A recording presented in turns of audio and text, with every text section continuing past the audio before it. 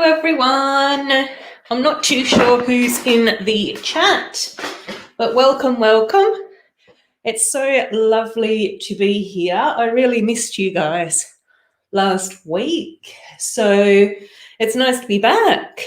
And it's also very exciting to be able to build up Diagon Alley this week.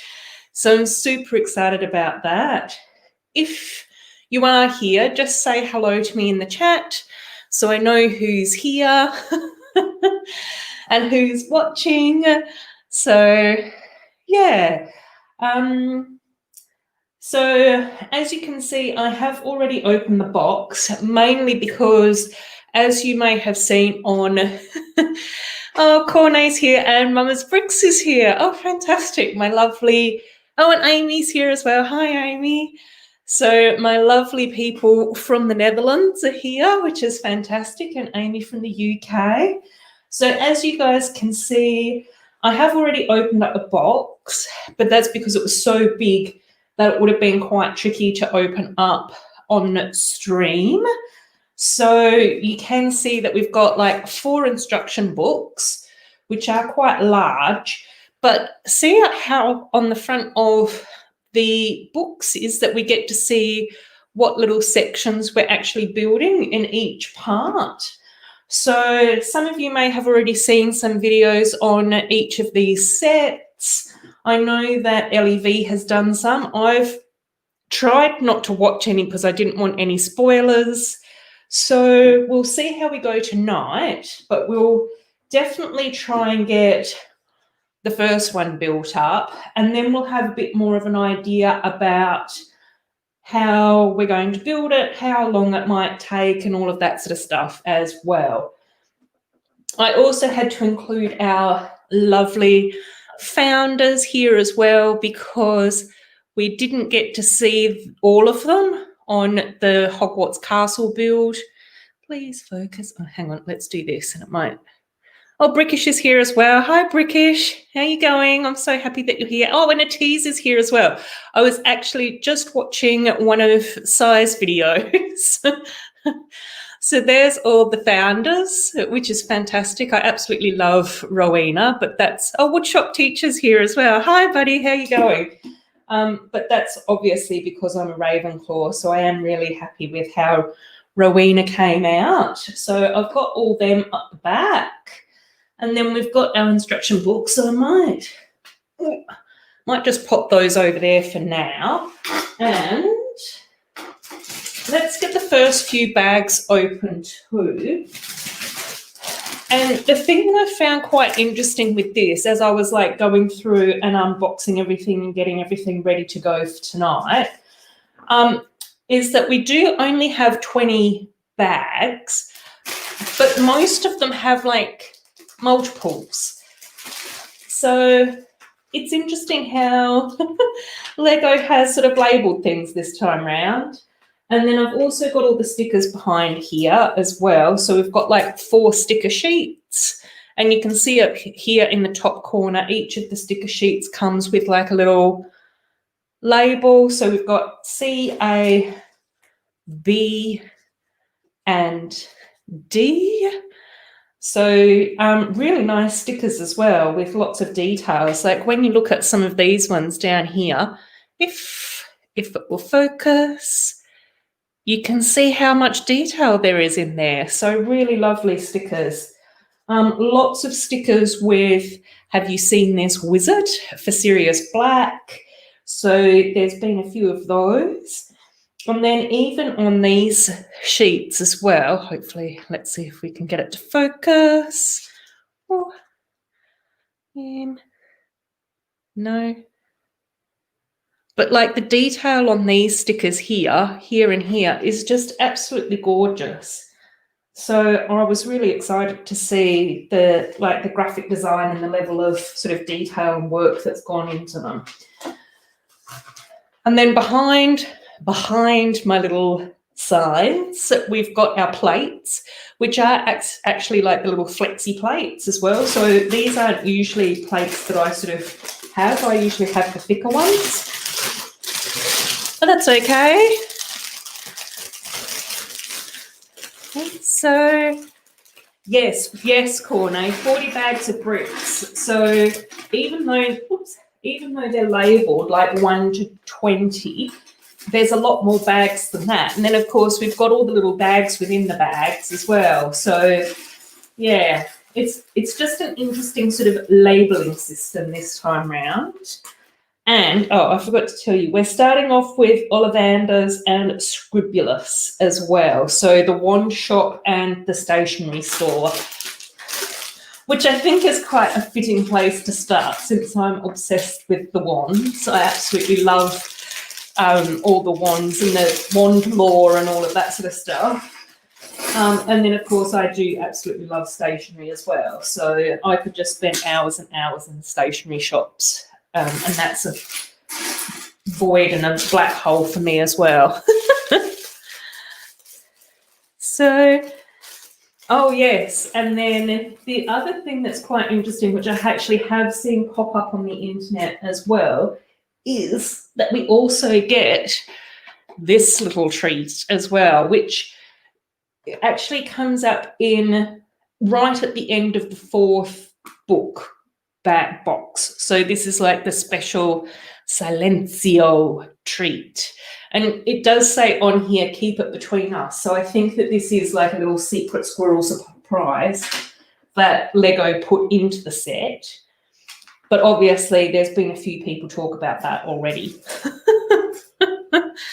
So yeah, but that's, you know, that's all cool. So you guys will have to let me know if you want me to open that Silencio box on the stream, off the stream, if you want me to do it in this stream, if you want to wait until we get into the final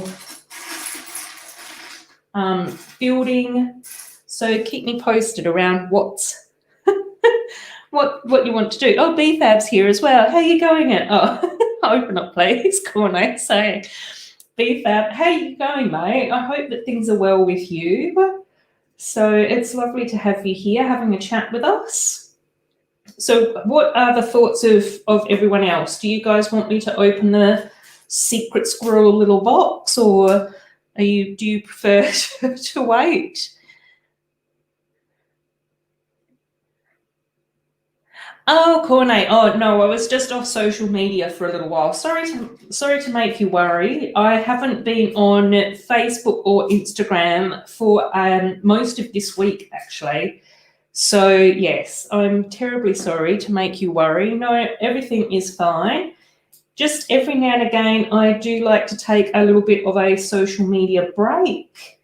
And I think, as some of you may already know as well, I have recently started a new job, which is going really well. But I think that, like with anyone, sometimes a few life changes and stuff like that can actually, you know, not be stressful, but it's just different. And it's learning sort of different systems and different processes and all of that sort of stuff. So I haven't really been quite as... like, not busy, because I have obviously been busy, but I just haven't really had that much of a chance to do too much. Oh, okay. Hi, Daily Brick. How you going, Lex? So yes, I am terribly sorry to make you guys worry. No, everything's fine. Things have just been a little bit like chaotic and strange for me at the moment. The other thing that has happened as well, which is not a complaint at all, but because I have swapped jobs, it now means that I have been catching up with a few of my friends from my previous workplace as well. So instead of having as much time to do videos and to make content, which I absolutely love to do, I've actually been socialising with the outside world, which has been quite lovely, especially because of, you know, everything to do with lockdown and that sort of thing as well. So I do apologise for not getting back to you or making you guys worry. That's terrible. No BFab, no aliens for me yet. Maybe one day. But I think at the moment I'm still getting rejected by the aliens. I'm not a standard specimen of a human being. So I don't think that the aliens want me either, unfortunately. So yes. Yeah, so that's what's been going on with me, which has been fun, but just very different. And I feel like I'm getting further and further behind with my videos. I do still have to edit my summer cubes video, but that's sort of ready to go. So hopefully maybe tomorrow I might get a chance to finish that off. But it is going to be tricky because I'm also doing more social things tomorrow as well. So yeah, what about, oh, has there been leaks of Sesame Street and the Colosseum? I haven't seen any of those because obviously I've been a sad and busy person and away from the internet a little bit over the last week or so. So no, you'll have to tell us all about it. So BFAB saying Sesame Street looks all right. KORNÉ saying that he loves Sesame Street. I haven't seen the Colosseum. Colosseum is, Brickish has seen Sesame Street and thinks that looks good as well. Yeah, oh, well, that's good to hear because I think I'm going to enjoy the Sesame Street set. I don't think the Colosseum is for me, but that's okay because not all Lego has to be. So, yeah. Woodshop teacher, yep. Colosseum's okay. Oh, Mama's Bricks is saying Bert, Ernie and Big Bird are looking very nice. Well, that's exciting. So I'm trusting you guys. I'll have to see if I can find any images at some stage or another. So how's everything going with you guys? I really, really missed you guys last week and chatting. But again, I did have a little bit of a social, time of it last week on Saturday. I ended up going to a friend's party, which was lots of fun. Yeah, so what else has been happening for you guys? Oh, KORNÉ saying Cookie Monster looks fantastic. KORNÉ's working on an LGBTI dot storage box. Yes, I'd love to have my name on that. That's fantastic. KORNÉ, more than happy. I think that any support for our lovely rainbow community is much needed still.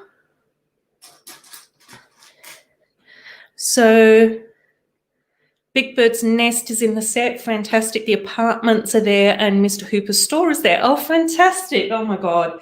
That's just taking me back to childhood flashbacks, which, let's be real, was centuries ago. So... But I think, Sesame Street is just so well loved. So I'm really happy if you guys are saying that it looks nice. I can't wait. I have also been a little bit, oh my gosh, I can't believe it, you guys. I've also been a little bit naughty recently as well because even though I've recently just gotten this set and spent all my money on that, I've been ordering more Lego. So today I actually went online and I've got a minifigure, which I think I might be using for Halloween as a repaint if she arrives in time. Some of you might be able to guess the minifigure that I might be creating for that. Amy, if you're still here, you will probably be in with a very, very good guess, since you often provide me with lots of ideas and inspiration for Halloween specials. So I have ordered that, and I've also ordered a few more sets. So I managed to get the Lego Friends Advent Calendar, so that's on its way, that's being delivered. I also managed to find, which I wasn't actually intending to buy, but I managed to find the Flintstone set at quite a low price. So I have got that coming as well, which I hadn't intended to get because I don't know about you guys, but over here the Flintstone set was like $100. And I was just like, oh my gosh, that's a bit too much for what it is. If only it was cheaper. And then one of our stores over here, Big W, had a sale. So I managed to pick it up for a cheap price there. So that was really cool. Oh, Livy is part of LGBTI. Yes, I reckon that she could be. But I think that the interesting thing is when we sort of break it down, particularly with like some communities within the LGBTI community, like because obviously there's different parts of it, is obviously representation is really important, KORNÉ, and I love that. Sorting. Shop teachers, sorting. Wally listens and watches, that's fine. I love that. But yeah, back to Livy, KORNÉ. Yeah, is that I think that part of a lot of the story should be around, it shouldn't really matter, like it does, because obviously representation is so important. But basically, I just sort of go, there should be enough flexibility in there in order to sort of weave stories around and sort of just go, well, some people may or may not be, and let's use our imagination and interpret characters in different ways. And again, I just sort of go, I think one of the challenges, particularly when it comes to discussing LGBTI issues, is because it's so intertwined with gender and sex and all of those sorts of things, is that sometimes, I just sort of think to myself, it does matter, and it is important to make sure that people understand that they are cared for and supported. But it also is like, well, that's private as well. Do you know what I mean? Like, it should just be about, the only people that really should have, any interest in your sexuality or in your gender should be the people that you are being intimate with. So, we're not there yet in society, obviously, unfortunately. But again, I just sort of go, I think that there are a number of characters, particularly in the Friends line, where I just sort of go, I could see them, coming from part of the rainbow family and part of being, diverse in some way, shape or form. I'll leave you to guess who I may mention, who I may be talking about for that. Oh, so Lex has been a serial BFAB saying we need a serial killer's apartment in Lego form. Well, I think that would be a good mock idea, perhaps. Part of the reason why I enjoy Lego is because I don't have to worry about having serial killers in my Lego city. I like having a safe space for everyone to relax and enjoy. But BFAB, if you need a serial killer's apartment in your Lego city, I think that might be a mock. And Lex is saying that will be your apartment. Oh dear. And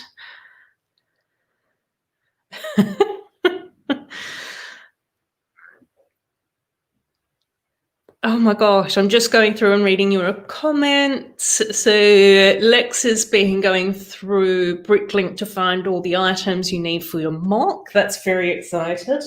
That's exciting, rather.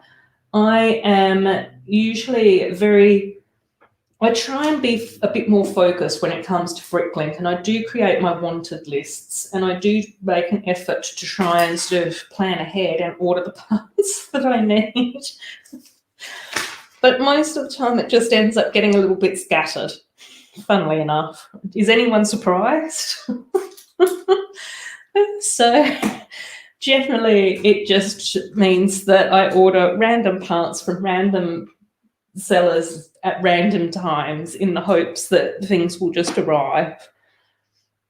But I'm also hoping that when we eventually get a Lego store here in WA, oh my gosh, I'm so excited. That will make my things a bit easier, because obviously I will then be able to access Pick a Brick and build a minifig and all of those sorts of things, which I don't have access to at the moment. So fingers crossed that some of my mocks may start going faster. But again, I don't know. I don't know whether or not they ever will.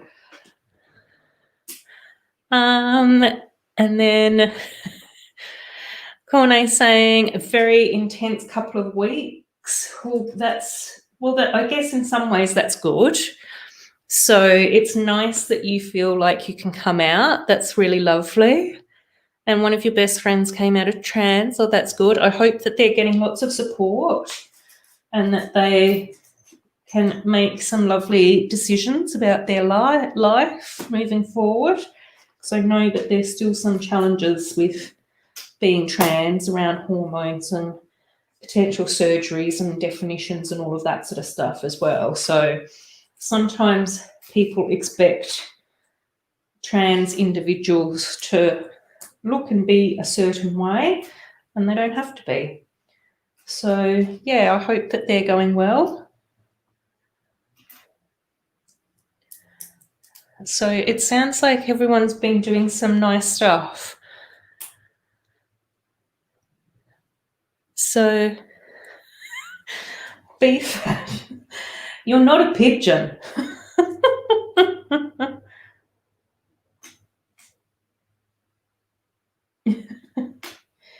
So, oh dear.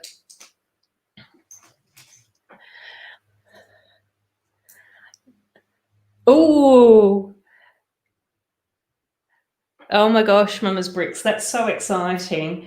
Oh, and speaking of the new Disney sets, I actually did go on and have a look on the Lego store, and the Disney princess sets, the two new ones, Rapunzel's Tower and the Cottage, have both finally been listed. So I'm so super, super duper relieved that they are in Australia. So they didn't have any coming soon. They just suddenly appeared by the magic of, fairies or witches or something. So that's really cool and really super exciting. So I will be able to get hold of those sets. I might just wait and see if any of those sets pop up in any of the other stores. It's a bit of a weird thing. And then hopefully in another couple of weeks we'll be able to build up some more of the princess sets, which should be super exciting. So that's what I'm looking forward to. Yes, KORNÉ, be careful with thieves, that sort of stuff. So I know that it's a bit sad and frustrating that we even have to have these discussions, but yeah, it's been one of the blessings of working from home is that I can actually have my deliveries left here because I'm usually not very far away. Whereas if I was going to be out at work all day, then I probably wouldn't just have them left on my front doorstep. Not that I live in a bad area, but it's not like a super safe one either. It's affordable. It's where I've gone. Yes, KORNÉ, you'll have to just keep us posted on any of the Diagon Alley facts that you have, because as you are well aware, I won't know anything or remember anything or have any idea about what's happening or what's going on, because I lose all faculties as soon as I start live streaming. You just get raw, unedited waffle from me for 3 hours. I don't know why, you guys.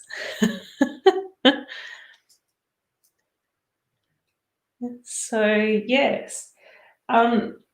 So what else has been going on? So how about some of you guys in the States, Lex and BFAB, what's been happening for you guys over there at the moment? What's going on?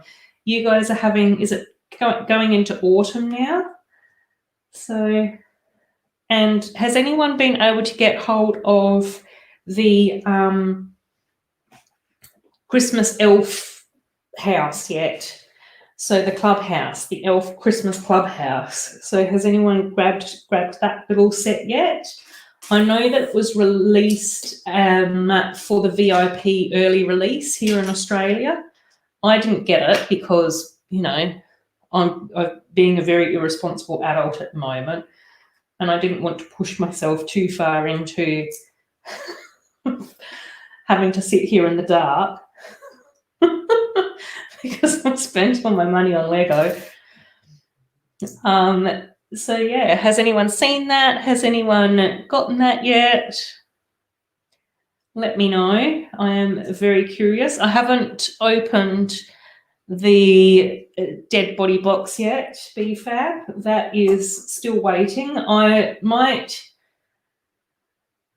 Well, you guys let me know. Do you want me to open it? Because what I can do is we can finish off this bag, skip to the dead body box, open that up, and then come back for bag number 2. If you guys want me to do that, or we can wait till the end of the stream and open up the dead body bag box. So you let me know. You guys let me know. You pick. I want to open it now. I don't know about right now because I'll get befuddled. BFAB, you bought 72 sets. Is that 72 actual real life sets, or is that like my age 72 sets? You know, you've got to be very clear and explicit with that 72 sets. And Mama's Bricks has said that she's seen that in the Lego store but is waiting on the gift with purchase. Yes, that's a good idea. Epic clearance. Oh my God, 45 to 60% off Lego sets. I know you guys in the States just get such good discounts. I was talking to Angela from Geo the Jedi about that quite a while ago. The most that we usually ever see our Lego sets on sale for in Australia is about 20%. So some stores do have like prices under the recommended retail price. So Kmart, I know, is cheapest for most sets. Big W usually is fairly close as well. Target is usually about the same price as the Lego store, not with everything, but usually. And then the department stores and that type of stuff are usually around about the same price as well. So if we can get discounts on the big W prices, then that's usually quite a good deal. Kmart usually doesn't have sales because they always have the lowest price. So, but I can't believe 60% sets. Oh my gosh. I haven't seen the Christmas Carol promotional set yet. No. Only open it unless you can guarantee there's a dead body. Over the last 3 weeks, you've bought 72 sets. Oh my gosh. Oh yes, please, BFAB. Definitely do a haul video. That sounds fantastic. What sets have you been getting? City Creator, friend sets? You know, anything interesting, anything exciting? Any little secret squirrel details that you can give us? You don't have to if you want to keep it all for your channel videos. That's okay. What else has been going on in the Lego community? Lex and BFAB, you guys usually have some good Lego gossip. I was just before I started my stream, I was watching Sai's video on the Lego set that he got hold of, which looks kind of cool. So again, I probably won't get it because it's probably not really for me. That's not something that I'd probably be that interested in, is that storage system. But that doesn't mean that other people can't enjoy it. Have we heard any more about the Levi's and the Adidas stuff going on with Lego as well? So, oh, the tan things up here are parchment? No, I didn't know that. But obviously that's stationery. So I'm assuming that a lot of this is quills and ink. But yes, that makes sense that that's parchment. Nice little detail there. Thanks, KORNÉ, my lovely Lego son. And BFAB's been getting City Ninjago, Star Wars, Marvel, DC, Lego Movie 2 sets. Yes, I do think that we had a few Lego Movie 2 sets that were on sale here as well. And that's probably the biggest sale items that I've ever seen was from Lego Movie 2, so which was interesting. Yeah. But that's a really nice range. I got a couple of the Marvel sets as well.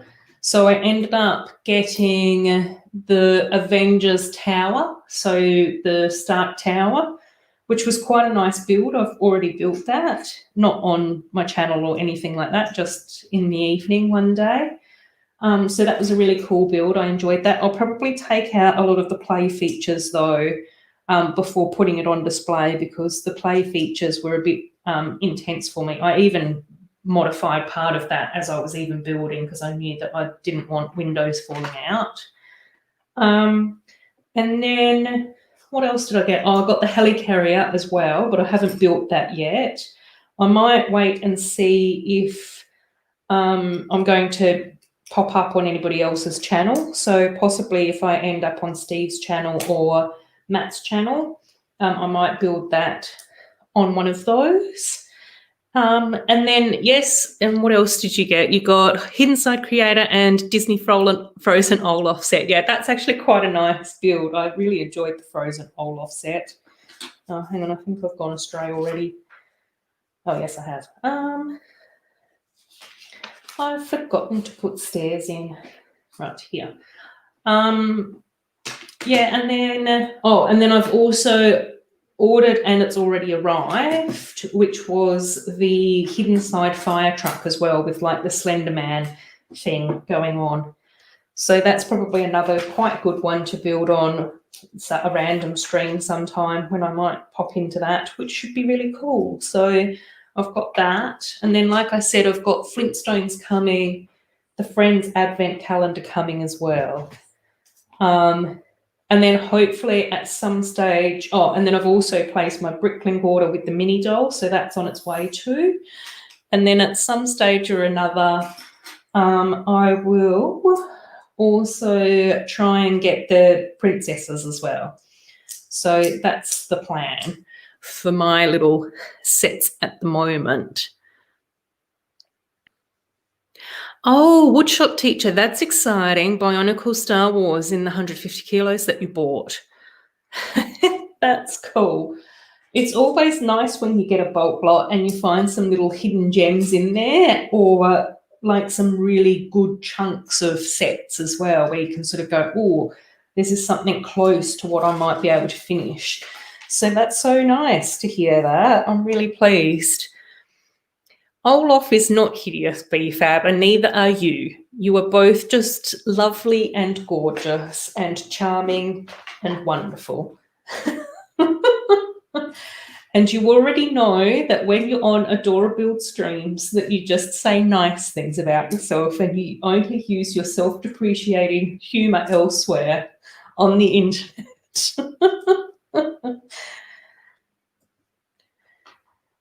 I'll keep saying that to you as well, BFAB, until you start to believe it. Oh, Brett's here. Hey, Brett. How you going, buddy? It's nice to have you here. I hope that you're going well. I saw that you have had a few streams this week. Midweek stream, I think, popped up. I haven't watched it yet. I was saying to these guys earlier, I actually have been a bit more busy with my job, so I've actually had to go out and about into the big wide world again, which is good. It's a good thing. Not complaining about that at all. But I've also gotten a little bit behind in some of my video watching, particularly some live streams, which I had enjoyed watching while I was sat here at my desk / dining room table / Lego building area. Oh, went on to the first sticker. A1. Okay. Let's see. A1. So what have you been up to this week, Brett? Let us know how you've been going, if there's anything lovely and special that you want us to know about. City building. That's good. Scrupulous at the moment. KORNÉ's giving us some facts. Oh, I keep forgetting to pop you guys up on the little doodle. I'll have to remember to do that. Right.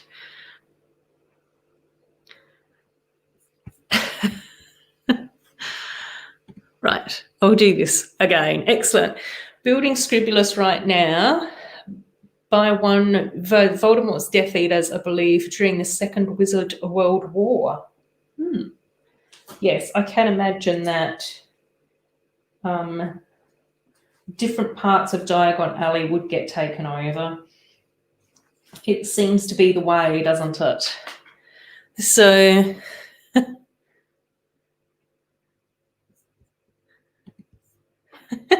Brett saying, doing a train video. Yes, excellent. I will definitely try and catch that at some stage or another. I do try and watch most people's videos most of the time, so hopefully I will be able to continue to do that. BFAB saying he's a professional serial killer.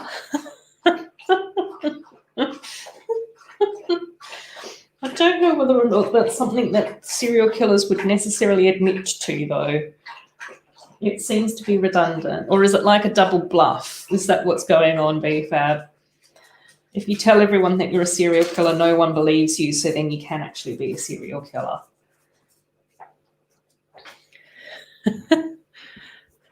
Oh, yes, Mum's Bricks. I watched your video. I did actually watch that, which was amazing.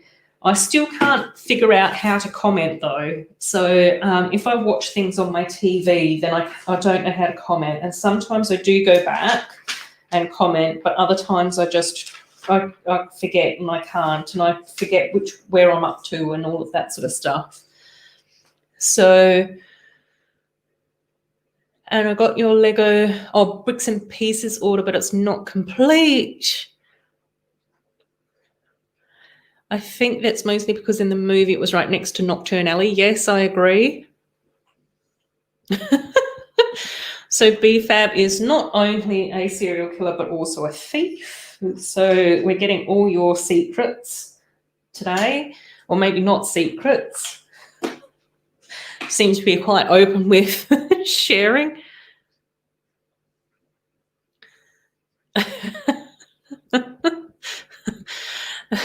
Killing your breakfast, Cocoa Pops, excellent.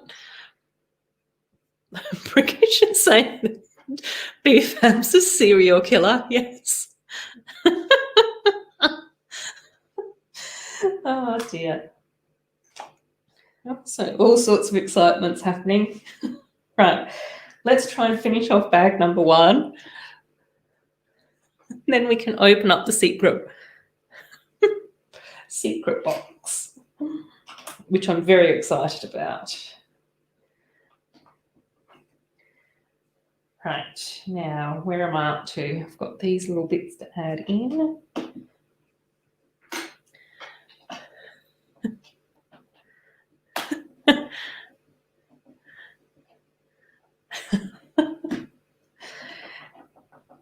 You guys are making me laugh.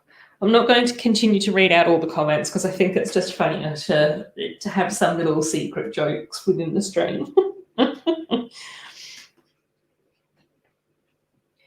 So let's get these little railings on as well. And then okay, right. And then this one goes in. Yeah. So we know that lovely woodshop teacher is sorting at the moment. So are you guys doing any building? Oh, and Mama's Bricks is building as well. What about the rest of you guys? Are you just building, chilling out? What are you guys all up to? Just relaxing before work? Because I think that it is morning time, isn't it, for some of you guys? Lex and BFAB. I think it's morning, is it? So, cool. Oh, the sticker piece. Yes, let's just hold up the whole thing. We'll see if it will focus. Oh no, it's glary. There we go. Oh,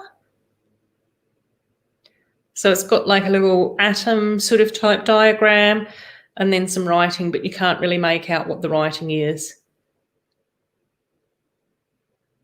So there we go. Again, a really nice sticker piece. So KORNÉ's painting, excellent. different type of cereal at that time of the day, BFAB. Right. Okay. 2 of these. So, and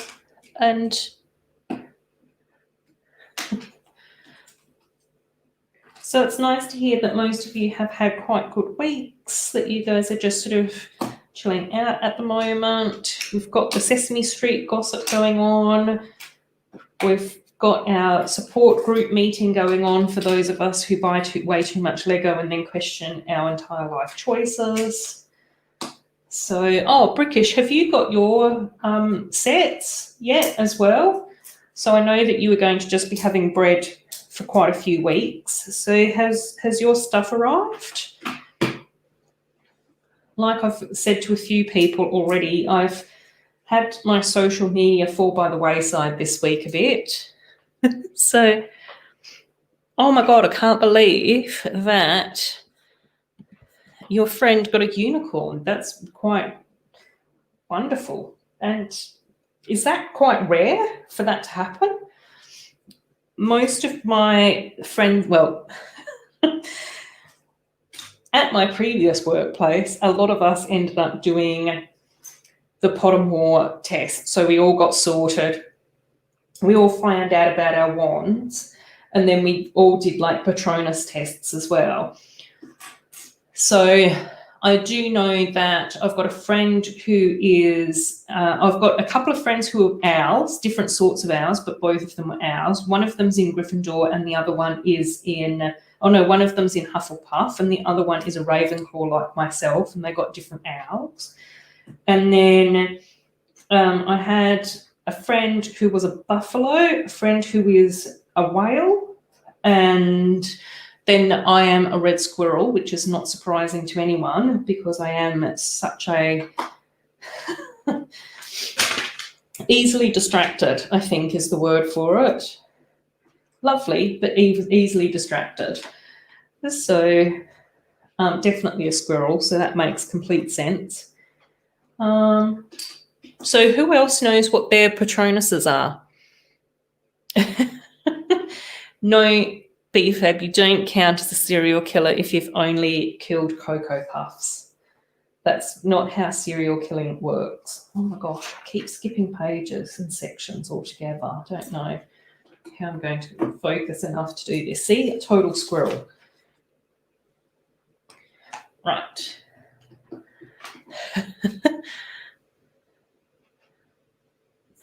Oh, so British is saying has not, so it's arrived, which is fantastic to hear. Very exciting stuff.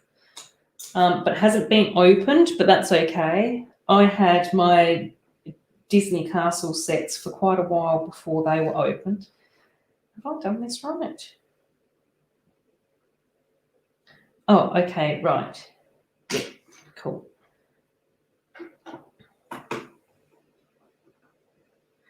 Things are going very awry. Oh my gosh, I'm becoming more and more squirrel-like the further I go. You guys will just have to try and keep me on track. KORNÉ, what's your job? Keeping me on track. Forcing me to focus on the task ahead. Oh my gosh. Oh no, not that one. Right. Okay. This one.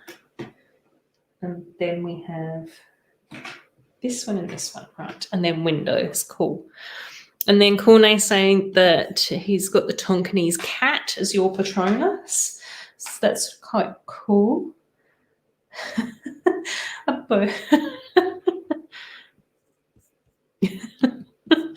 Workshop teacher, because we did say that you were a Hufflepuff, didn't we? We thought that you'd be a Hufflepuff on one of my other streams. I remember that.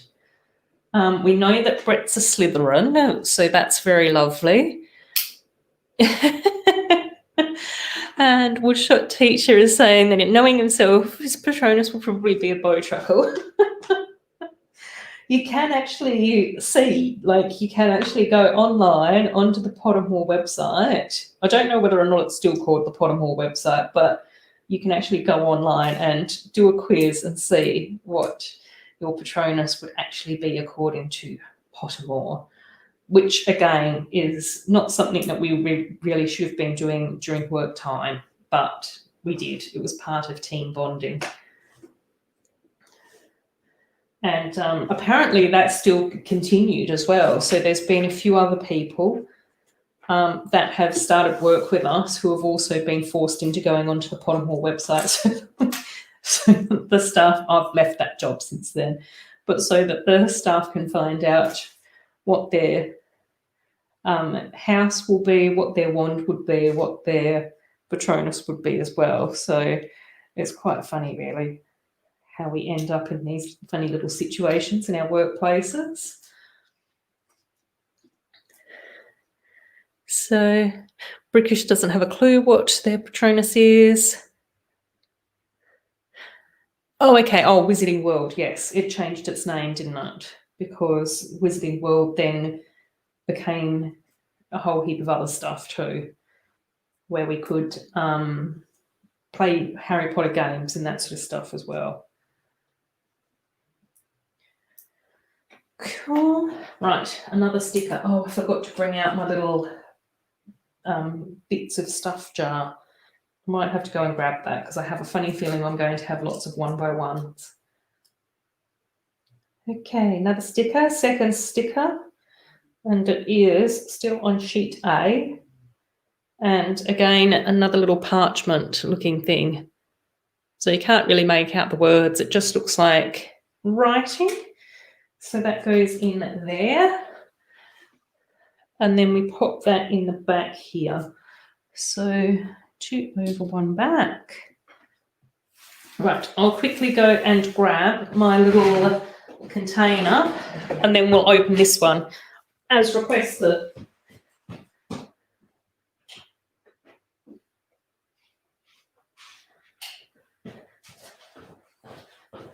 Right, okay. So, okay, now let's pop that up the back. I have to get the last book. Oh, Amy's going to start building now too. Excellent. Scissors. Scissors are elsewhere.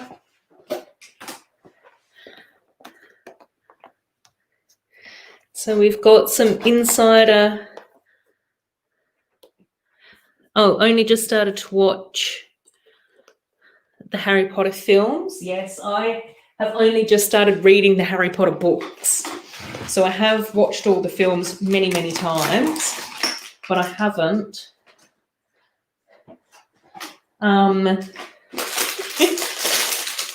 So this is the little secret squirrel box. So we'll just jump ahead and do that now. So,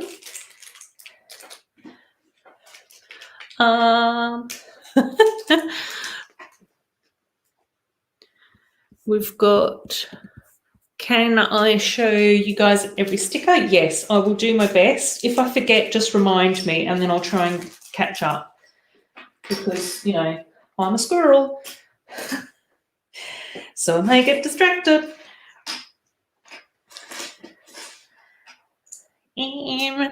And yeah, that's what I think as well, KORNÉ, is that it does seem like the sticker sheets are very like centered around each of the builds. And Robert sounds good.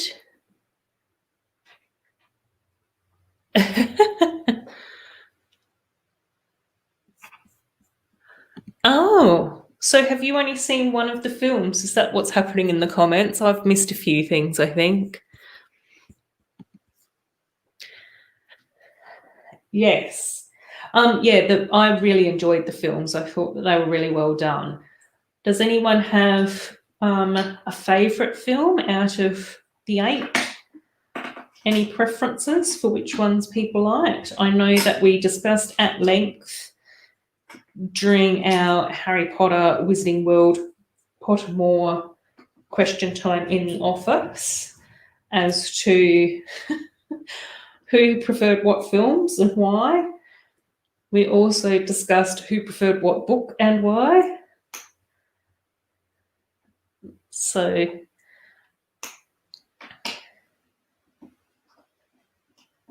okay. So you've read 3 of the books. You have to read 1 more, since you have to read 30 books this year for college, from which 6 are English. Okay, oh, cool. I know you guys and your languages are just so brilliant and fantastic and interesting. I always really admire people who can speak more than 1 language. So I'm super impressed with that. I think I've said that to you before as well, Mum Bricks. You know, I don't think that speaking a second language is well, it's not something that's super encouraged in Australia. Like, we do have a really multicultural population. So I think that if you have, you know, more than one, it's gone astray already. Oh dear. Yeah. Something's really gone astray. I've gone completely backwards with everything. No surprises. Right. Now this. Now that. There we go. Welcome, Harry, to Diagon Alley. Rubius Hagrid Harry Potter Lego. And that's a printed piece as well. So that's absolutely gorgeous. Really nice little touch there. So very happy with that. And then we put together Hagrid. I really love the way how they actually did Hagrid's beard piece with the hair and the beard all attached, rather than having to add the beard from, you know, put the beard in before the neck, like say with, what's his face from Slytherin? Oh gosh, I really don't know what is going on in the world anymore.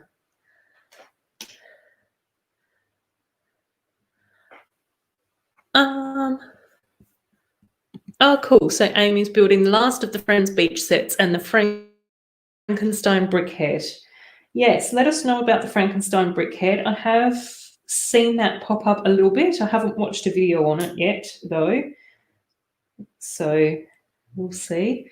So there's Hagrid. Again, nothing that unusual with that minifig.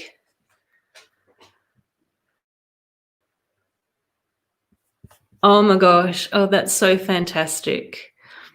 So you were one of those people who stood in line at midnight at the bookstore to buy the books on the release date and then home to read aloud because my wife and I couldn't agree on who should read it first. Reading it out loud seems like a good solution, though. So I'm happy to hear that. And then we do have 2 faces for Harry. So we have just like a little plain one, but the one that I'm going to use is the one with all the soot on his face because I think that's just sort of quite unique. We haven't seen that before. So there's the little Silencio secret squirrel little stand there. I might actually keep that box, but I'll pop that back here for now. So there you go, guys. I hope that you enjoyed having that little sneak peek during this stream. Of course, we had to do it.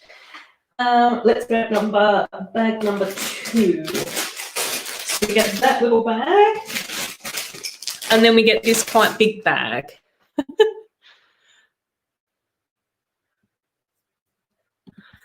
Yes. Oh, no, but honestly, Mama's Bricks, anyone that can speak any level of a second language is super impressive to me. So, like, I mean, I still hate editing myself. I hate editing my face. So I will try and do that more often, though, because I think it will get easier, particularly for my city update videos, which might end up being a bit more like vloggy, which I think would be a nice sort of change. And then I don't like listening to myself, and I'm not even struggling in a second language to speak. So I can't even imagine. But I just sort of, oh, actually, maybe that way might be easier. I'm trying to figure out which way you guys can actually see what I'm building.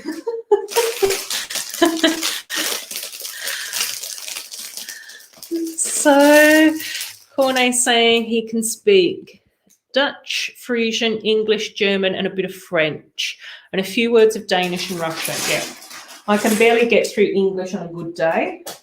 So I did try and learn a little bit of Italian in higher school, but I can't really remember that at all.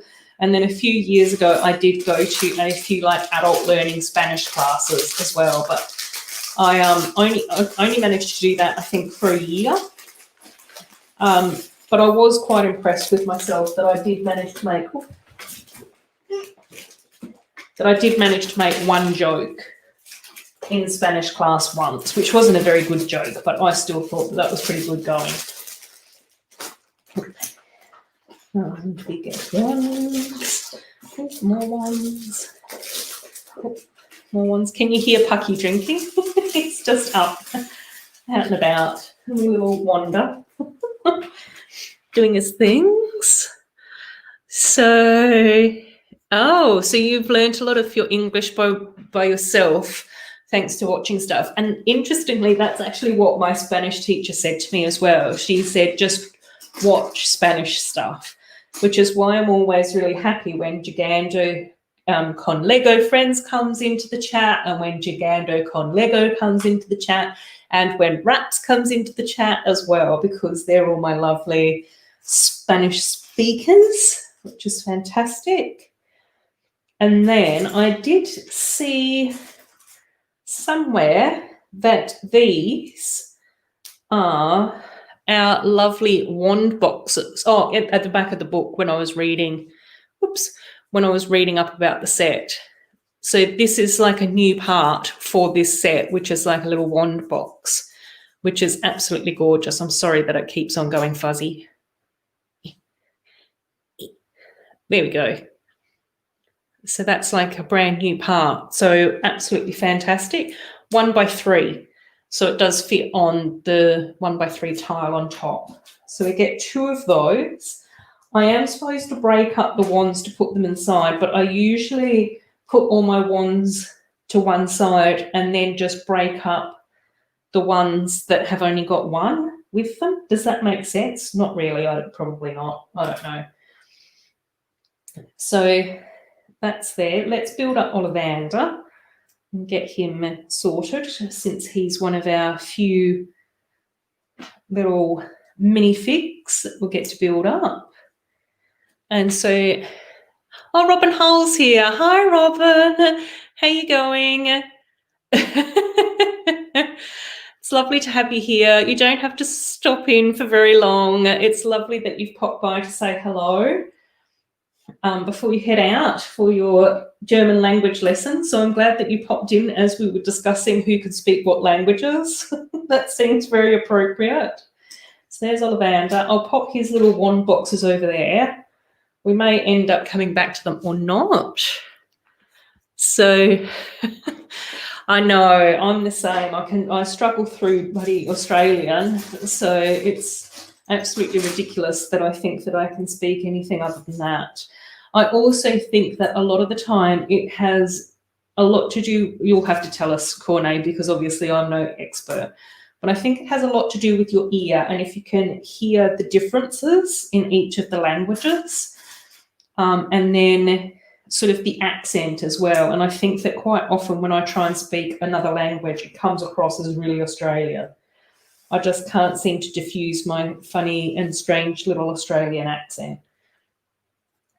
which is fine. You know, that's how it works.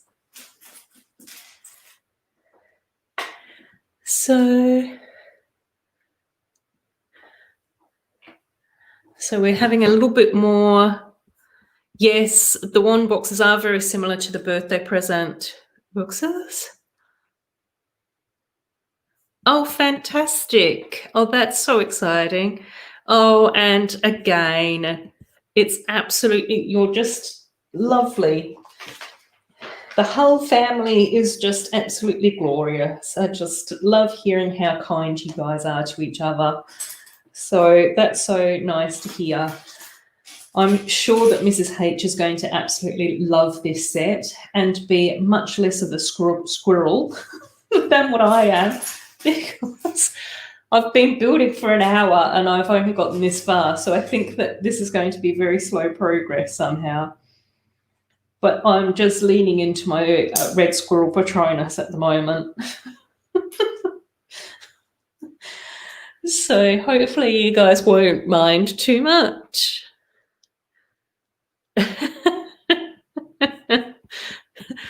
Robin saying he has the German grandchildren can hardly order a beer, which would be such a shame in Germany as well. So, but again, I think it's good. I think it's good for us to continue learning and to continue to challenge ourselves and think of different things that we can do. Right, this wand box is also meant to have a wand in it, which I might also skip. I know you guys are probably going to get upset with me for skipping the wands, but we can come back to them. And then that goes in there, I think. Whoop. Oh, right, that goes in there. Excellent. Right. Oh, and I have to do another purple box, right? Okay. Right. And this, and this, and that goes in here. So I absolutely loved the look of Ollivanders in the movies. It was just such a lovely looking shop. I also think that I've always quite enjoyed places like bookshops and stuff like that, particularly the second-hand ones that are a bit more like ramshackled and sort of like piled high with different things. And even like antique shops or second-hand shops is that I've always enjoyed going through and sort of like sifting through everything. So it's fun. Easily learn other languages, but Dutch is really hard for others since the H and the G are so specific. Yes. Oh, no. Oh, Amy's just finished Olivia's cube. Which cube? The summer cube? Yes, like I said, I have got all the summer cubes and I've filmed the video. I just need to finish editing that. So hopefully that can go up maybe tomorrow or maybe Monday. Oh, gosh, which I said was actually going to go up a little while ago, but I still haven't gotten there. So, but that's all okay. You know, this is all for fun. Can't order a beer but doesn't drink. Robin, you're an enigma wrapped in a mystery, my friend. So you should be ordering other things. What else is very German? Schnitzels, are they German? I don't know. I'm not very good with food. I'm sure that Germans also are famous for strudels. Oh, strudels would be delicious. They're German, aren't they? Oh, excellent. Oh, whoops. So we've got finished the haunted house last night. Oh, that's very exciting. That is a very, very lovely set, I must admit. I really like the look of that. I probably won't be getting that set, but I think, as I said to you guys before, is that I will be hopefully trying to get hold of the Hidden Side haunted house, and that's going to be my sort of version of a haunted house for my haunted spectaculars in my city whenever I need them. And it did disappear off our Lego store, which seems to be the only place that you can actually get that, the only place that I can get that in Australia at the moment. But when I checked today and saw that the Disney sets were there, I also saw that that's back in stock. So, oh, Olivia's Beach Cube. Oh, fantastic. That's really lovely. So that's fantastic. Oh, and a mint green dolphin. Oh, hi, Sai. How are you going? I was just talking about you earlier because literally right before I started streaming, I was watching your IKEA review of the IKEA set that you've popped up on your channel. So it was really nice to see your thoughts on that. So, yeah, it was great.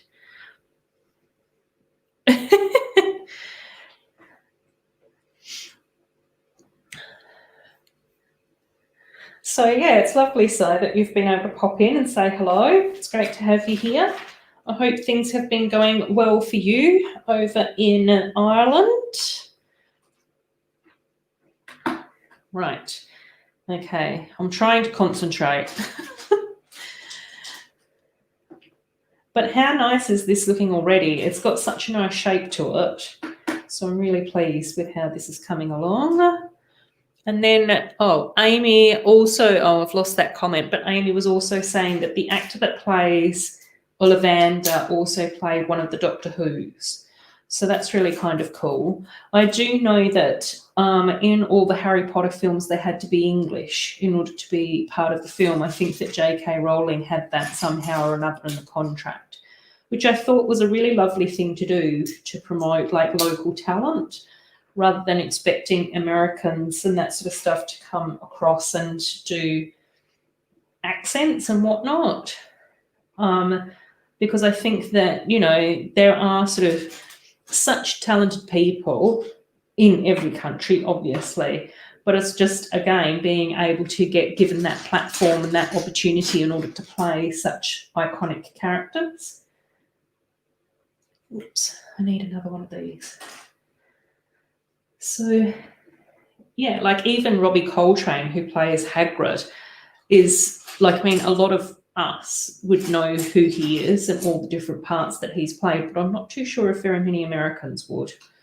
So, yeah, it's nice that that happened. Mint green dolphin. When I opened up my KORNÉ's talking about all the German foods. Bratwurst strudel is definitely my favourite. I love a good strudel. What was I saying? Oh, when I opened up my Somersets, I got a yellow dolphin. And probably out of a lot of the colours, a yellow dolphin is a bit of a strange option, really, because it does look very leery. I will admit that. It wasn't probably my preferred option for a dolphin colour. I think that a lovely green colour would be much more suited to the ocean. But I have ordered all the summer cube animals on Bricks and Pieces. So hopefully they should be arriving at some stage or another. Although I must admit that my jungle animals only arrived this week and I ordered them ages and ages ago. So the Bricks and Pieces seems to have very slow shipping at the moment, but it seems like I've just got strange shipping going on in Australia at the moment as well. And then we're talking about actors, Harry Potter actors. Yes, it was Richard Harris was such a lovely Dumbledore as well. And I did see some of the behind the scenes interviews and he did say, well, a lot of the actors said that they took their parts because of either their kids or their grandkids forcing them to. So, and I just thought that it was really lovely. And again, I think that the same thing sort of happened in Lord of the Rings and The Hobbit, where very like stage actors and Shakespearean actors and traditional sort of well recognised actors from that sort of area was able to play characters in not only Harry Potter but also Lord of the Rings and Harry Potter. And I thought that was just such a lovely thing for the casting people and the directors to do, was give them a little bit more.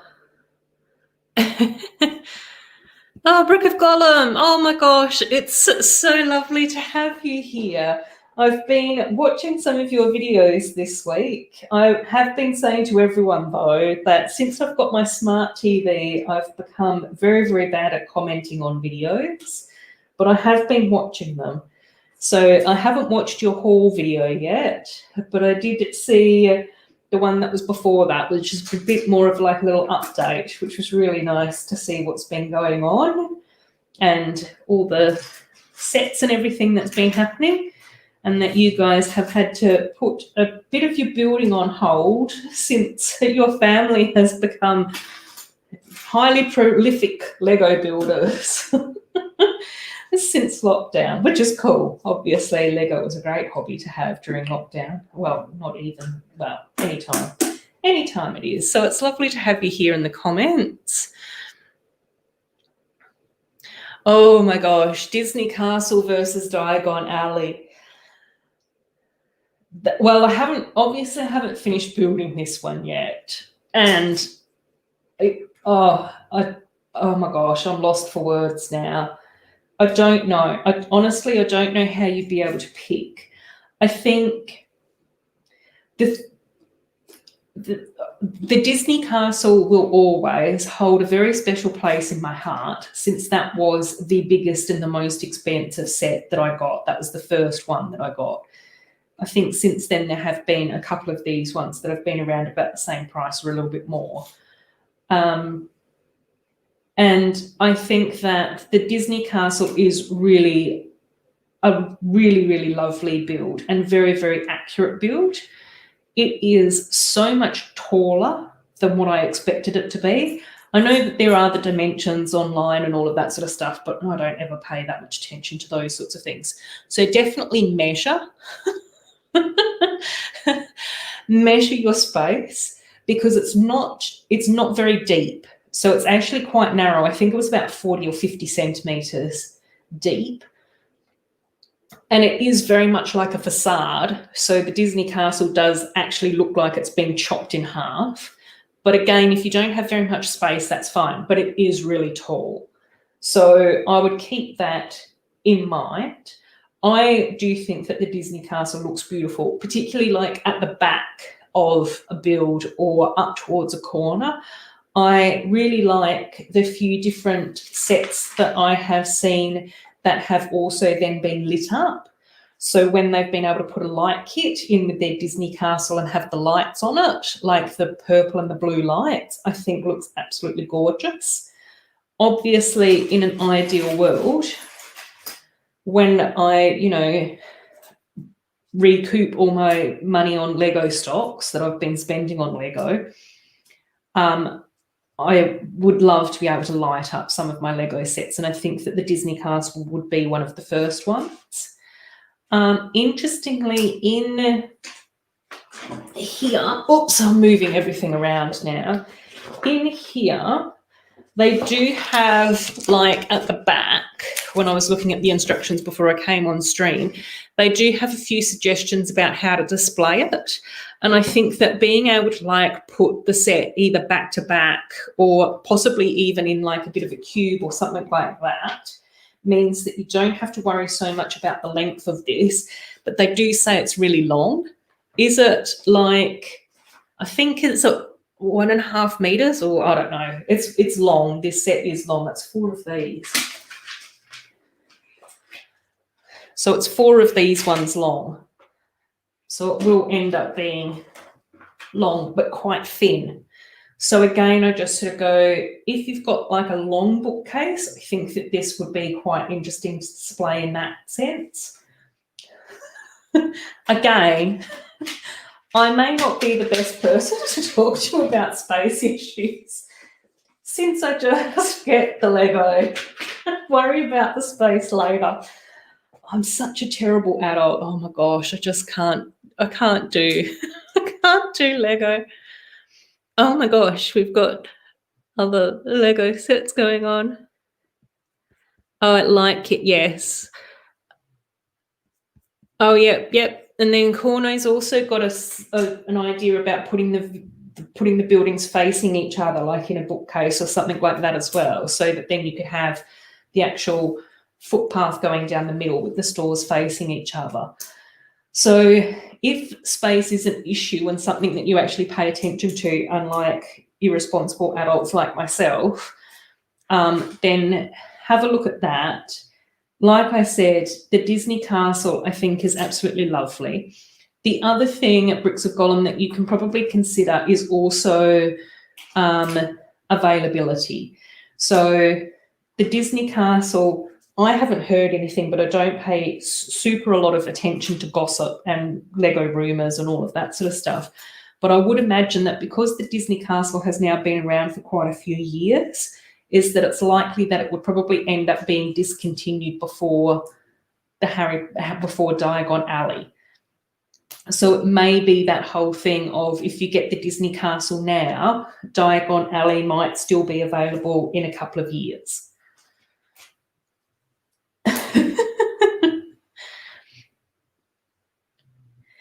Yes. So Amy's off to do Frankenstein. Excellent. Let us know how that goes, Amy. We love hearing about your builds. Bricks of Gollum, yes, Diagon Alley, still a lot of playability included, considering you won't be able to keep Disney Castle away from the kids. Yeah, I think that was the other thing that I found with the Disney Castle as well, is that there are a couple of sections on it which are a little bit like delicate. So a couple of the towers, I find it's really easy to knock them off. Obviously, I've been carrying my Disney Castle all over Perth to different locations and putting it in and out of boxes and in and out of cars. And there have been different bits and pieces that have fallen off. I've also found that at the back of the Disney Castle, there's a few of the statues with the spears and the lights, like the flaming torches and all of that sort of stuff, and they seemed to fall off quite easily as well. So again, haven't finished building this one up, but this one's feeling more like a bit more solid. And like you said, is that there's still a little bit of playability. So it does look like that we do get the books and the bits and pieces in the back here. But I also suspect, like, even this now seems to be a bit more solid so far. But I won't be able to say for sure. Robin's saying that Frankenstein's are great brickheads. Mum's Brick saying the castle is not really child friendly. The upper part comes off really easy. Yeah, I totally agree with that, Mum's Bricks. So yeah, have a think about it, Brick of Gollum, and let us know your thoughts and what you decide to end up going with. I'm sure it will pop up in one of your videos as well, so that will be really exciting to see. I love watching your videos. Yeah, but I think this one, just based on what I've seen so far and what seems to be happening so far, might be a little bit more solid. And like I said, that there are, like, the tower, the second floor and the tower part seems to sort of come adrift quite easily, but then even a few of the turrets, I find bits fallen off them a little bit as well. So I would say that the Disney Castle is lovely for a display piece, particularly up towards the back of your city, lit up, but there isn't really too much that's interesting on the inside. So the outside is a lot more of the focus, I would say. And most of the cities that I've seen that have had the castle in it and that sort of stuff seems to largely focus on, like, the outside anyway of the Disney Castle, which I think is fine. Like, I just sort of go, I'm completely happy with that because it's beautiful. It is very, very beautiful to look at. And I do think all lit up, it looks magnificent. And KORNÉ, yes, I would love to be able to light up a lot more parts of my city. So hopefully one day I will be able to do that. And even with my elf shelf sets as well, I do have plans to put like lights and stuff in that as well. Mama's Bricks, I think you and I were talking about that at some stage as well, I think. So even like getting like little fairy lights to put through the trees of some of my elf shelf sets, I think would be really cool to do. So I'd love to be able to do that. Yeah, so Amy Collins and Robin are chatting away about brickheads, which is cool. Fantastic. Oh, yeah, cool. Yeah. So it looks like you've got a bit more info to work from now. Brick column.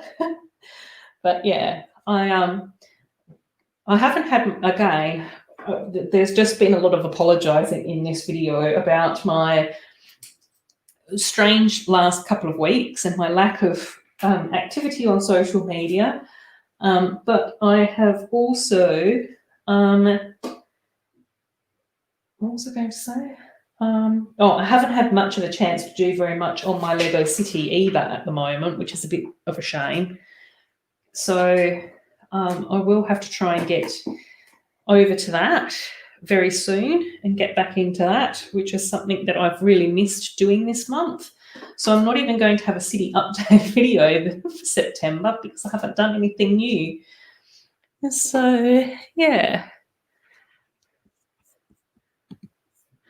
Yes, Christmas lights, because what I would love to do, and I've seen this used by a few YouTubers over in America, where you can get Christmas lights, but they've got like a little battery box.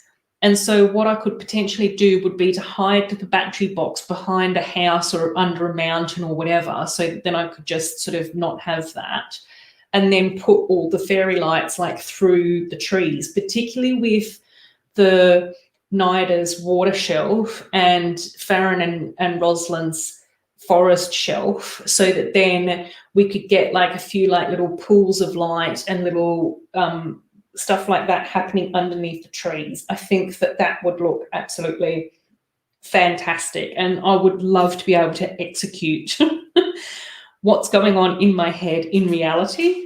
So hopefully I can figure out how to do that. I haven't done that much investigations into what lights I can get hold of, and if I can get hold of the lights that I'm thinking of here in Australia, because sometimes things aren't always available in different countries for different reasons.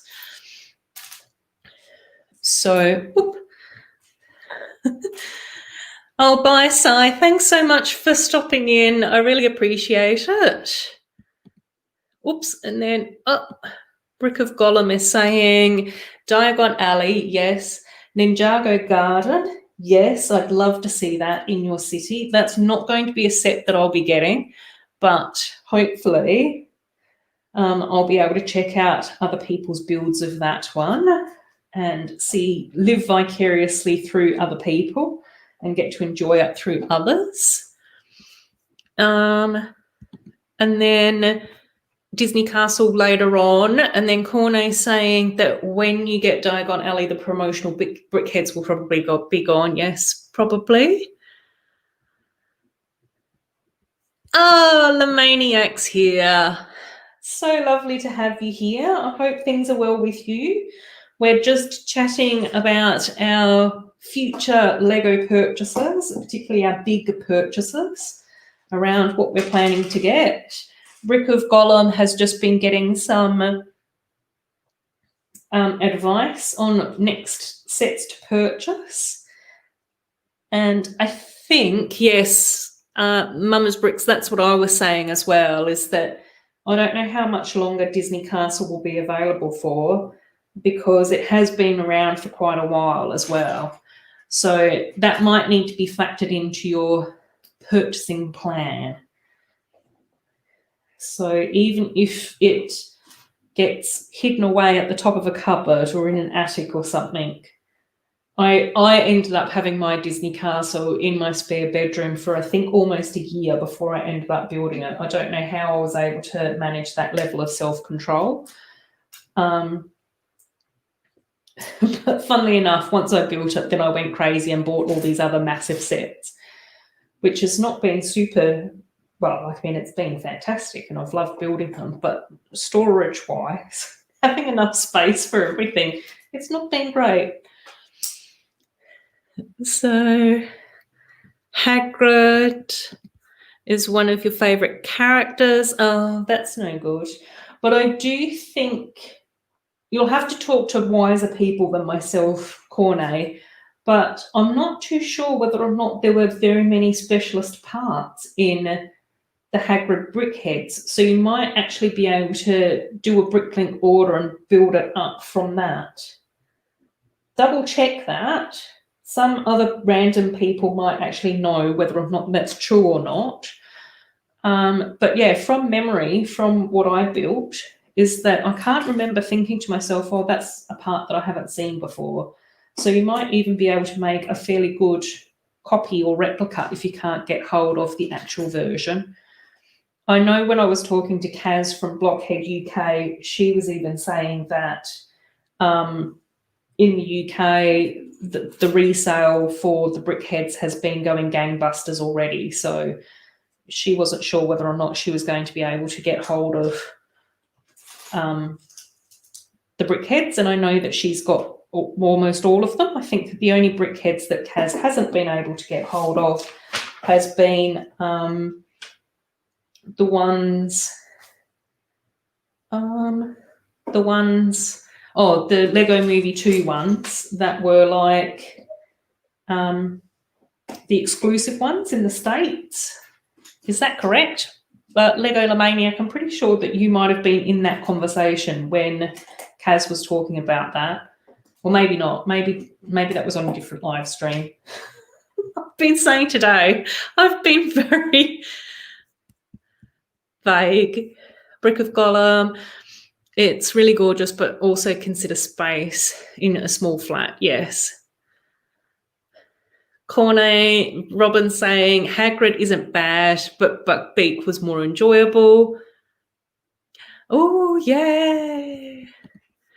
So excellent. Lemaniac is saying that he's planned his last Lego purchase of the year, the Elf Clubhouse.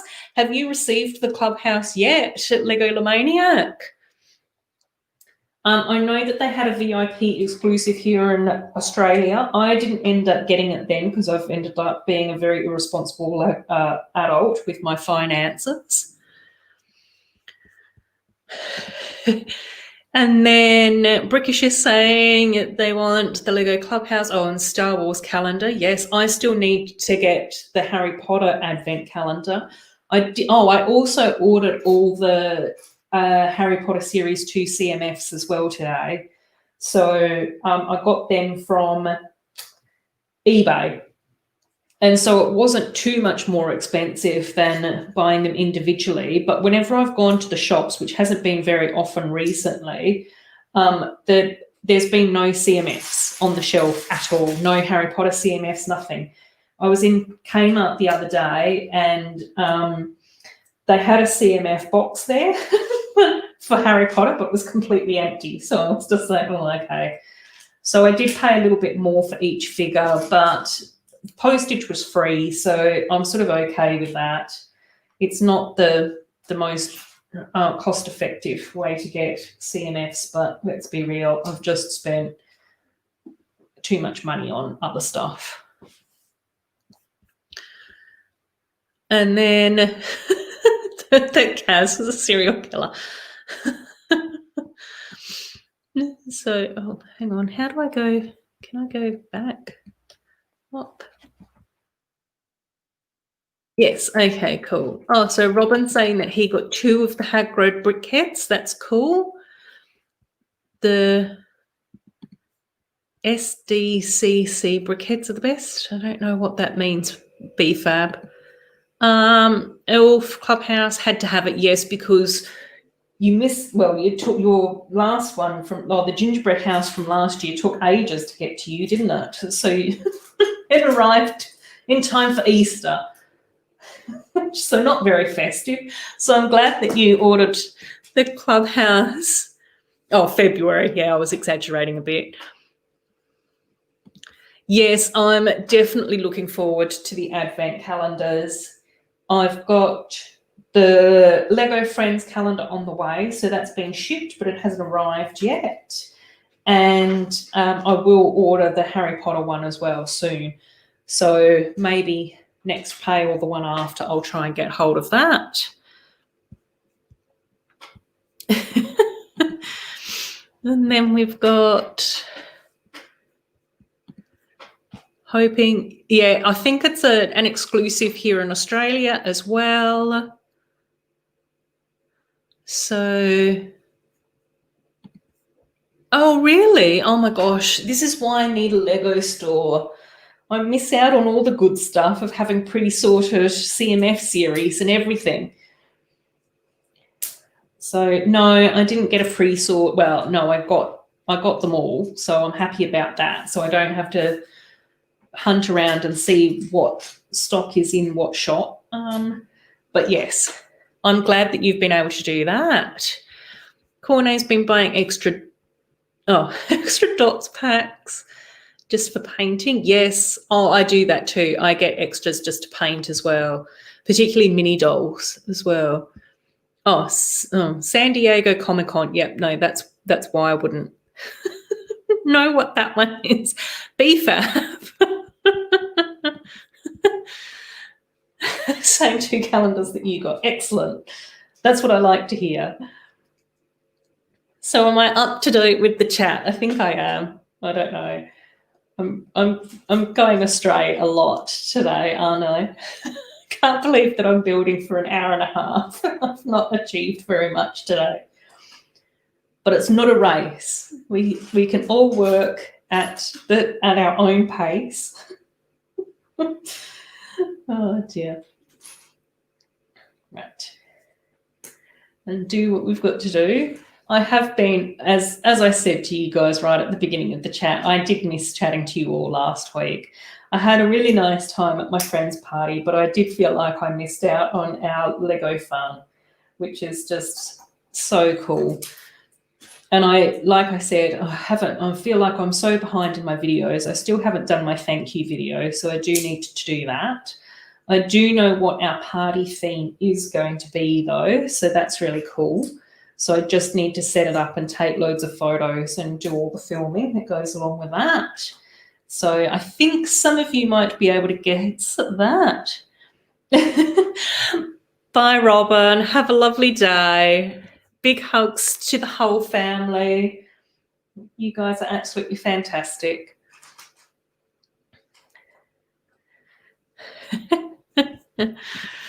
And then the Harry Potter CMFs, yes, exactly. But in saying that, because I do have quite a few of the Lego sets, well, I've got all the Lego sets that have been out in the Wizarding World range, like not since the dawn of time, but since they've re-released these ones. So yeah, I do have quite a few characters. I've gone astray again. So yes, I am looking forward to getting the CMFs. There's some characters in there that I really am looking forward to getting. Luna is one of my all-time favourite characters, so I'm really pleased that we've got another Luna with her fantastic lion headdress. I'm also really happy to have George and Fred Weasley. That I'm really looking forward to that as well. More stickers. So we get an A2 sticker again. So this is identical to the other parchment that we had in Scribulous, but I'll show you this one again anyway. So there's this sticker. So that one's gone on. And then we do up the till, which is also going to have a sticker as well. So yeah, oh, Lego Lemania, I've just feel like I've been slowly losing my marbles.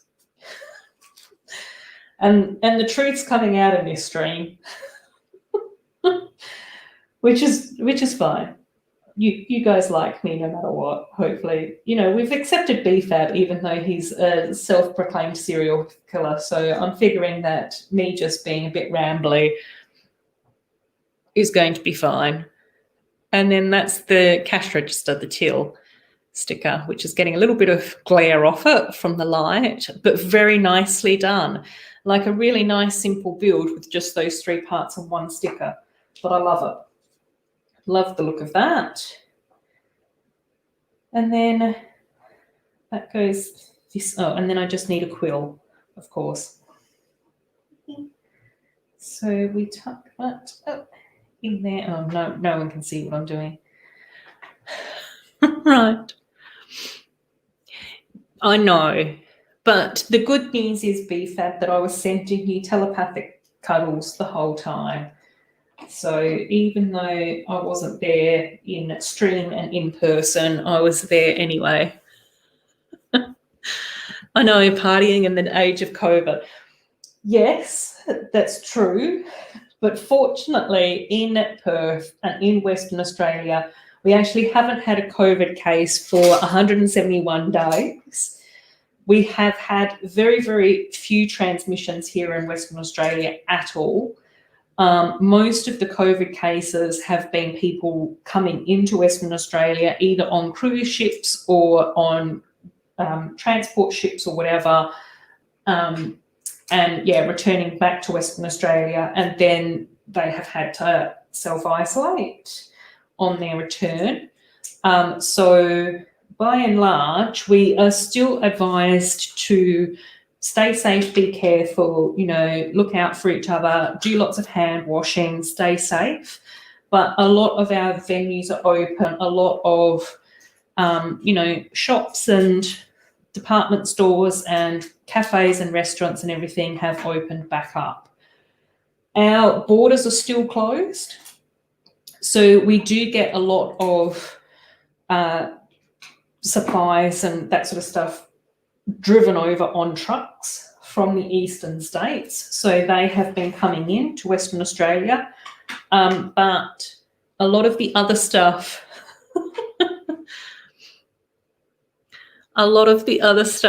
has, yeah, it's gone back to sort of very close to being back to normal.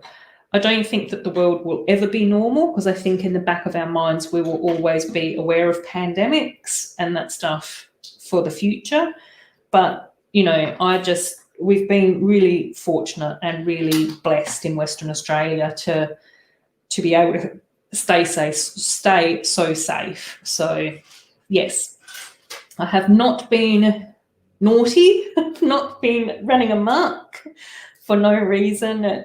You know, we've just been very, very, very lucky here. But again, I did see a really interesting, like, sort of news program thing saying that I think that there have been countries that have been able to do quite okay. And I think that things like in Australia, we have been luckier than some countries because of our geography. So being that we're on an island in the middle of nowhere, has been quite fortunate for us. Obviously, we haven't gotten away completely unscathed because, you know, Victoria has been having a bad time of things. And I think that was also, you know, could be said the same for places like New Zealand as well, who seems to have gone okay with the pandemic as well. And then I also think, like, in Western Australia, we are literally in the middle of nowhere. So, you know, Australia's in the middle of nowhere, and Western Australia is in the middle of nowhere within that middle of nowhere. So, yeah, we've been sort of quite lucky. But again, I just sort of go, it's very different to places in... Oh, Angela's here. Yay! I'm so happy that you're here.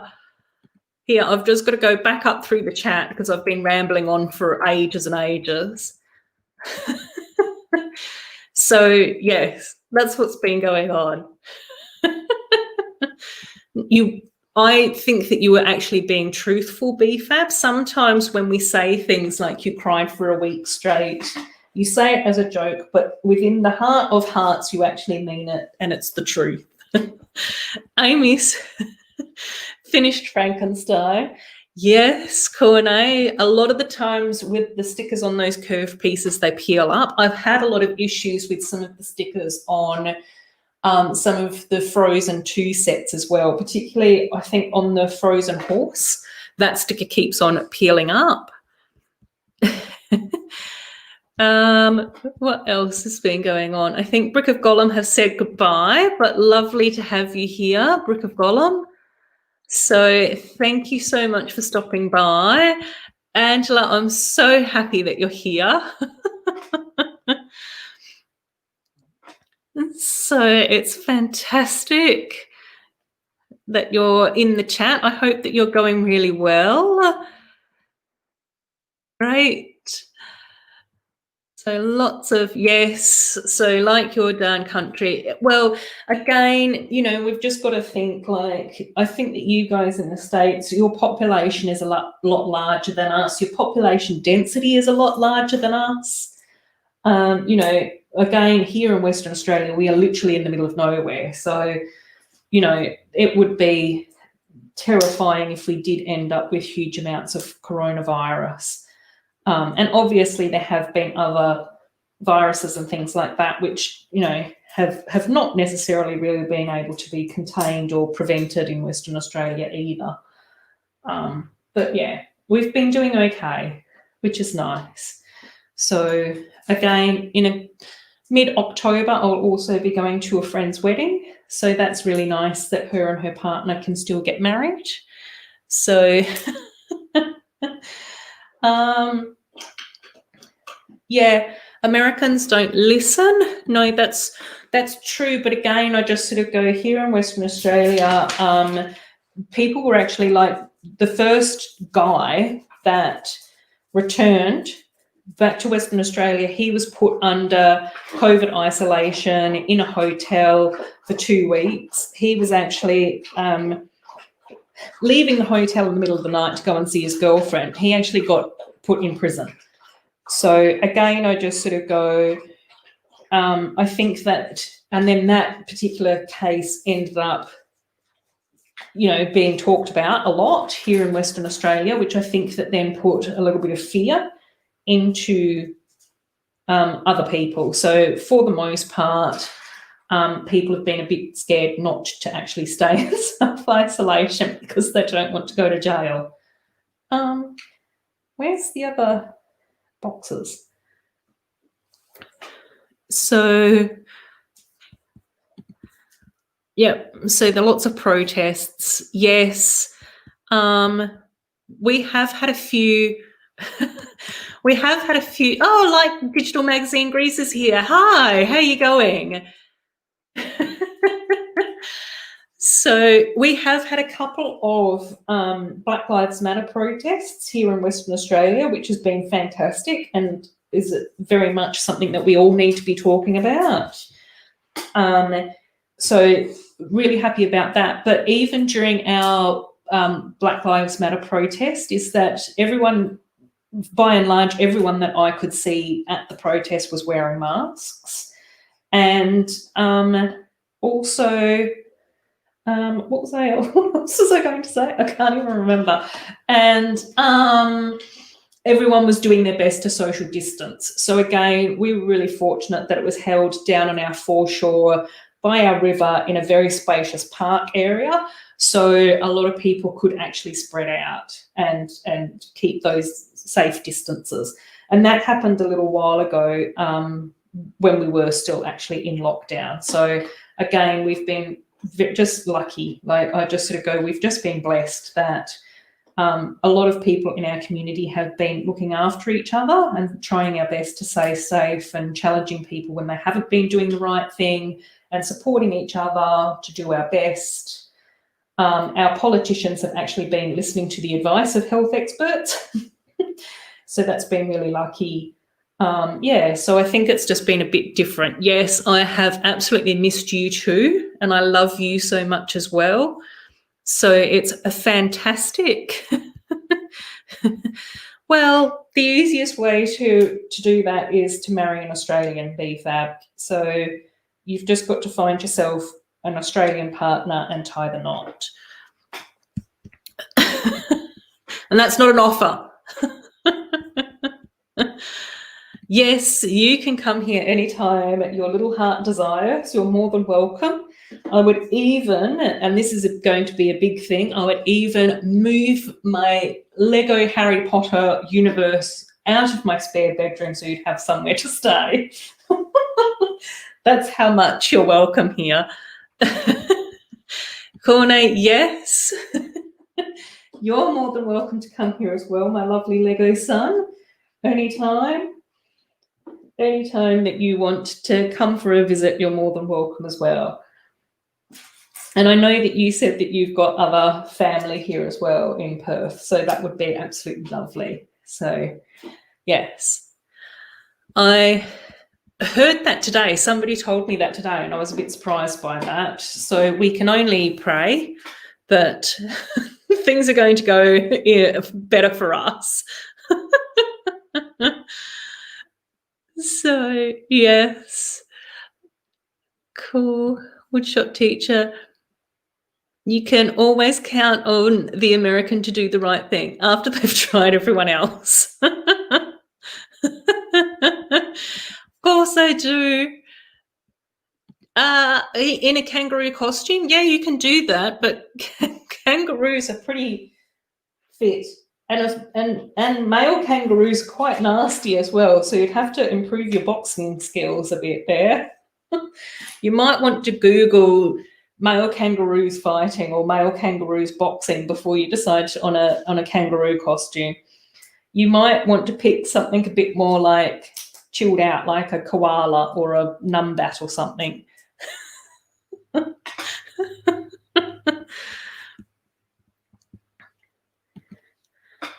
So yes. Oh yes, your auntie. I knew that you had family here as well. So there we go. People are welcome. And then you've also got to remember that I do live across the road from a park. So be fab if you need to come to Australia for a visit. You can just get in your little koala costume and scamper up a tree.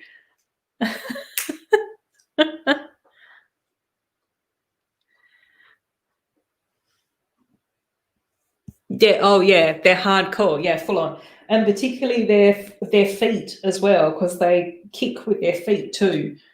So the kangaroos are really intense and fast as well. So that's the other thing with kangaroos, is that you've got to be super fit in order to bounce along and keep up with kangaroos. But by and large, like, I mean, they're nice, you know. And I think that the other thing that you have to keep in mind with wearing a kangaroo costume is that then you would be outdoors. And so then you've got to sort of factor in all the other creepy crawlies that would be out in the forest, in the bushland, like the spiders and the snakes in Australia. So, which, you know, I don't mind, but I think that that can terrify a few few of the non-locals, particularly here in Western Australia. We've got a few like of the more potent ones.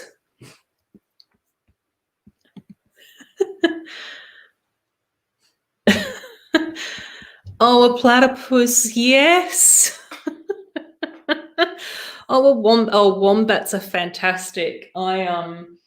I actually follow a wombat rescue organisation that's based in South Australia on Facebook, and they post the most adorable videos. They are so cute.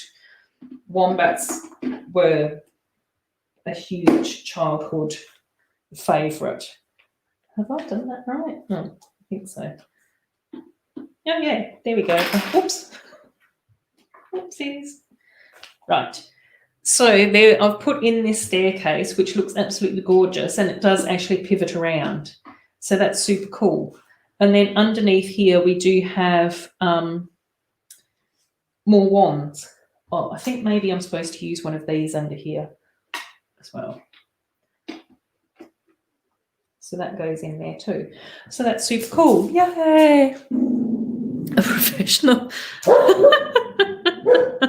A professional kangaroo. You can't be a professional kangaroo and a professional serial killer, BFAB. Being a professional, can you hear Plucky? He's now having a bath. Being a professional kangaroo takes years of practice that can only be achieved here in Australia. Angela would be a sloth. No, you have to pick an Australian animal. You would, maybe a possum, a little ringtail possum. They're super cute. My mum used to feed all the possums at her old house. She'd feed them all bananas. So then they all started to have loads of little possum babies. Our Australian possums are very different to American possums as well. So you do actually have to have a Google and look up ringtail possum. That's what you'd be. Brett Spills would also be a sloth as well, a brick sloth. I would have to be a dingo, yes. I possibly would. I don't know. Oh, dear.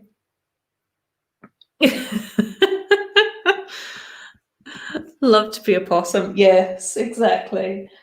I don't know. Well, we could go international. Maybe we need to do that. And pick local animals from our own region. And then pick our Australian versions as well. Who knows what we have to do? Oh, now we have to pick what Australian animal. Oh, Legolomaniac.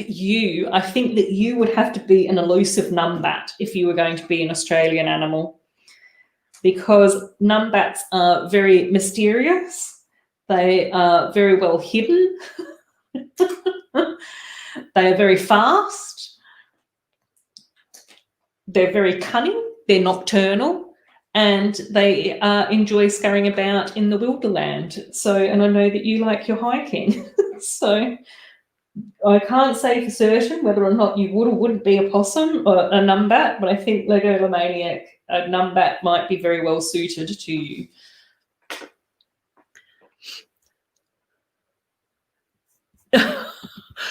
Oh my gosh, that's so cool, Legolomaniac. We're leading you astray into like Lego debt. More Lego debt. Yeah, I don't know why you guys call it an opossum either. We had Tasmanian tigers, which actually looked like dingoes, but with stripes on them, but they became extinct. Have I bought? Yes. I actually ordered Series 2 CMFs today off eBay. So they're going to be on their way because I have not been a very responsible adult and I've been spending all my money on Lego. So don't do what I do as an adult. Yes. So, oh, cool. Oh, Raps is here. Oh, my gosh. I was just talking about you earlier as well. Don't apologise for being late. It's lovely to have you here anytime that you arrive. Please never worry about showing up late. It's just gorgeous that you're here. I'm so happy. Yes, exactly. A little ringtail possum is a mix between a squirrel and a possum, exactly. And they have beautiful curly tails. And they've got the cutest little face. And what's quite adorable about them as well is that, like with Mum, who used to feed our possums in her backyard in the evening time, she would give them bananas and then they'd hold the banana in their paws and they'd eat them, which is kind of like a bit of a raccoon mannerism, because I know that raccoons like holding on to things with their little paws as well. So our possums. Yeah, no, you can blame it on us. We've been a terrible influence on everyone at the moment. Just blame me. Say, I led you astray. Yes, you're officially Australian. And I think that you'll fit in well here as well, BFAB, because we do actually have quite a high proportion of serial killers here in Australia as well. So I'm sure that you'll be able to network and make new friends and all sorts of things. So yes, I know. Their little faces are absolutely cute. Oh my gosh, KORNÉ, you are totally a quokka. You've selected your little Australian animal completely. That's it. Quokkas are absolutely gorgeous. And the thing that I love about quokkas as well is that they are just super, super friendly. So Rottnest Island, where the vast majority of quokkas actually live, isn't too far up from Western Australia. So it's just off the coast of Perth, where I am here. You have to catch the ferry to go over there. But once you're over on Rottnest Island, like all the quokkas just hang out. So if you go to any of the cafes or if you're wandering around the island, is that all the little quokkas just mooch about. So you can literally just hang out with little quokkas. You can feed them. Like I know that people sort of go, oh my God, you get to take a selfie with a quokka. So the whole quokka selfie thing is a thing.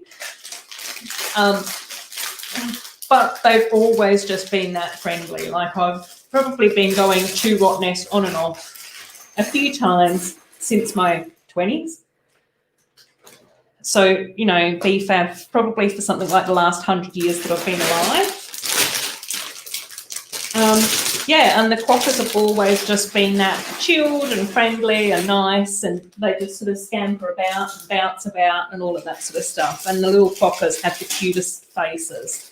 They are so completely adorable.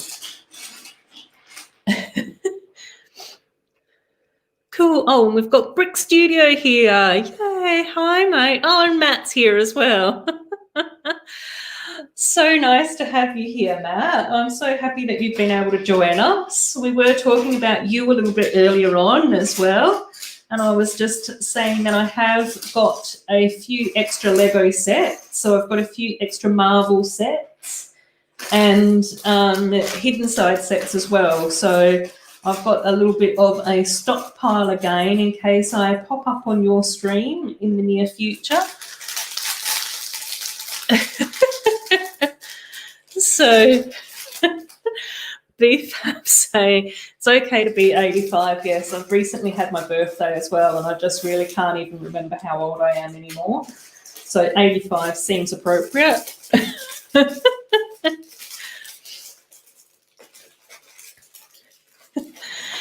So everyone's saying hello to everyone else. It's just so lovely. I hope that you guys have been going well. So we've been having a good old chat here for the last few hours. You can see that I have been building quite slow though today, but we've been chatting a lot, which has been absolutely lovely. So, and we've got Hermione here. So there she is in her little outfit. So again, as a little bit of a smaller character. So I'll pop her up the back next to Ollivander. And let's see if I can figure out what I need to build now. So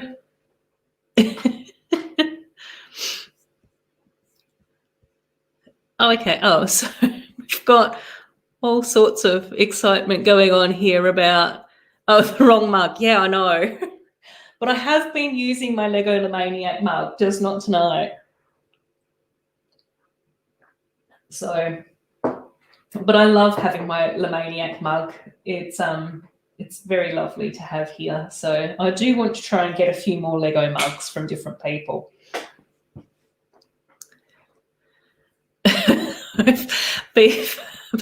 Hopefully you'll be as chirpy at 85. Chirpy, Matt, or just a little bit bonkers? We'll see. We'll see which way it goes. There have been a few moments recently where I feel like I am slowly losing more of my marbles than what I thought that I would have been. But in a good way. You know, you've just got to steer into the skid, as they say. But you see, BFAB, this is the nice thing, is that one person's ugly is another person's super cute. So, you know, one person's Olaf is another person's handsome prince, as they would say. One person's quokka is another person's numbat. So, you know, that's my wisdom.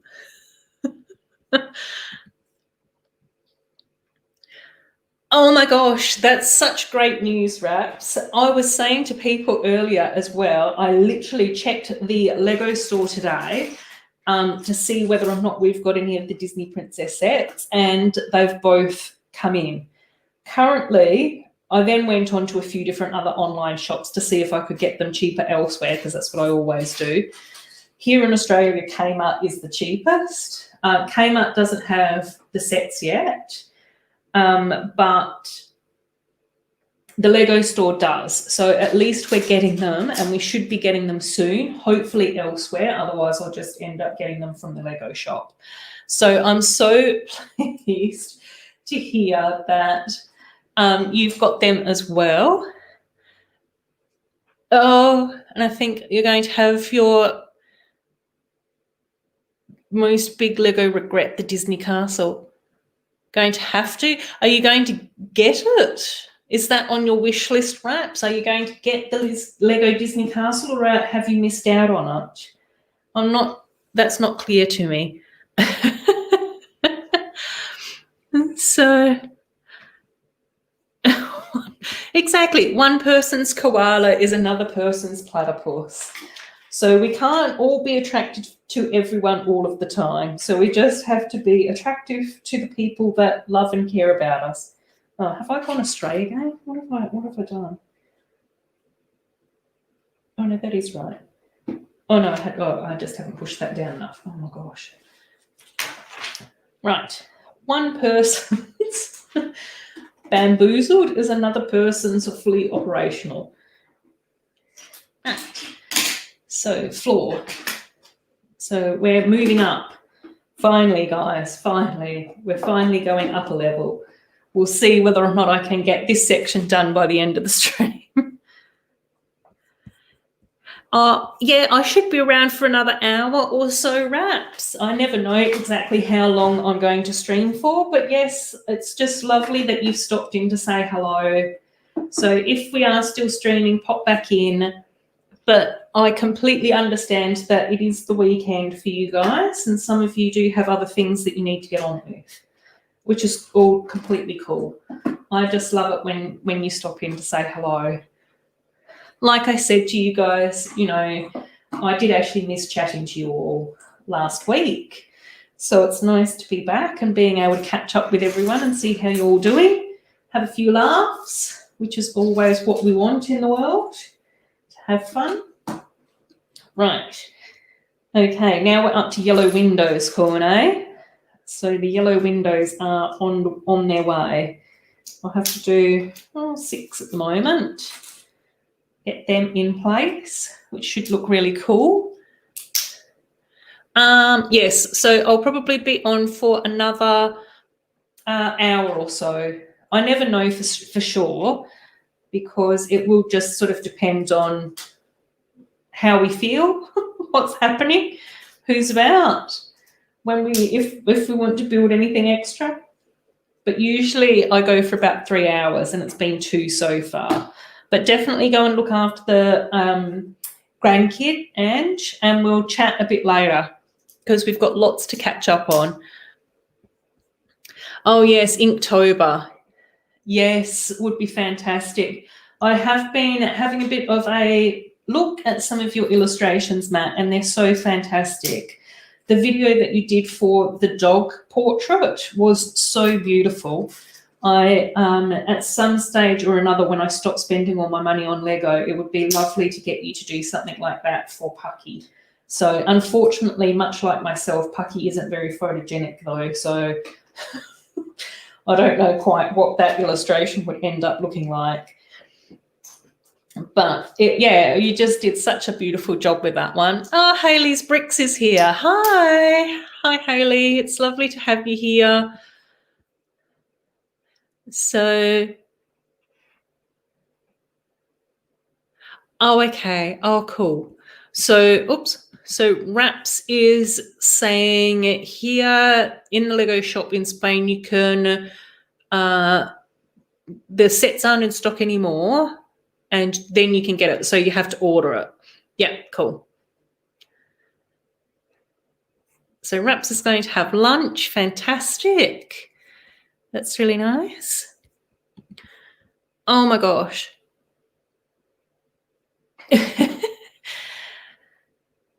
Mini Delphine, a girl pirates crew sounds absolutely fantastic. Amy, you always have such wonderfully creative ideas. It's just so brilliant. I think that that would be really exciting. I was able to have a quick look at the like a speed build of the Barracuda Bay set, because that's another set that I probably won't be getting, but I do think it is absolutely lovely. So I have been trying to watch a few builds of Barracuda Bay, so that was really cool to see that set. And it was really nice to see that they did have a few female characters in with that set as well. So, oh, that's lovely to hear. Woodshop teacher, I really enjoy your, like, all of you guys' company and being able to chat away to you on a Saturday evening for me. Otherwise, Pucky and I would just be sat here, I don't know, probably watching YouTube doing this anyway. Yeah, exactly. Eventually I will, because it would be really nice to get that done.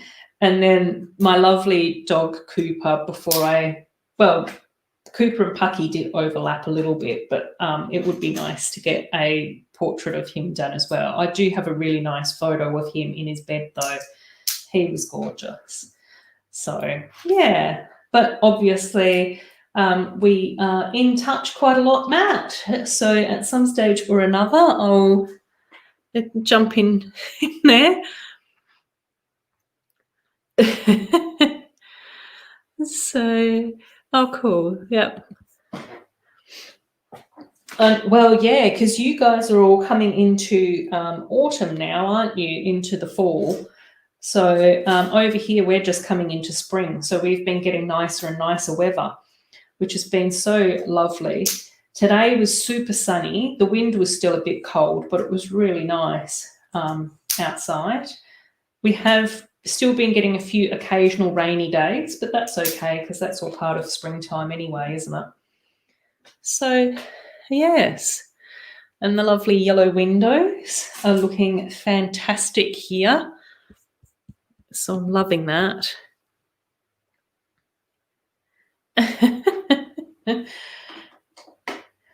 So we've now got all of those in. So we get to add in these bits as well. So, yep, autumn now, yes. So, yes, I'll definitely chat to you about that at some stage or another, Matt. So, yeah. Have I been calling you Brett? I don't know. I'm very muddled today. I have to keep apologising to everyone, but I did explain to most people that my Patronus is a squirrel, so I'm allowed to be a bit like scattered and all over the place. I've just had to accept that that's what's going to happen on a Saturday evening when I'm building.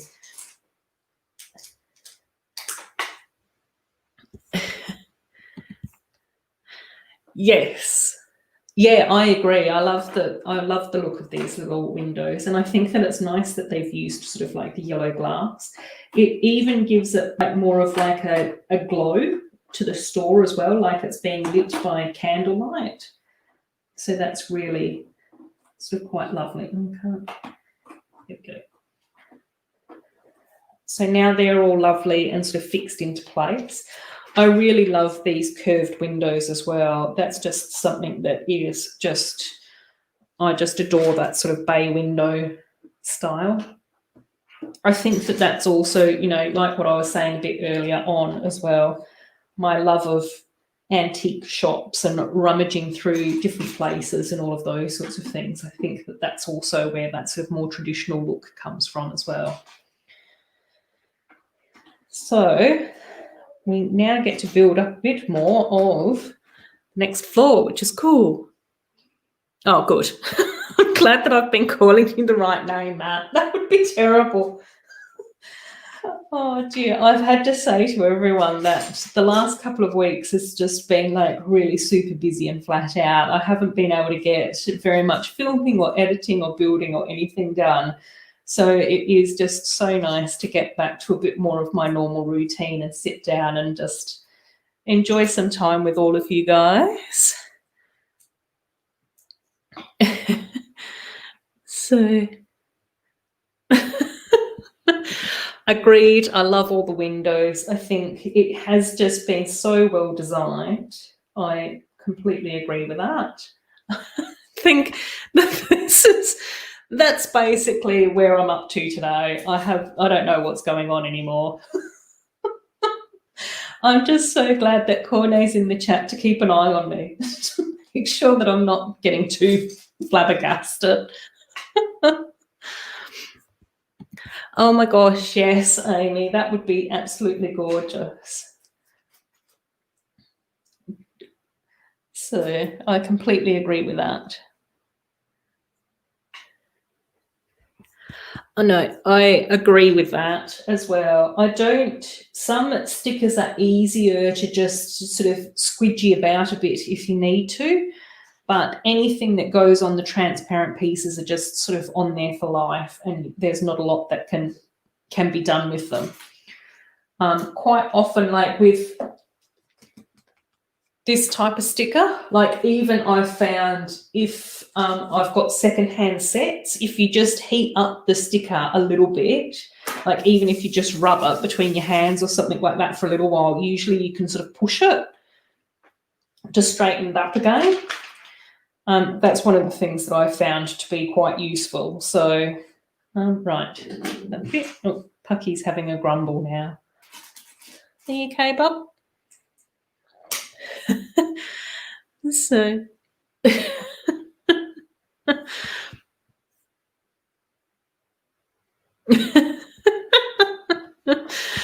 oh my gosh. You're just changing. Don't change names on me now. It's taken me 2 hours to try and make sure that I've been getting names correct. But luckily, Brett is willing to trade, but only if you do a kid swap as well. So that's good. Right, now we're just building little pyramid-y type things. So that, oops. So a bit of snot stuff going on.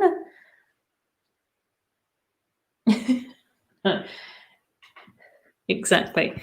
Everyone wants to be Kaz because she's got a fantastic Lego collection. Right. Anyone that wants any Ninjago sets will want to be Kaz. And brickheads as well. Right. So that's a really nice little technique there as well. So we get to add those in. Oh dear. So, oops, I can't just sit here in silence. I'll have to think of something else to talk to you guys about, but I'm just having a little daydream. Right, more stickers, KORNÉ, so I'll show you these once I've put them on. Right, A4 and A5. That.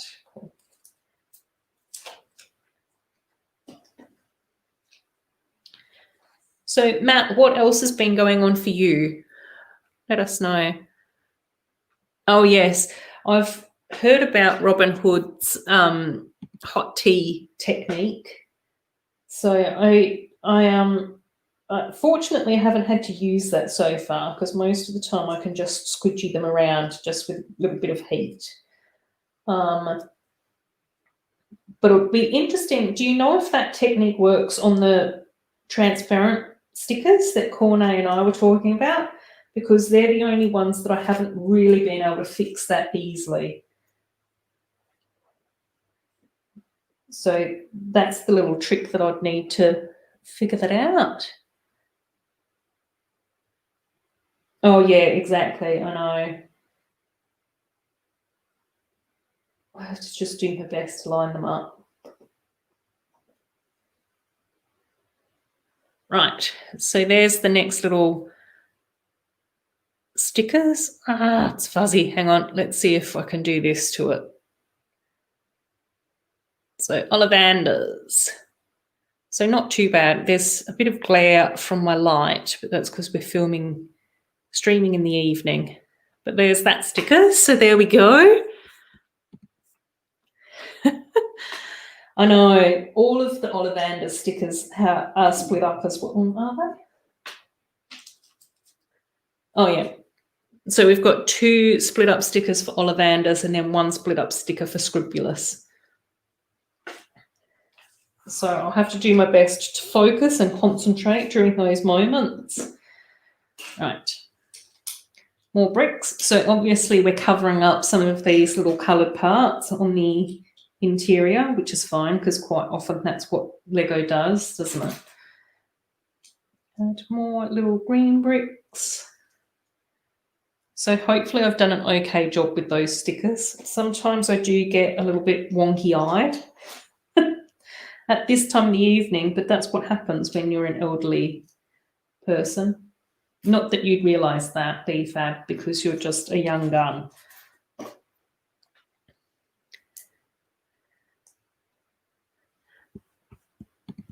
So, yeah, I did notice that you hadn't put up a stream for yesterday. So last night, no one really was streaming. So I wasn't sure whether or not you were streaming, but I didn't get an email from you. And then I thought maybe Steve would stream, but he didn't either. So I was just sort of like, oh, I'll just have to watch random other stuff, which was cool. But yeah, I do. And obviously, you know, streaming comes second. It's not the most, you know, it's enjoyable, but it doesn't have to be the be-all and end-all in life. Now what do I do? Oh, hang on, this thing. So yeah, I thought that you must have been a bit busy and running around doing a lot. It has been school holidays here. I don't know whether or not that's the same with you guys in the UK or not. I don't know. Obviously, not having little kiddies means that I don't pay loads of attention to these sorts of things, but that usually occurs at this time of September. Pretty well lined up, yes. Top marks for sticker application. Thank you so much. I appreciate the support. While I am a squirrel and very easily distracted in many ways, I can still focus for short bursts in order to apply my stickers.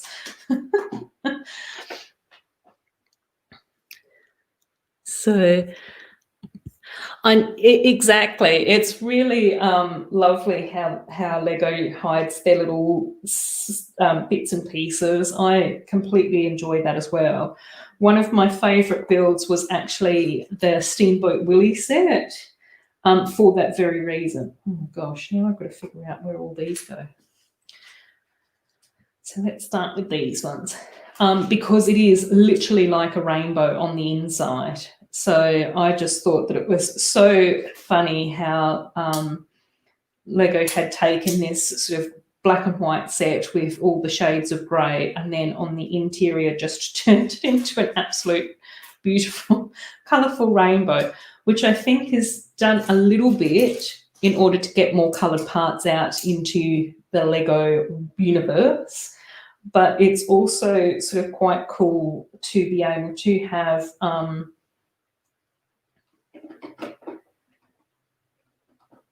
to line things up a bit better so that you know what part needs to go in what spot. So a bit easier for building. So KORNÉ saying school holidays is next week.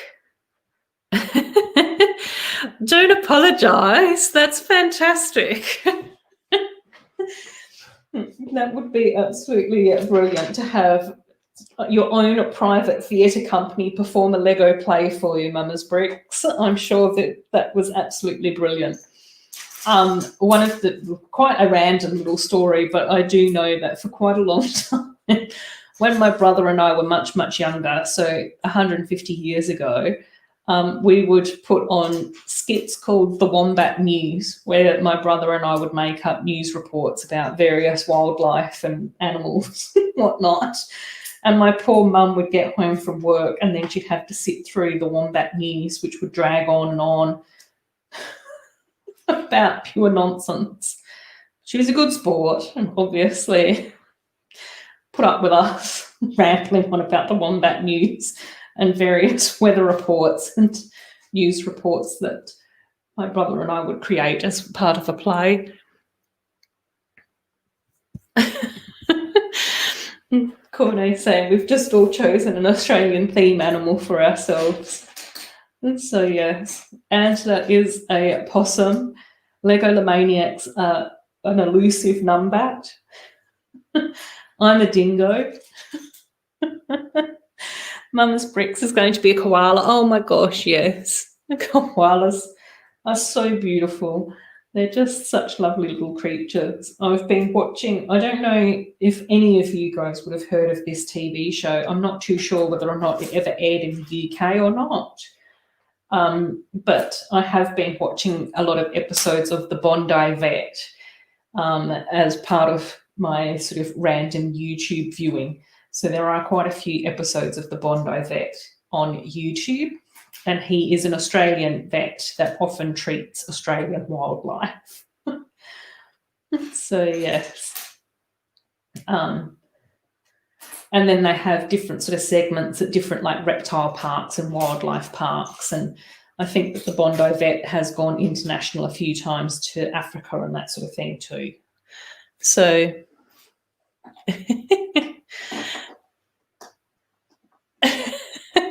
Amy's going, okay, Amy, thanks so much for stopping by. And it's been so nice building with you. I really appreciate you obviously stopping in and saying hello and joining in and sharing your ideas. Hopefully we will get mini doll pirates at some stage.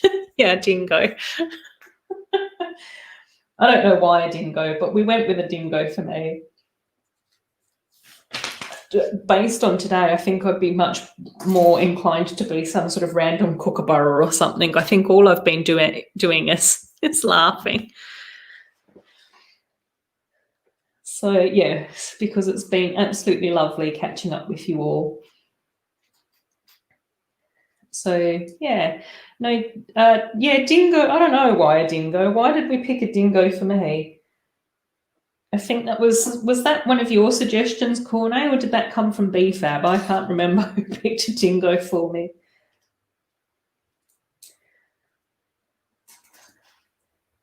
But yes.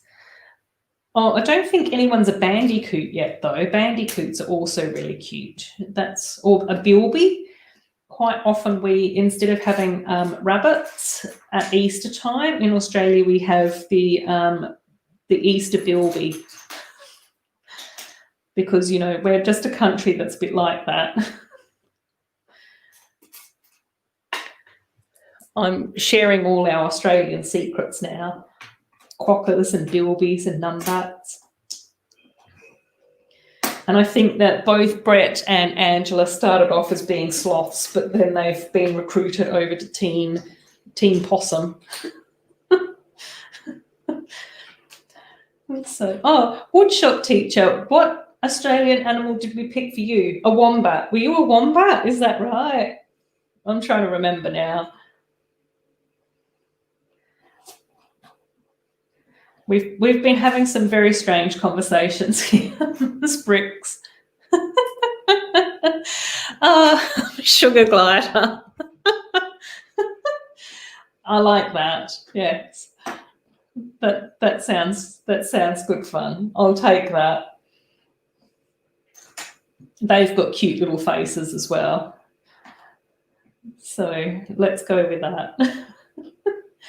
I do actually have a friend who is a Wodjuk Noongar woman, which is one of the Australian Aboriginal cultures.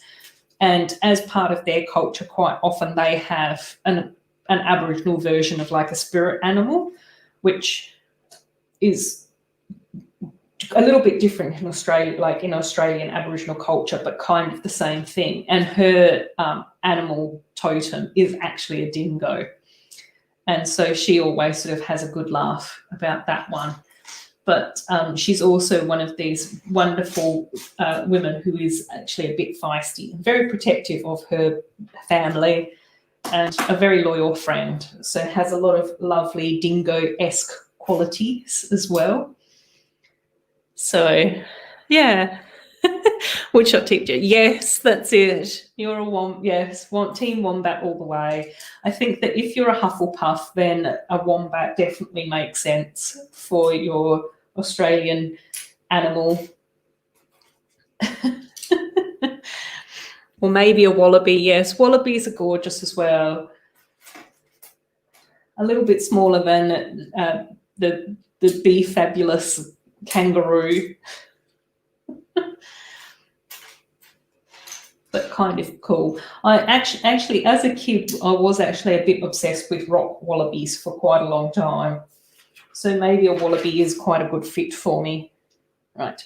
Next little sticker application. So I'll have to go and try and line up my next 2 stickers now. So another little Ollivanders.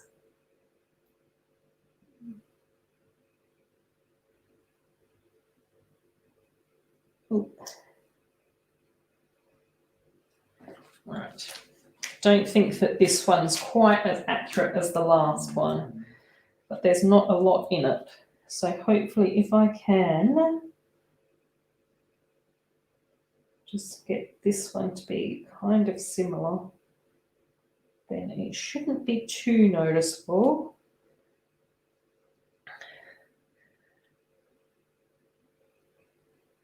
So there's my next little stickering. So that goes up there. And how gorgeous are those windows looking now? Like, I just sort of think the whole shape and structure that's been created here looks absolutely fantastic. Here, I'll shut the door a bit as well. Just looks so nice. Absolutely beautiful. KORNÉ, you're going to have so much fun building this, mate. You will be a quokka forever. Yes. Yes. When you come to Australia for a visit, you definitely have to go to Rottnest Island, and you'll be able to take so many photos with quokkas. Like, literally, they are everywhere. Like, they just, honestly, they just seriously just mooch about. You go to the bakery and they just sort of hang out. You know, you go down to the waterfront, you know, they just sort of hang out. You can hire a push bike and that sort of stuff. And if you just cycle around, they'll just be like lounging around underneath different shops and everything. So exactly. Yes, we will have totally matching displays. It's gorgeous. Mum's Bricks is saying that the windows look beautiful. Yes, I completely agree. My next little sticker. So I'll just have to try and line this one up.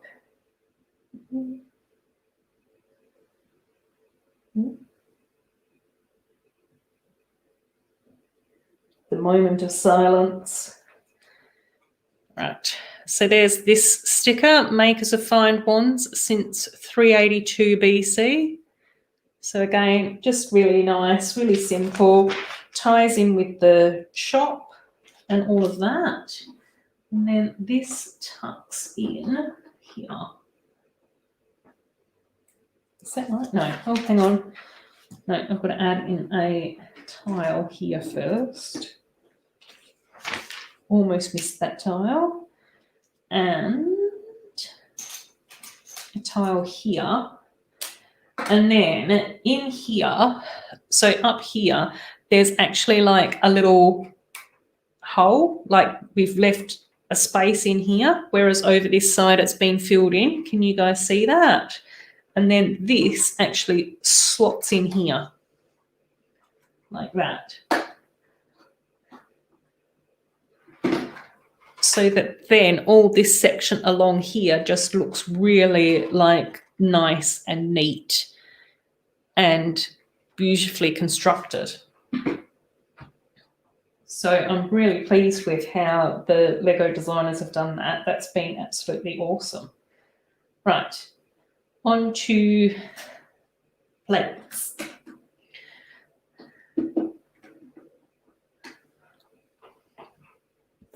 Yes, so KORNÉ, you haven't seen all the films, but yes, I haven't read that in the books yet because, like I said, I'm still only on the first book, but that's totally part of the films.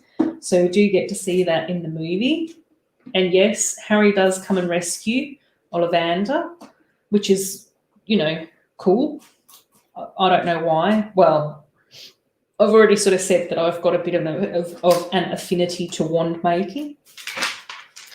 I suspect that possibly I may end up being a wand maker if I was living in the Harry Potter universe. I think that that would be quite an interesting career path to choose from. Oops, I've gone slightly askew. I have to move these over by one and add in the little 1x1 brick. So yeah.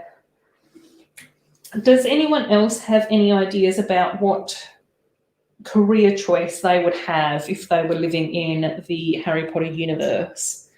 So as I just said, I think that I might be inclined to study wand making.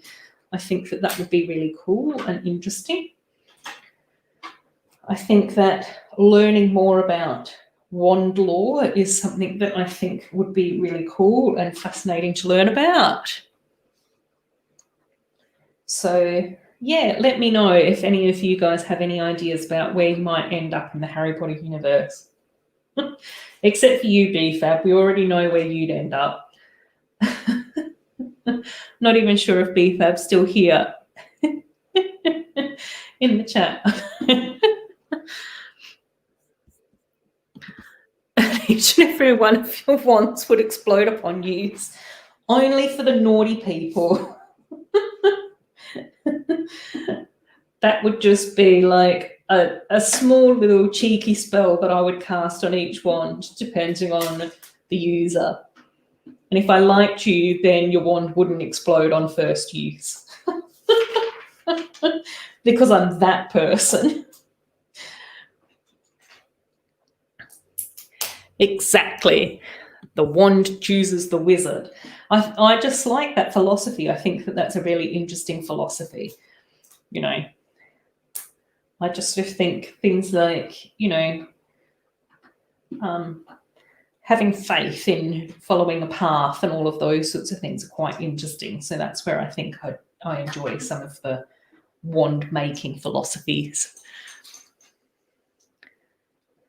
Ooh, KORNÉ thinks that they would become a teacher at Hogwarts, probably in Transfiguration.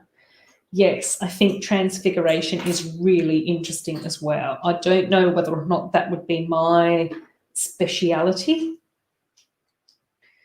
And, Lego the Maniac, would you be doing apparition? That might be your speciality. Haley Bricks is saying something with animals in the Harry Potter world. Oh, like a gamekeeper, like Hagrid? Or would you be like... Which of the Weasley brothers went off to study with the dragons and do dragon training? Is that something that you'd be doing, Haley? But I like that idea as well. But in saying that, I'm not very good. Well, I love animals because obviously Pucky is very spoiled. He's just lying on the sofa, living his best life. But I'm absolutely terrible at training animals. So I don't think that I'd be very good at that stuff.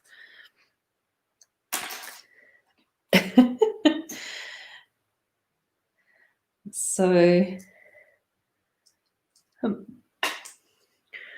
we've got KORNÉ saying that then he would become a Hogwarts ghost. I actually think that Hogwarts ghosts do have a very good time.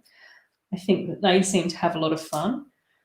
And I can completely understand and agree with that as well. Although I don't know whether or not being a wand maker or a wand specialist would then mean that I wouldn't be at Hogwarts. Don't you think that I would? So I may not be able to then be a Hogwarts ghost.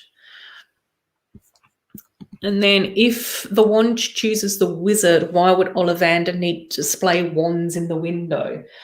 Well, I haven't read the book about that yet, but I do suspect that you need, well, Ollivander is not just selling wands, he makes the wands.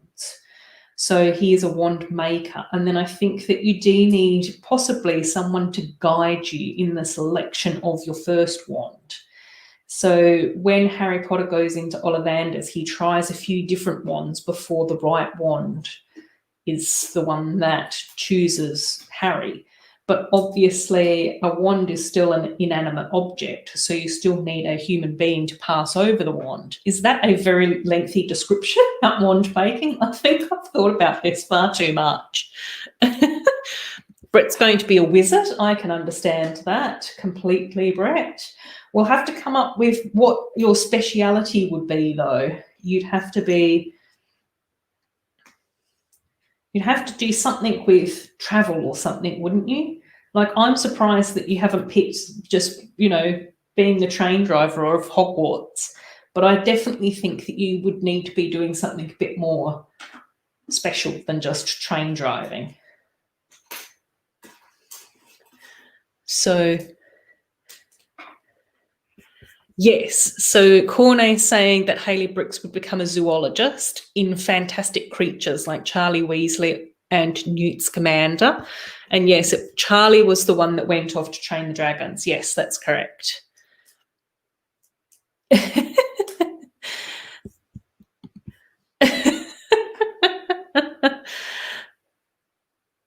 And then Lego Lemaniac saying, yes, apparition would be his speciality. And he's always wanted teleportation as a superpower. And expert at leaving a conversation as soon as it gets boring. Now the pressure's on. Uh-oh. Going to have to make sure that I keep the conversation entertaining, because as soon as Lego the Maniac says that he's off, we know that boredom's hit. So, oh, how are you guys going? Can you still see this? It's still going in and out of focus. I don't really like this webcam. I'm going to have a serious word to Greg and see what I'm doing wrong with this. Maybe it's because I move around too much. Superpowers. And KORNÉ's saying that he just saw the Colosseum and thinks that it looks fantastic. So that's really exciting. Is anyone planning to get the Colosseum set? Anyone in the chat? Brett, Matt, Lemaniac, Hayley, any of you guys planning to get that? That I've already sort of said that that's probably not a set that I will be getting. I am interested in getting the Sesame Street set though, so that one I will probably get, but not that one.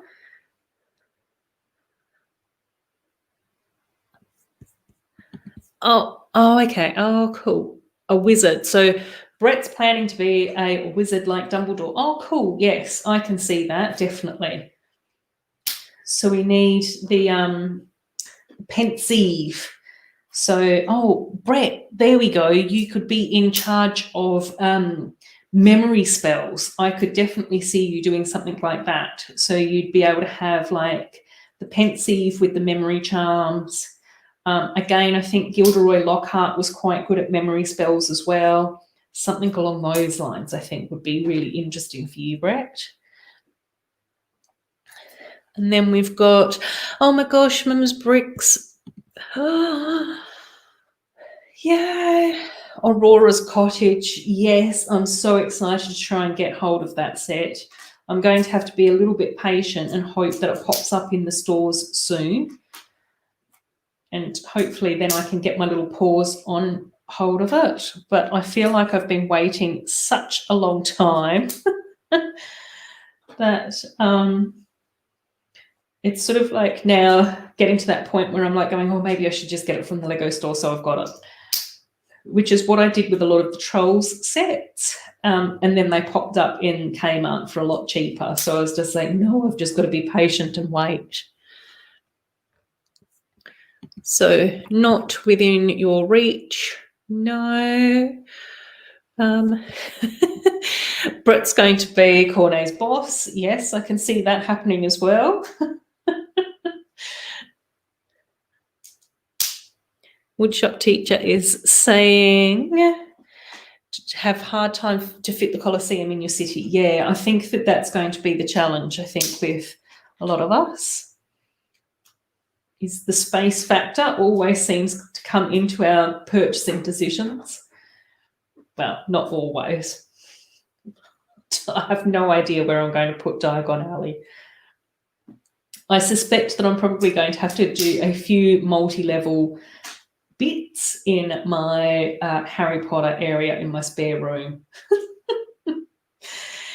But there's already a shelf up in that room which has slowly been taken over by all my Avengers sets as well. And I recently went through and culled some of my Avengers sets.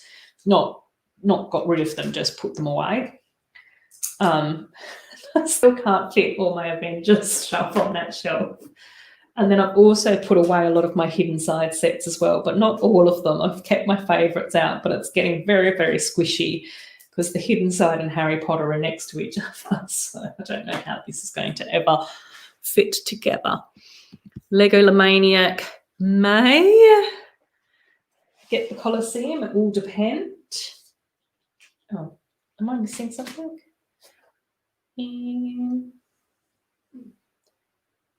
Don't know. Oh, here? There.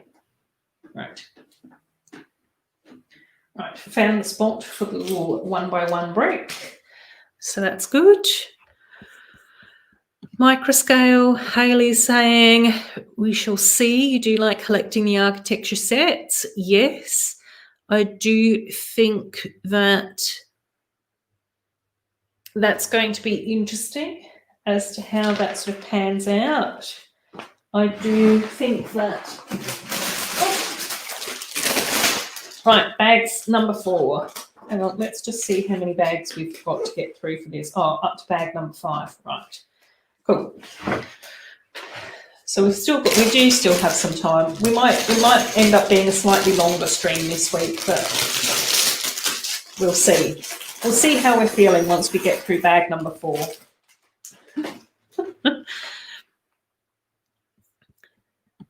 And yes, I was not planning on it, but bought the Rapunzel set last week. Yes, yeah, I've still got to wait to get both of those sets and those bricks, but I'm looking forward to it.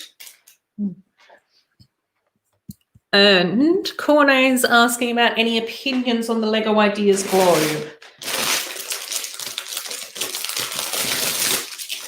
And then Mama's Bricks is saying probably not going to get the Colosseum because it doesn't really fit in.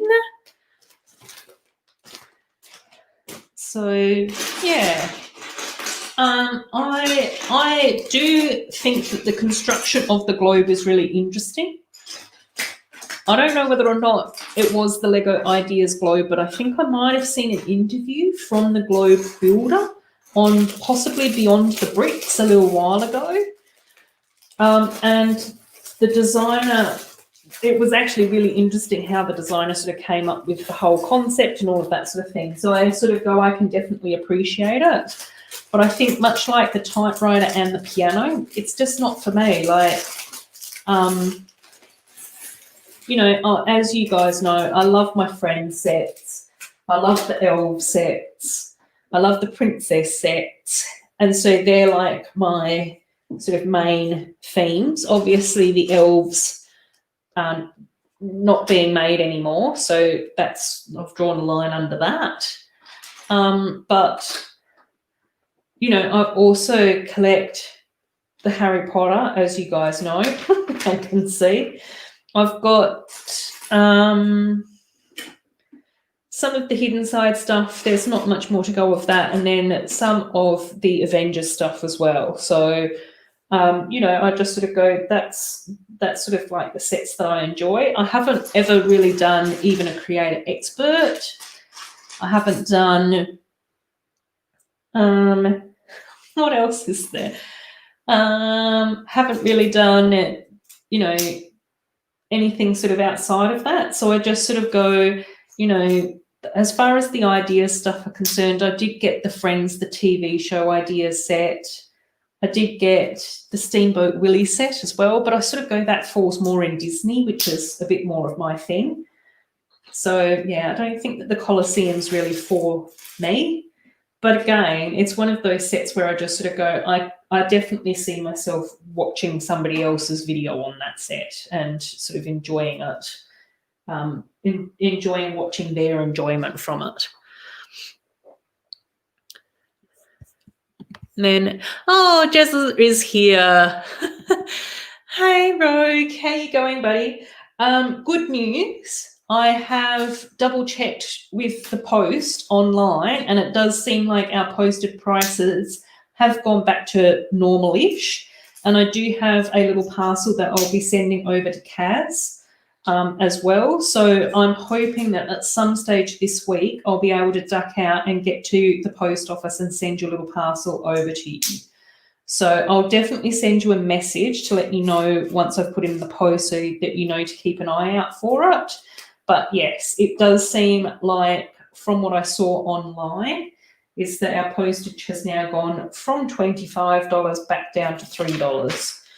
But I will need to double check that in store. So that's all cool. So yes, you're going crazy biking, Lego Lemaniac. Yes, you guys did your stream as well the other day, didn't you? Obviously, that's like 4 o'clock in the morning here, so I wasn't able to watch the Viking stream. But hopefully I might be able to watch it at some stage this week. So that will be really good. However, one of the things that did actually happen this week for me is that it looks like I may have an office. So for my new role, we have been looking for office space, and it does seem like we will be putting an application in for an office space. So if that goes ahead, I may not be able to watch as much Lego YouTube as what I have been. So yeah, which is good. Well, it's good that we've got an office space, but it's not great for my Lego enjoyment. Where is my other? There's another window. Cool. Oh, fantastic.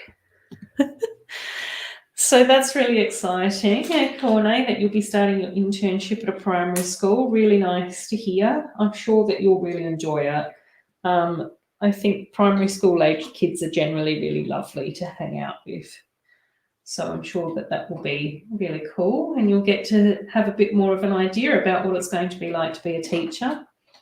I think that Anne just ducked off in the chat to look after her beautiful granddaughter, but she is a special needs teacher's assistant. So she just is such an amazing human being for doing that. Is that about my office space or about my postage situation here in Australia?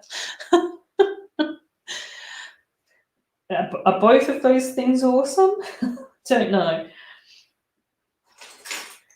Yeah, it is. It will be nice to have an office space again, no doubt. What am I doing? Oh, right, yeah. So that will be really cool, but I don't know. Honestly, I don't know how Pucky's going to go with me not being at home as much. I've even noticed that even if I go out for a few hours here and there, he's always been super excited whenever I've come home, but it's just been sort of like quite weird for him to go from having me around so often. I think the other day I was out for about 5 hours, and when I got home, he was just absolutely going bananas. So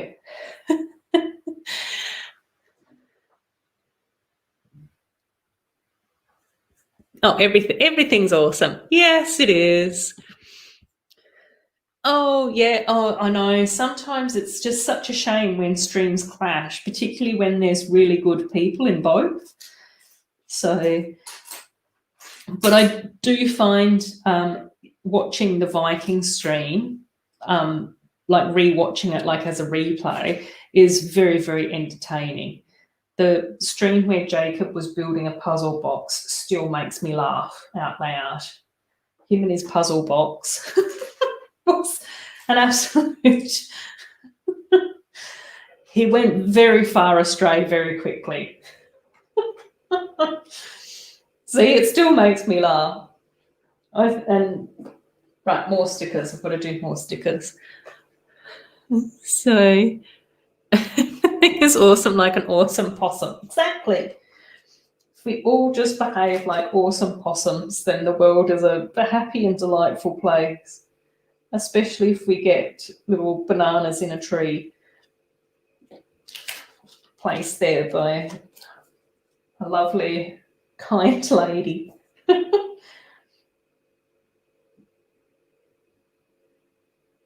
Oh, that's crooked. Not crooked, it just wasn't lined up with the other one.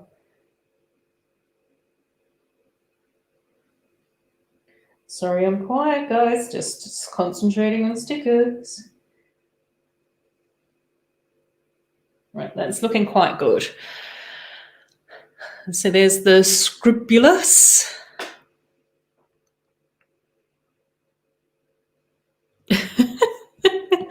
Cock power.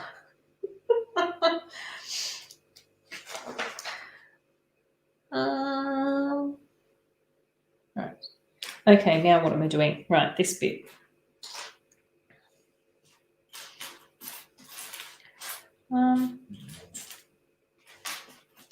Is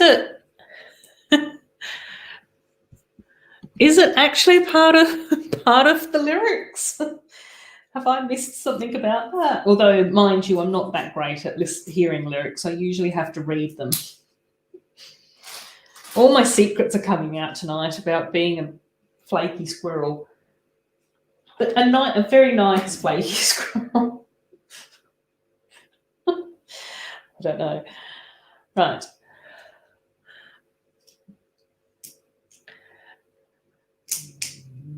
Yes. Oh, Raps is back. Yeah, yes, I agree. The Viking streams are very funny. Again, even on the replay. What am I doing? Oh, right. Oh, no, I've gone completely astray. Don't mind me. No. Get that piece just in here. There. Here.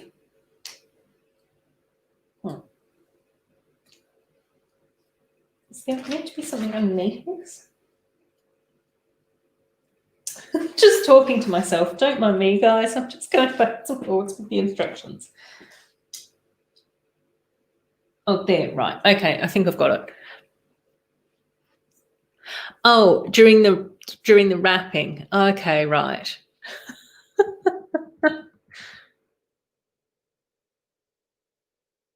Raps back. Yeah. Oh, Brick Bunny's TV. Yay! Thank you for stopping by. It's lovely to have you here. I hope you've been keeping well. I have completely lost all sense of the space-time continuum this week. And KORNÉ hasn't even really been keeping up his end of the bargain by keeping me in check and explaining about my life to anyone. So we've just been flying by. Yes, Dame Edna always says possum. Hello, possums. Such a Dame Edna thing. And then she also loves her gladioli as well, which is, I think that that's quite an Australian thing too.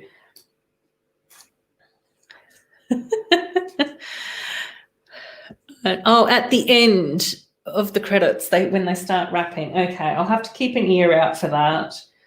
I quite like watching the Lego movies, both the first one and the second one every now and again.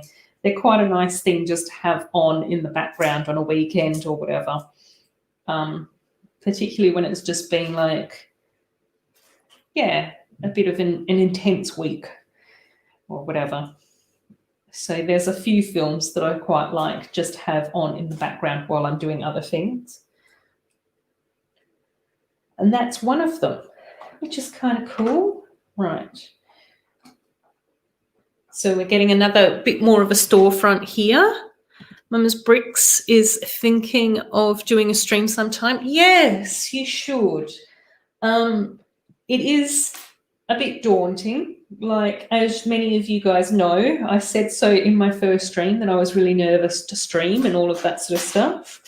But again, I just sort of think like, you know, we are very kind and supportive to each other. And I think that by and large, most people just sort of understand that, you know, if it's your first stream, then, you know, things aren't going to be super polished. Like even now, I just sort of go, I don't know what I'm doing a lot of the time. But also let me know if you want to ever pop on as a guest as well, because sometimes it's easier to be a guest.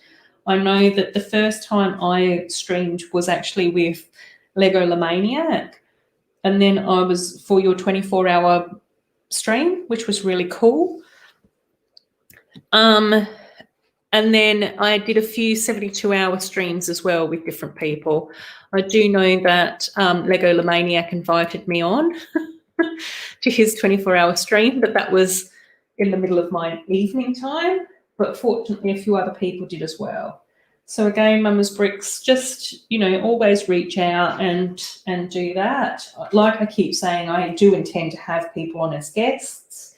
I'm hoping to have Lego Maniac, Matt, Angela, all these different people on as guests, but I'm not organised enough to send out the links, arrange people to actually come onto my stream.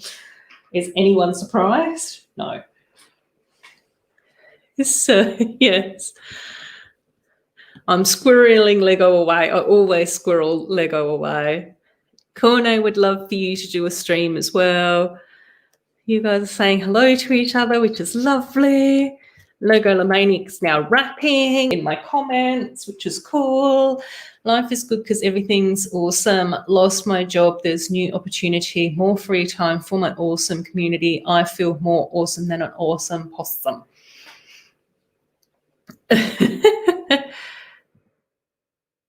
Yes, that would be amazing as well. It is always good to get a bit of diversified language. Again, that's one of the reasons why I like watching Lego, Jugando con Lego Friends and Jugando con Lego, because they do all their videos in Spanish and I still think that they're very entertaining. I don't really know exactly what they're saying all of the time, but that's cool. Happy to go with that. Let's hear some rap. Oh my gosh, no. That was it. I've already done it. Brookish is saying goodbye. No, that's fine. It's always lovely. If you just want to sit and chill out, that's fine too. Enjoy your dinner. It's been lovely having you here in the stream. Not too sure how much longer we'll be going for. Maybe, I think we've got to do bag 4 and 5. So we'll see. Oh my gosh. Oh, I know. Poor Madge.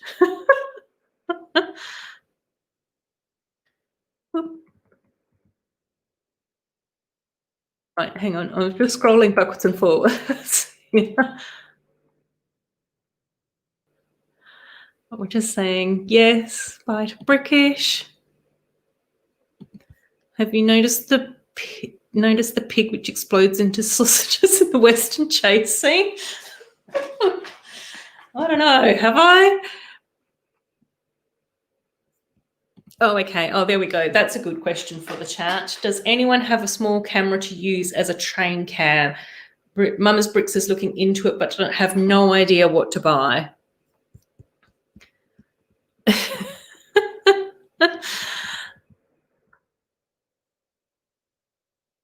Yes. Lego thinking.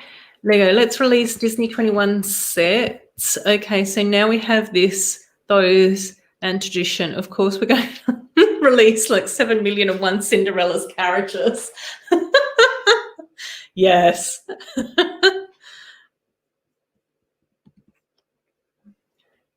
Yes, I'm that. We've been Brick Bunny's TV. We've been talking so much about the Aurora's tower, the Aurora's cottage, and the Rapunzel's tower. So Amy isn't in the chat anymore, but I know that she's got both of those sets already. Raps has been sourcing those sets, and they do seem to be out in Spain, and purchasing will happen at any time. I've been patiently waiting for them to show up in Australia, and I was getting a little bit panicked because they weren't even listed as coming soon on the Australian website, Lego website, but they did pop up this week, so that's super fantastic. I will have to wait to purchase them because I've been super irresponsible with money at the moment, as you can see, and buying far too much Lego. Hopefully my mum doesn't watch this stream either. Even though I'm 85 years old, my mum still tells me off about how much I spend on Lego. Rapping is peak YouTube. I don't know. I think I've probably just scared away a whole heap of viewers. And then we've got a little bit more in the chat. Oh, you guys are talking so fast. And totally love to talk in Dutch about Lego sometimes. That would be so much fun. Yes, agreed. Yes, you guys should definitely do that anyway.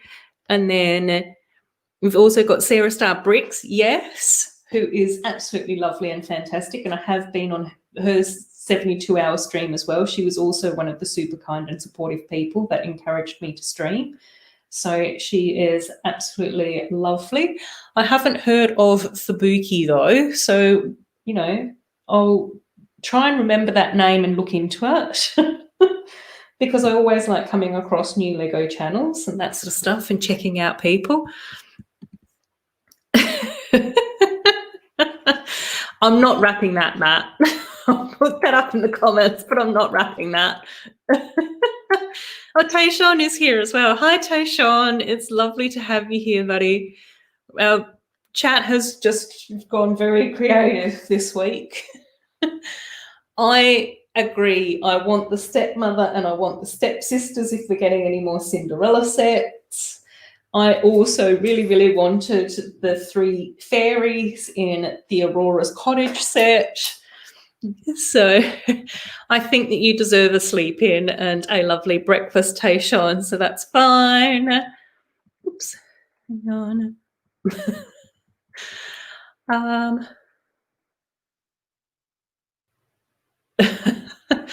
Oh, thanks, Jezza. That's so lovely to hear, buddy. I'm really glad that you've been enjoying this. You know, I say it all the time and I just sort of will say it again, is I absolutely love my little Lego community, and, you know, you guys probably don't know and understand just how much I appreciate you all as well. I just care about all of you guys so much, and I think that you're all just awesome and wonderful. Before I get too much more sentimental, we'll swiftly move on. Brett has suggested to ask Butt Chop about a train cam. Mum's Bricks also check in with Kaz from Blockhead UK about her train cam as well. Yes, super irresponsible with the money. Yes, Tayshawn, the truth has come out. BFAB has disclosed my age of being 85. Not actually 85. Sometimes I feel like I'm 85, particularly when I'm talking to BFAB. So I just go with it. Sometimes I also say I'm 172 as well.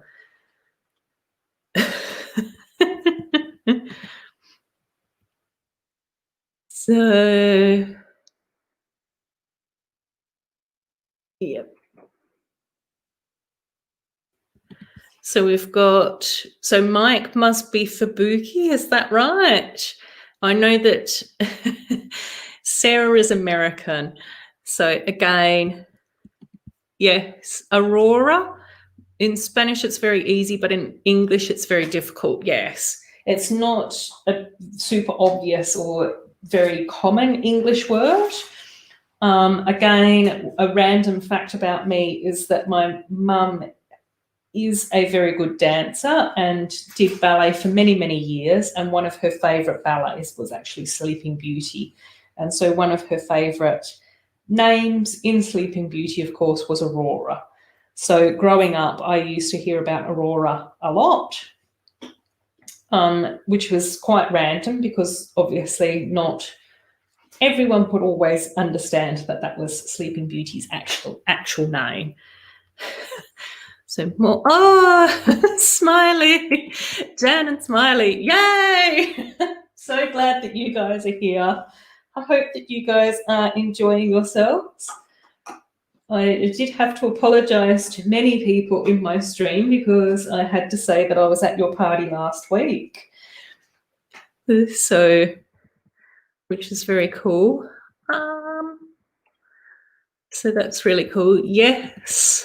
Mother Gothel, yes, we definitely need Mother Gothel as well. I think that she would be such a fantastic mini doll to create as well. Just not, I don't mean simple, but I think that, you know, she just would fit in so well with a mini doll design. So yes, I completely agree with that, Raps. We need a Mother Gothel, definitely. Looking forward to that. Matt is off again because once the kids go quiet, there's going to be really strange things going on.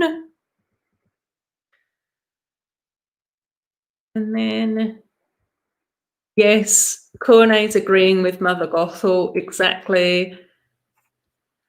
So the hair piece, exactly. Long red dress piece, perfect, exactly, yes. Yes. And then Diagon Alley, yes. Ollivanders is exactly what we've been building, Smarts. So there's the front of Ollivanders. And then we've got Scribulus, the stationery shop on the other side. So, and then I've just been putting in a few details in the back here very slowly. I've been going very slow tonight. But so I don't know whether or not Buckchop was on the stream at any point. I don't think did he turn up in the comments? Did I miss that? Sometimes Chop does stop in and sometimes he doesn't. I guess like with all of us, it just depends on what's going on in his life. But I'm sure that if you just message him and ask him about the train cam, he'll let you know. He's always very friendly and everything in comments. And I'm sure that Kaz will as well. I know that she recently posted a video with some sort of a GoPro-y type camera thing on her Mars mission mock thing that she's been doing. And Taishon is working on a new modular for the city. It's difficult at first trying to figure out which colours to use and if you have enough. Yes, agreed. I am usually just a very bad influence as well, Taishon, because I just spend all my money on Lego and then just have to eat noodles for a fortnight. For 2 weeks. Not everyone knows what a fortnight is. It's not the game. It's the time period. Smarts is saying that she loves my voice. Yeah, me just rambling on about nonsense forever. Right. Okay, so for Buki, okay, yeah, we'll sort out the links and everything later. So hopefully you guys will get in touch and do that. Brett, if you're going to send a link to Mama's Bricks, maybe send that to me as well because I quite like to check that out. Taishon, you've just exposed me, buddy. I don't have a name for my city yet. I'll just call it my Lego city. Yeah, I'm going to have to sort that out though. So I'm going to have to come up with something or another. I don't know. I kind of think to myself, it's going to have to be something along the lines of Heart Lake, which is the Lego Friends city. Like that's the name of the Lego Friends city, but it needs to be like more Australian than that. And then obviously there is sort of some Disney influence in there as well. So I'm not sure exactly how that's going to work.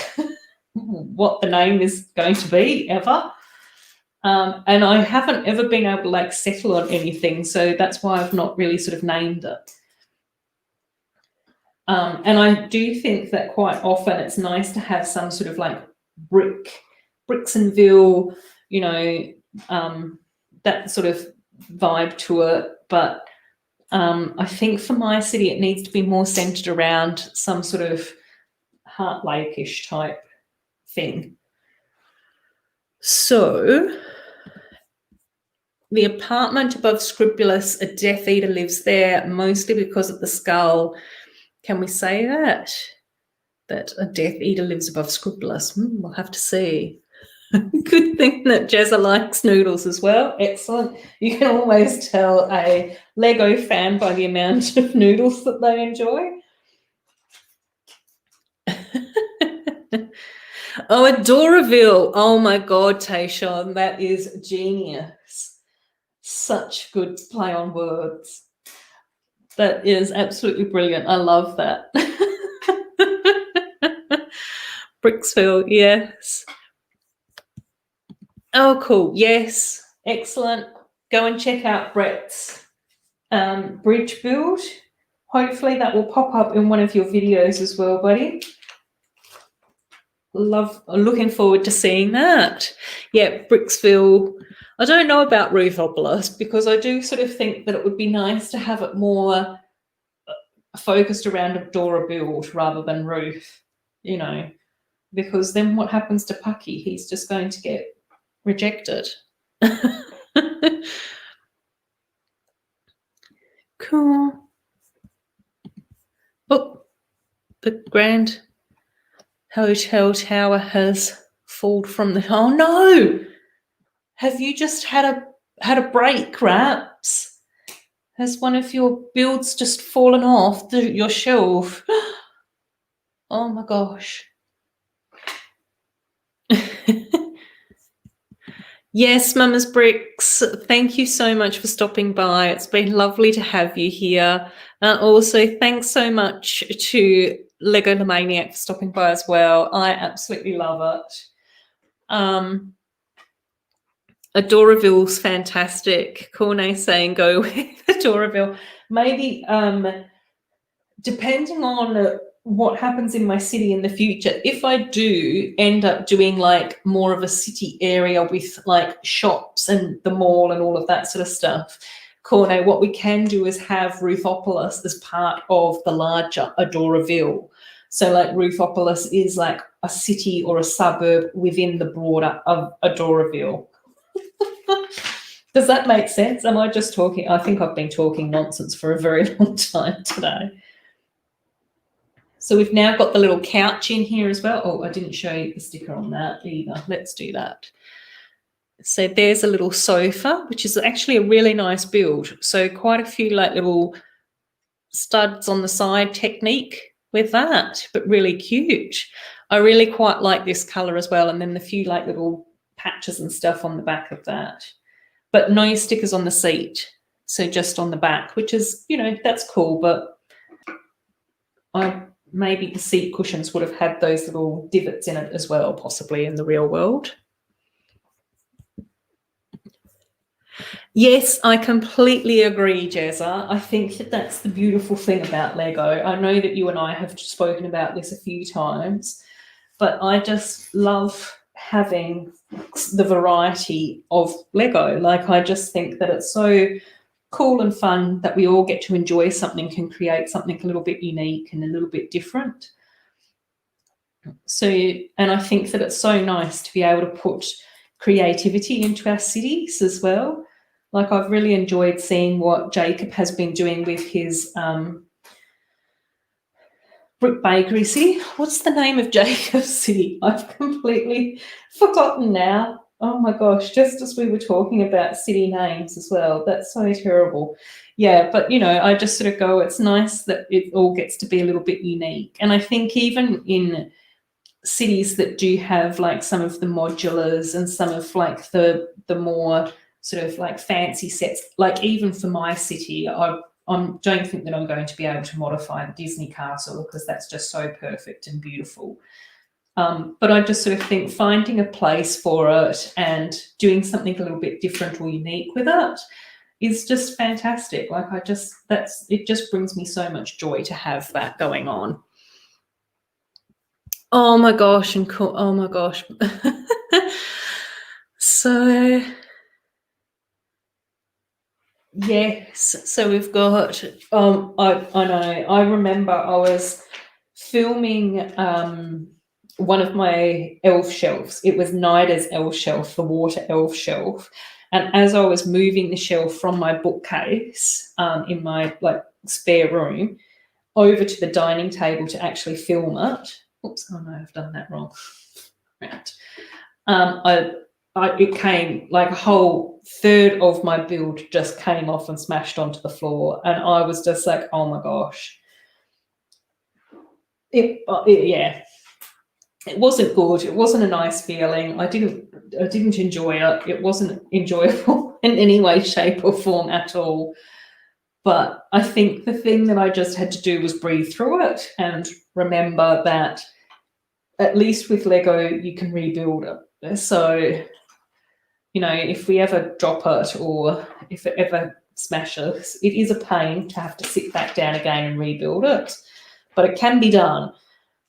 So, you know, yeah, I think I just took a deep breath and just had to power on. So hopefully, Wraps, you'll be able to do a bit of a rebuild for your wonderful design. Hopefully it's not going to be too awful for you to have to put it all back together again. I think one of the hardest factors for me was to actually find all the parts. That was a bigger pain than anything else. Oh, I missed some studs on the armrests. Oh, yes, I did too. Thanks, KORNÉ. Thank you, my Lego son, for keeping an eye on me. You're the best. Love you. I don't know why I was doing it like that either. It's getting late here, guys.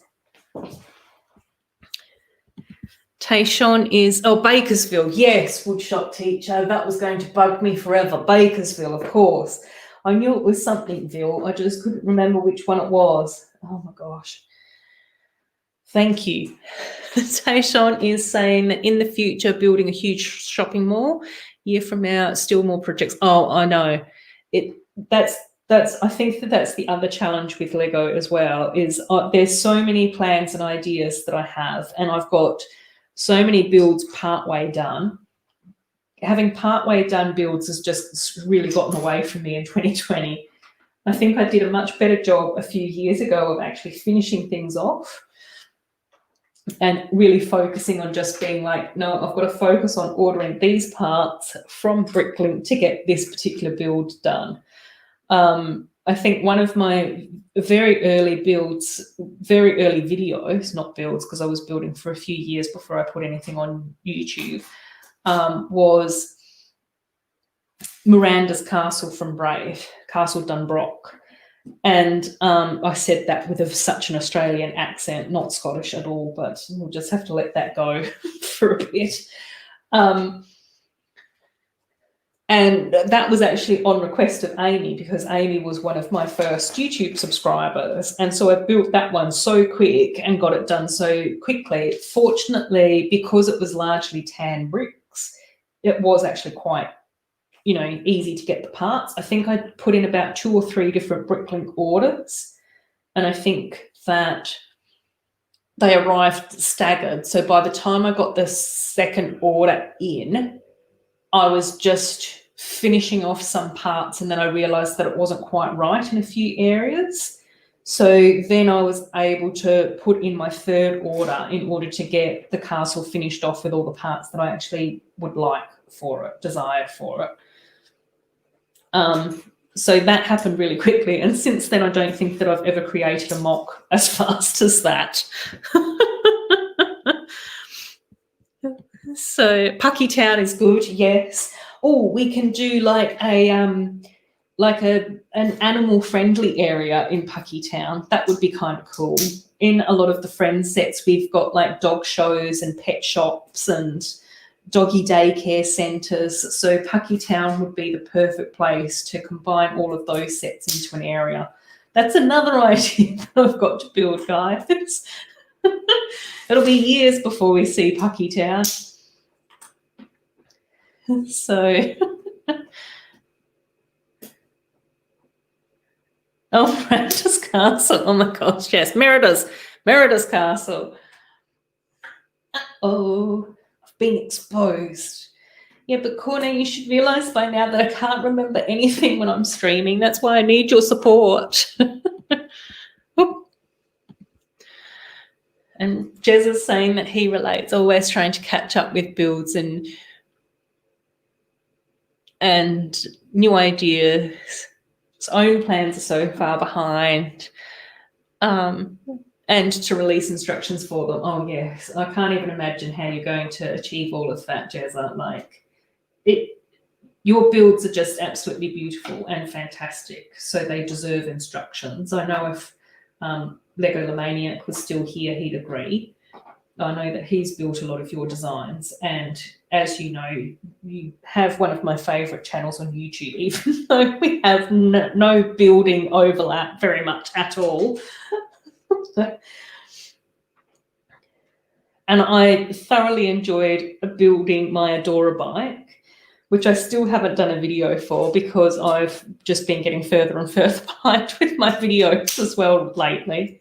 But hopefully one day I'll be able to do my Adora bike video as well. So that definitely needs to happen because that was such an enjoyable build. Really, really good fun.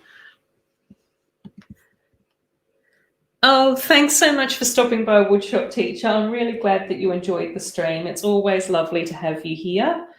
So, yes, go and have some dinner and enjoy washing your Lego, your bulk, lots of beautiful and wonderful Lego that then needs to be sorted to within an inch of its life. So... Oh, M Productions is here. Hi, mate. How you going? Currently have a thunderstorm over here, so be here all evening. Yes, I think I'll probably end up building for a little bit longer as well. It's almost been 3.5 hours, not quite, but almost. So I can definitely understand if people do need to get going, because I think listening to 3.5 hours of me might be a bit much. But it's always nice to have you guys stop by. I say that all the time. You don't need to be here for the whole time. I completely understand that. All good? Right, okay. We get to spin this around again. So you guys get to see a little bit of the interior here as well. Well, we've got a lot in common though, Jezza. We love our details. We do like making sure that everything's detailed. I think that we're also a little bit fussy about our builds as well. So I get quite fixated on making sure that I have the specific right part for my build.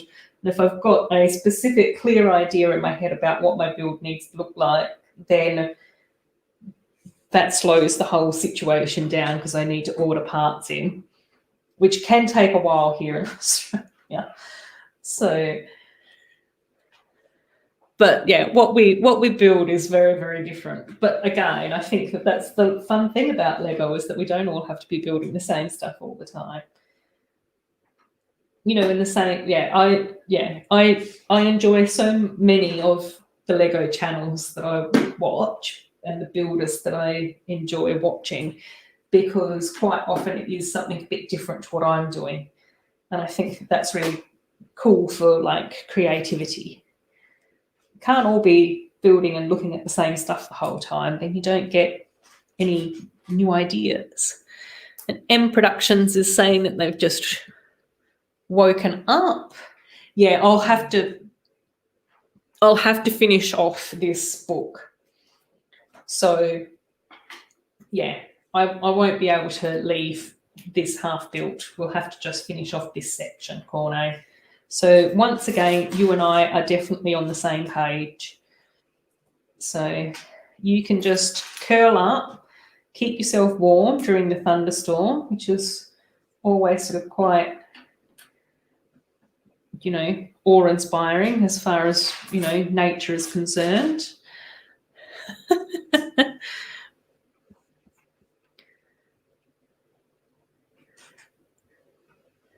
Yeah. How long have I been building for? Yeah, almost 3.5 hours.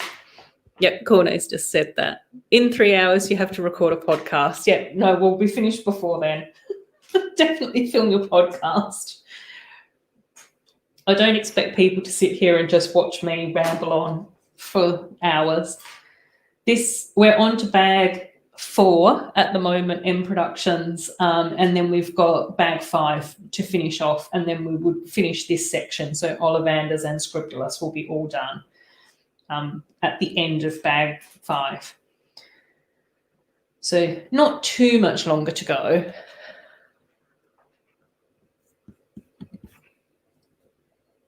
So Raps is saying, yesterday finished my working checkout. I have to do it with a pneumatic tyre, 3 black cylinders joined together, which they are actually the pieces that move the pneumatic, and then you put it in a box.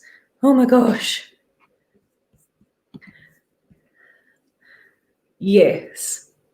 Going to go to the store today and might be getting some Lego. Yay! Yes. Oh, Tayshawn, you do need to do some more live streams when you can, buddy. It was really enjoyable. Like, I mean, I wasn't able to watch your live stream live, but I really enjoyed watching the replay of that. I did only see part of the first one and a little part of the second one, but both times it was really cool. So, yes, definitely stream more if you can. And then Raps is saying, finished it off with grey pieces and then done. Cool. M Productions, I can't even imagine how challenging a podcast must be. Like I was saying earlier, you know, I think, how many live streams have I done now just on my channel? I think this is about my 4th or my 5th live stream. And then I was really lucky about doing a handful of live streams with other people to start with, but I honestly don't know how I would ever be able to go doing a podcast. So more power to you, buddy. Like, that's just awesome. Super impressed by even having you attempt a podcast. So yes, do whatever you've got to do in order to sort stuff out for your podcast as well. Again, don't ever feel obliged that you have to hang out here and all of that sort of thing. Come and go as you please and as you need. I do know that a lot of the time it is the weekend for you guys, and quite often it's a lot earlier in the day for most of you as well. So yes, enjoy your weekends, do stuff that you love and enjoy. And if that involves just hanging out with me for a little bit, then that's super cool. So yeah, you'll have to let us know all that. Let us know the details of your podcast as well in productions.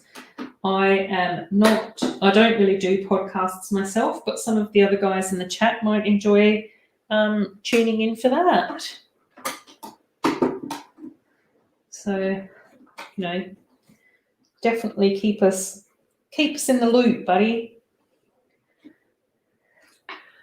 So, and Raps is saying, how I wish in my city there would be a Lego shop, but there's not. They're just crying. I know, I think that's the thing in any Lego city. You kind of need to have a Lego store, and I don't have one either, Raps. So you and I are both in the same boat.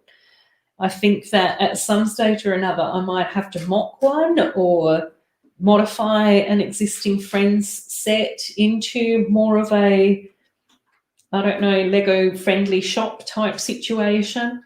But I also think that it's one of those random things where I just sort of go, I don't know how I feel about my Lego city getting a Lego shop before I actually have a Lego shop that I can actually go to in the real world rather than just in the city.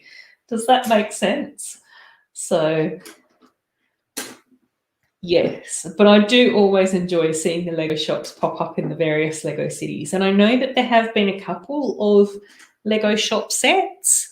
Is that what's going on? Yes, Tayshawn's off. Yes, thanks for stopping by. Oh, Yes, oh, definitely. I always enjoy your builds, Tayshawn. So I'll have to check that out. Oh, in your actual city, in real life. You're like me, Raps. I don't have a Lego city either. Oh my gosh, I forgot to put the chimney in. Whoops. No, I don't have a Lego store here either. I have to either go to different shops that stock Lego or order it online. So when you're talking about delivery times and all of that sort of thing, yeah, I'm the same. So yeah, I think I ordered Diagon Alley when it was first came out, like on the day that it launched here in Australia and was released in Australia. And then a week or so later, I ordered a couple of other Lego sets from the Lego store. And those sets actually arrived before this one. So I think that you and I might be a little bit similar in the fact that different what was I saying? I've forgotten. Oh, that different what was I saying? Oh, that we have to just order and then we have to sort of wait, because I know that you were saying that earlier in the chat. Oh my God, I just completely lost all trains of thought then on multiple times. That's terrible. Yes, that's really, really exciting, KORNÉ, that the house sold and all of that is happening for you, buddy. So that's super cool. I'm really pleased that that's what's going on. So hopefully there'll be good things happening around all of that sort of stuff, which will be cool. So it is, it is quite stressful having to move and buying a house and all of that sort of stuff as well. So hopefully that will all be quite, easy for you, particularly in your first year of university and during your internship and all of that sort of thing as well. So self-care is important, my friend. So make sure that you're doing enough of that you're taking your downtime just to enjoy life, which is always important.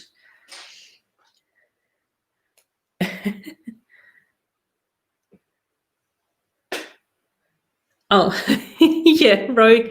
Yeah, Jess is in the same boat. So there's a lot of us that don't have Lego stores nearby, which I think is a bit of a challenge, particularly when you I think that's probably been one of the tricky things about watching YouTube videos. By and large, there's so much that's positive about it, but I do think one of the tricky things is then thinking that everyone lives really close to Lego shops and they can all go to Lego stores all the time, which is probably not really the reality of everything.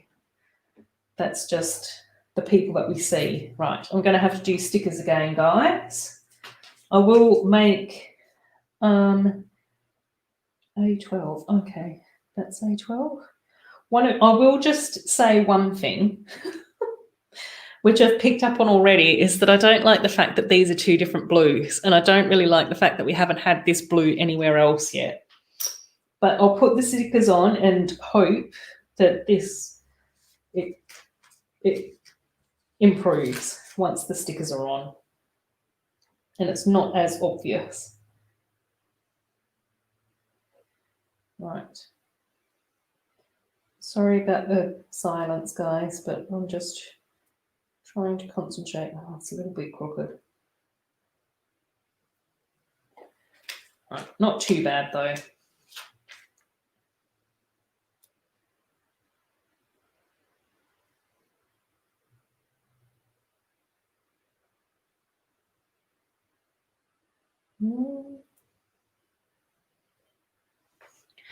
Okay, first sticker, fear of flying classes, and then we've got the identical side on the back. So that goes up in here.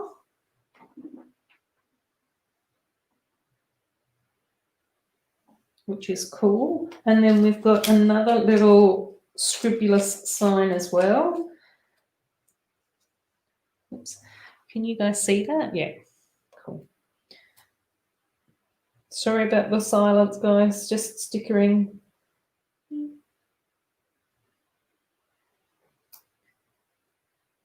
Right. That's not too bad either. And then this scrupulous. And then it says, what does it say underneath it? Writing instruments? I don't know. I can't. I'm 175 years old, so I can't really read what that says. Writing instruments, I think. And then that one goes in here. So I like that. Which is cool. Oh, yes. Here, we can do that now. Mini doll. Puglet. And my little puglet in the real world is actually snoring on the sofa.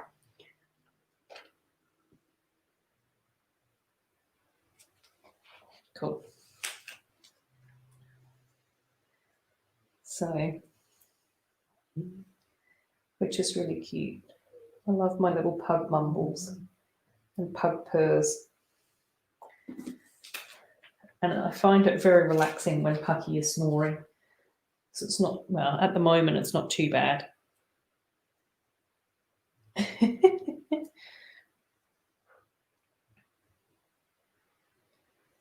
KORNÉ's helping me out in the chat again, saying, yes, it is writing implements, which is good.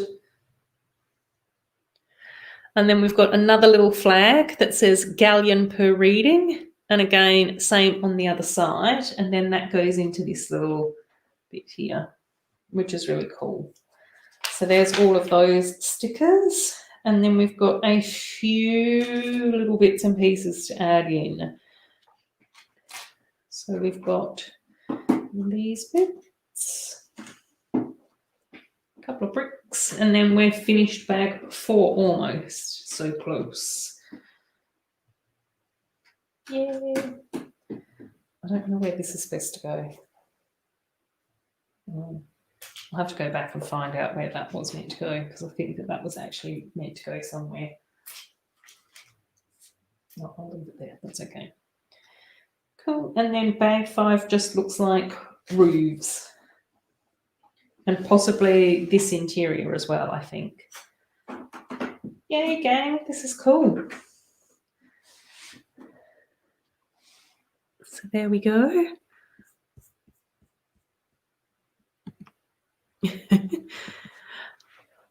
Right, bag number 5.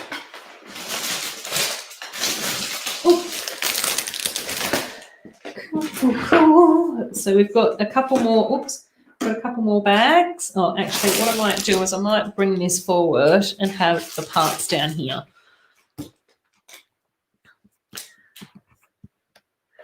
Cool. Raps is saying that they've just finished the autumn display in Heart Lake City. 4 displays a year, spring, summer, autumn, winter. Put the mini dolls in Halloween dress-ups and put lots of stuff on the building. Scary. Oh, that's so cool, Raps. And then KORNÉ saying, love to see that. Do you have Insta? Yes, you have to share your details, Raps, so a few more of us can check that out. Sure that there's going to be lots of us that are keen to see your builds.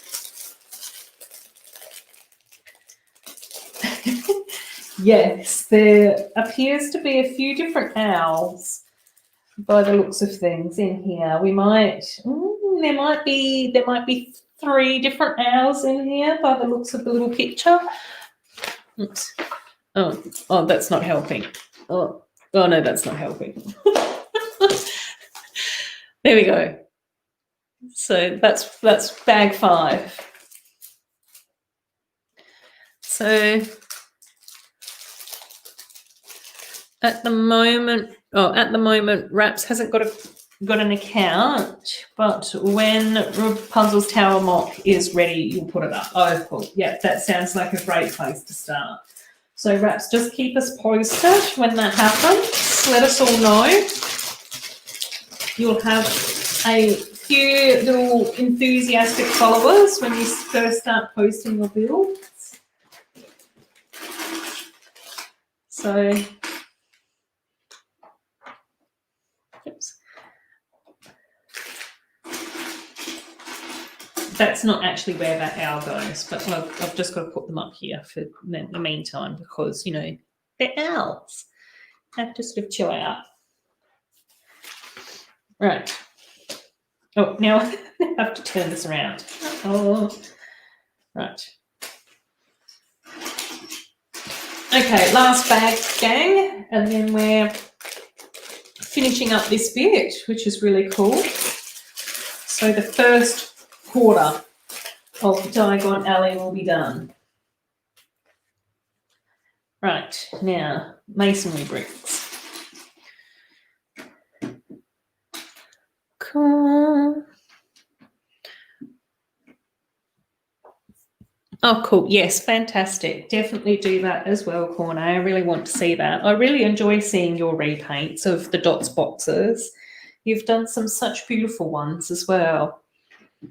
You know, with all the flowers and different bits and pieces. It's been so nice to see them. Very creative. I think your students will really enjoy having you as a teacher as well, I think, for that same reason, that creative energy. Right. I can't find the brick that I need. Let's just skip over that brick. Oh, yeah, let's get that brick. This one. Oh, here it is. Cool. Right. I am really enjoying the detail that has gone into this build as well. Like, I must admit, just about all of the Harry Potter sets that I've built have been super detailed anyway, you know, even if they are quite small. But I can just really get the sense that the designers have gone above and beyond to make sure that this is, you know, really special. Okay, we've got more wand boxes going on.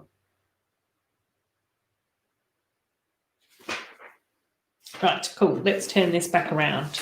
So you get to see the front of the house. Yay. Right, bookcase. Another wand.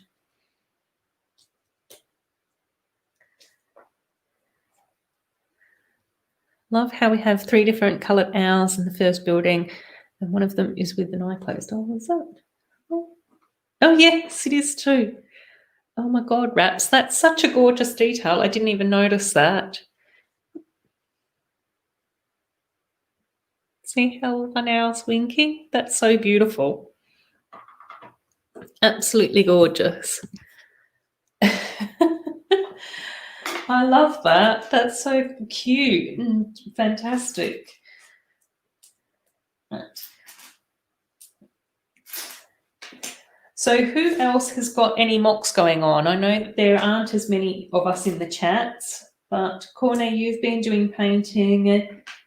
Raps, you've been planning your Rapunzel Tower mock. Who else is around that's been doing any building mocks? Let us know in the chat what's going on. And again, even if you aren't doing any building. No, I forgot to put up my like. So sorry. That's okay, Raps. It's nice that you've remembered. And it's nice that you've reminded people. I'm so terrible and forgetful when it comes to asking people to do that stuff.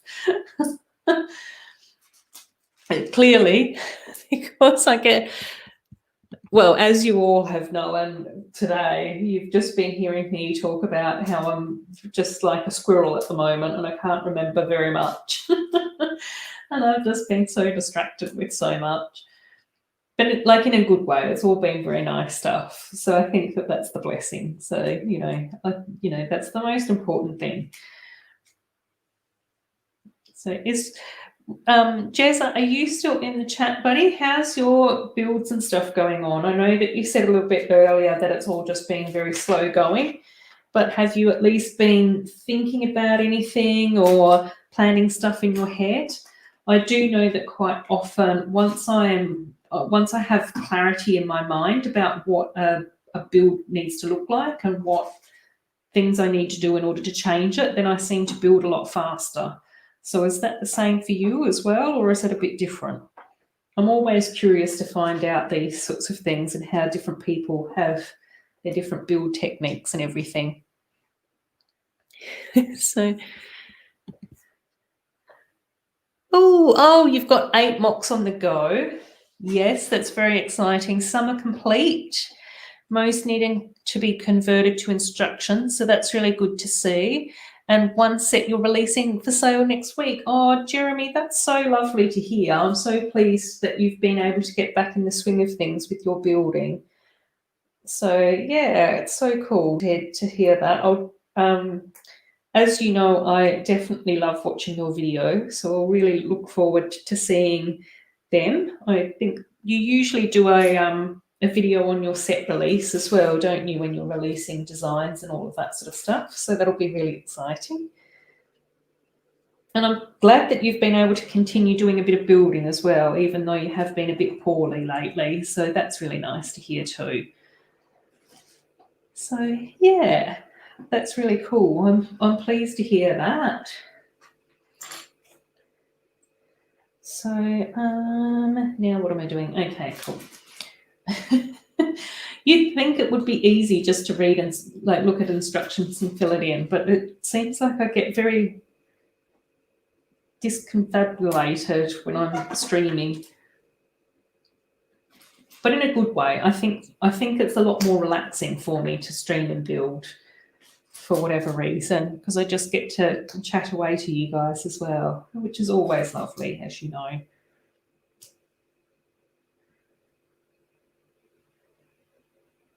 So just trying to straighten up the tiles so that they don't look like super wonky wand boxes. Not that that matters, because I think that that's fine for wand boxes. And then I also like the fact that we've just got one little rogue magenta wand box over here as well. So there's been no other magenta wands anywhere. All of a sudden, it's just one little one that pops up. But that's the nice thing about having wands that choose the wizard. Some might just sit there for a very long time in their magenta box. So, Jeremy, can you give away any more secrets about what set you might be releasing next week? Is it part of your cyberpunk series, or is it something a little bit different? Any hints or exclusives into information going on there?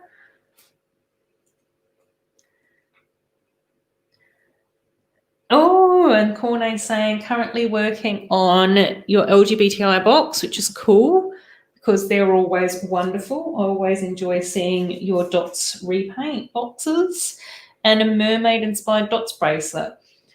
Are we getting an official mermaids dots bracelet? Is that one of the new sets that's coming out at some stage or another? I think that they were meant to be out in September, but we've not seen or heard anything about them yet. So that's going to be really interesting to get some more printed tiles. I really like those printed tiles. So far, I've only been able to include the dots printed tiles in my little cube, the Puggy and Ruth cube that I did a little while ago, which was really cool. I enjoyed having Pucky on a rainbow. I was going to say on a rainbow bracelet, on a rainbow dog blanket. Oh my gosh! To be fair though, it's almost midnight here, but I'm determined. We've just got this bag to do, and then we'll be finishing up. But I'm determined to get this build finished for today. At least we'll know for next time that it's going to take quite a while. So that'll be good. Right. And then some more little stripy wand boxes. Oh, here, I should show you guys that as well. There we go. 2. Oh, cool. Oh, fantastic. Yeah. So KORNÉ saying that the official mermaid bracelet is going to be the skinny bait bracelet, which is the one that none of us have seen anything about. And KORNÉ is currently working on a regular size dots bracelet, which is like the 2 studs wide bracelet. So that's really cool. And then Raps is still planning and thinking about how to do the tower roof, because you can use the old tower roof to put the constructions at the side back in the tower and the new roof at the front. Yeah. Yeah, sounds like you're still planning though. There might need to be a bit of experimentation to get that looking how you want it to.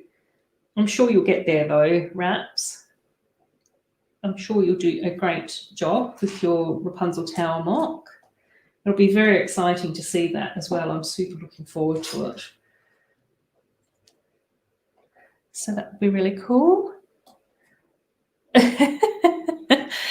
KORNÉ saying goodbye. That's cool. Fries are done. Got to eat. Yes, definitely go and eat, my friend. It's been great having you here in the chat, but obviously you need sustenance and to make sure that you look after yourself. We'll continue to power on for a little bit longer in the hopes that I'll be able to get this done. Right. So there's the other little wand shelf, which looks absolutely beautiful. Right, and now we're making another little, looks like another desk. So we can get on with that, yes. And Raps is definitely doing lots of planning. Can see that in the chat as well.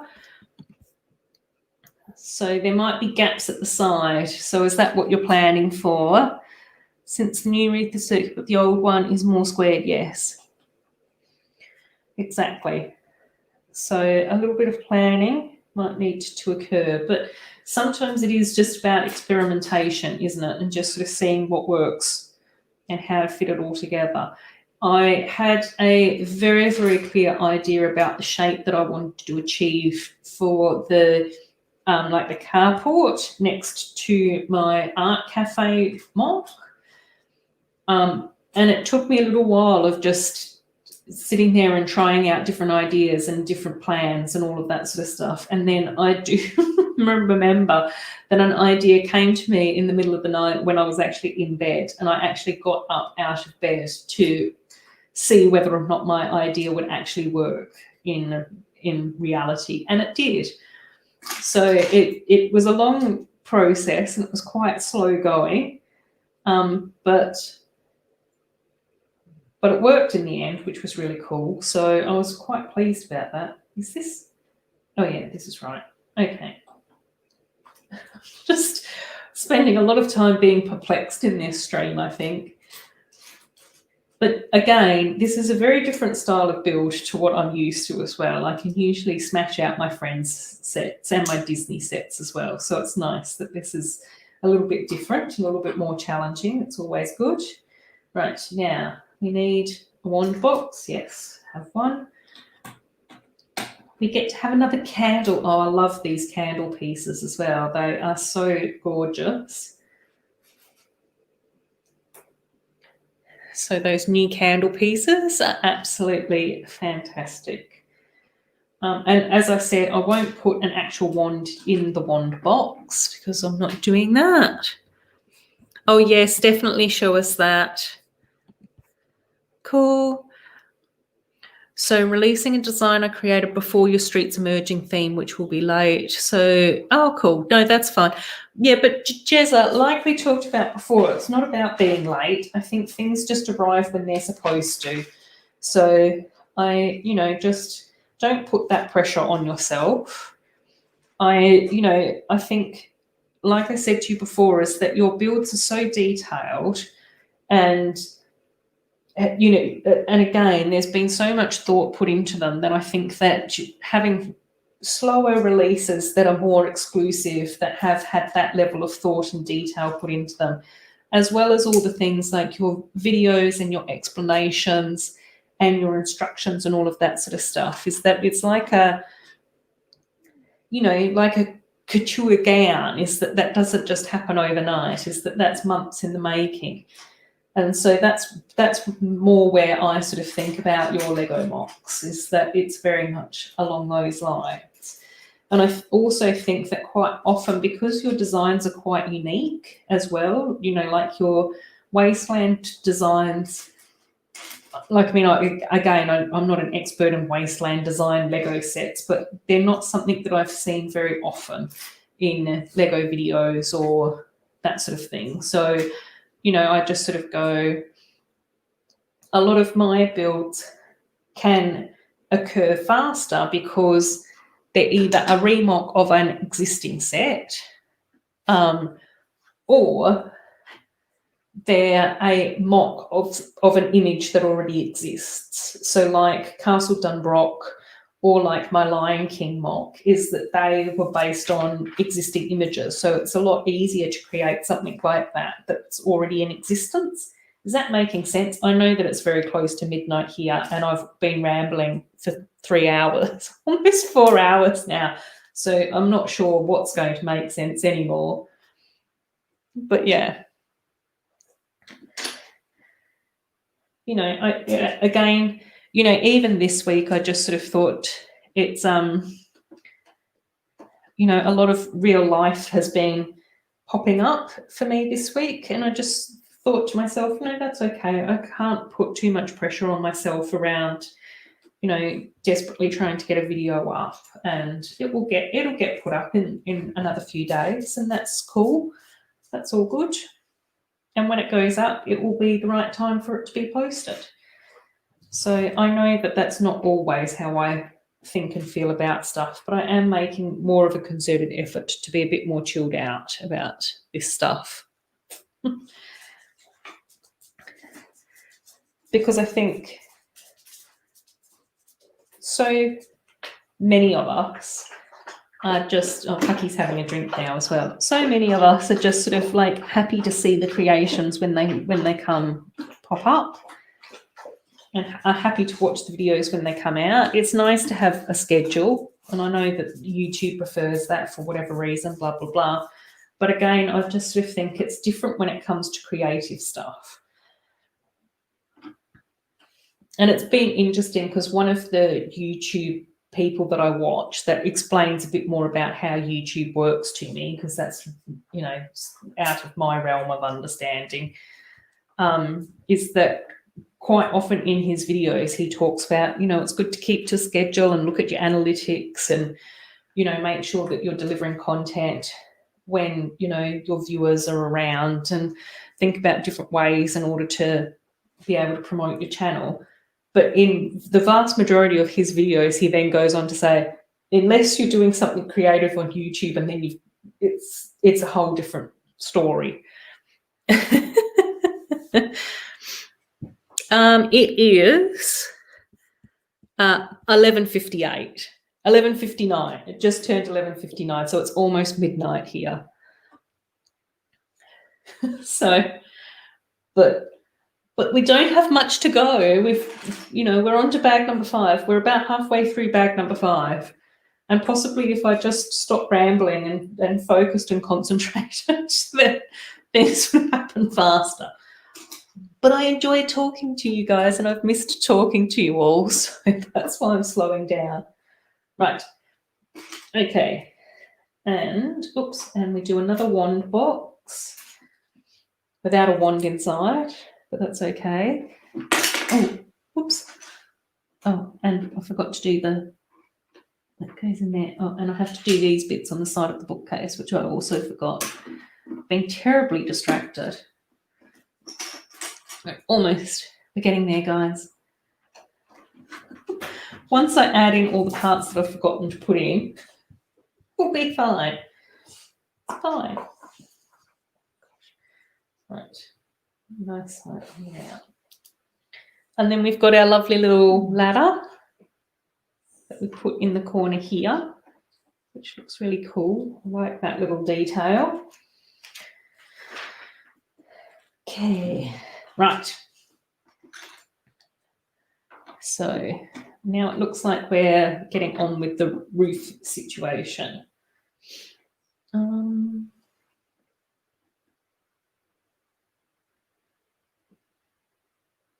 okay, right, yeah, cool. Oops.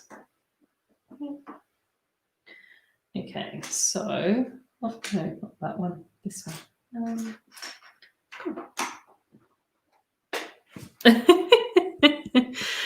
Oh, so it's 6 p.m. in the afternoon for you, Raps. Yeah, but again, like with Jezza, like honestly, your builds are just so fantastic. So just, you know, do your best to be kind to yourself. I think that that's been my philosophy for 2020, is trying to learn how to be a bit more kind and patient to myself.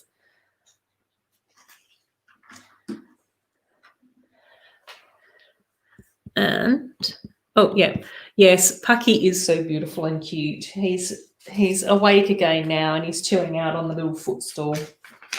So he's living his best life as per usual, which is gorgeous. I love my little doglet. He's so precious. Right, now, focus. I've got to try and focus for the final push, gang.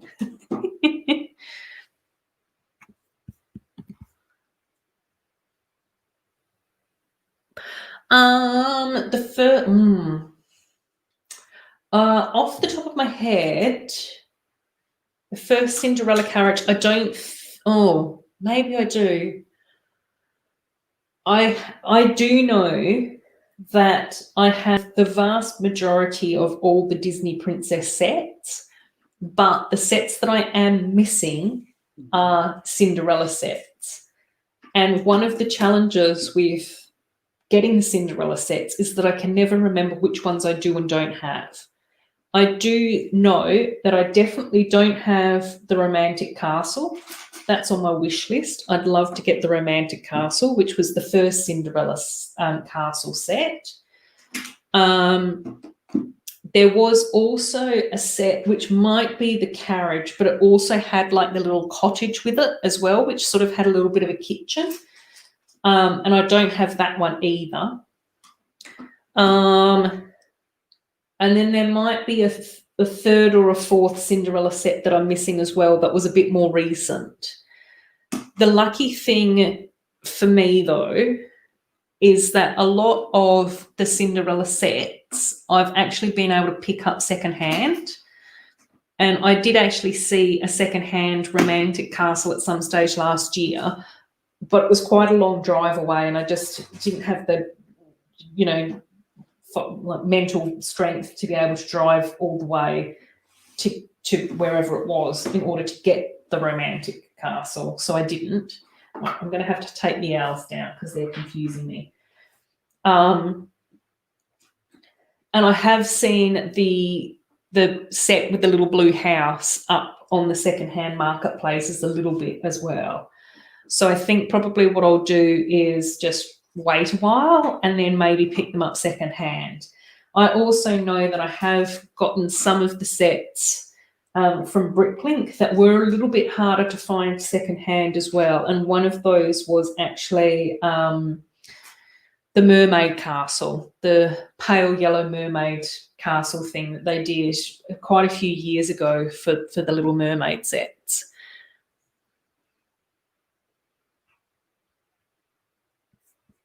Oh, cool. Yes, I'm glad that you've got the Romantic Castle. I think that that's a really lovely build in productions. You don't own any of them. Yeah, that's okay. Quite often, Raps and I get very specific about our Disney princess sets. So I don't think that Rogue Transformations owns any of Disney princess sets either. So, but, you know, like I always say, that's the beauty of Lego, is that there's so much variety that there's something for all of us to enjoy. So, yes. Yeah, but yeah, I do have a list somewhere, because I have to write down on the different sets that I would like to be able to get. And I do know that the Cinderella sets are on that list. There's a few of them, yeah. Yes. Yeah.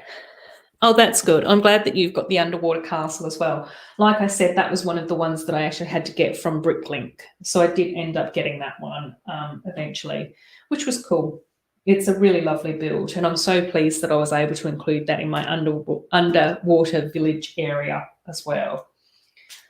So I think that that's ended up looking really lovely there. Right. Okay. Need this.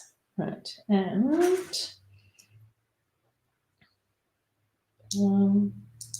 this. Now I'm starting to talk to myself again, guys. We're almost done though. We're getting there. M Productions, how are you going with your podcast preparation, mate? I hope that that's all going well, that you're starting to wake up and feel a bit more raring to go with that.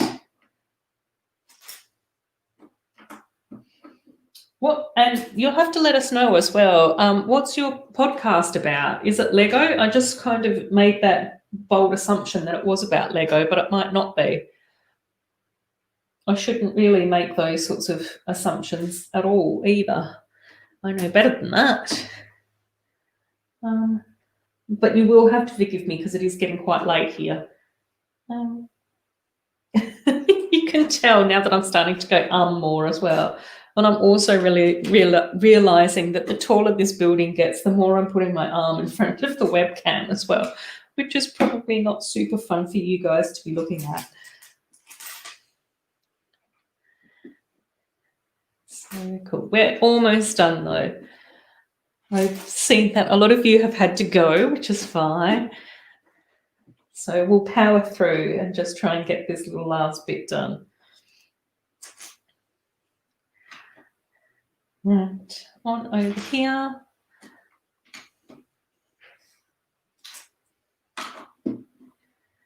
More little bricks here. That's good.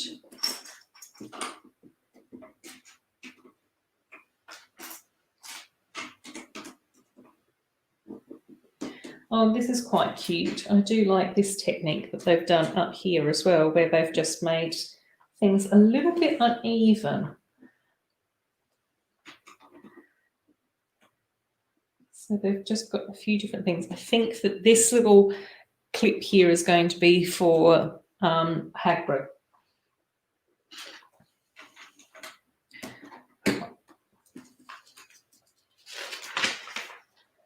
Right, chimney time, gang. Right. So don't own any mermaids yet. That might be a future theme for you though, Jezza. Never say never, as you said. I can see you doing some sort of gothic mermaid underwater creation at some stage in your building time.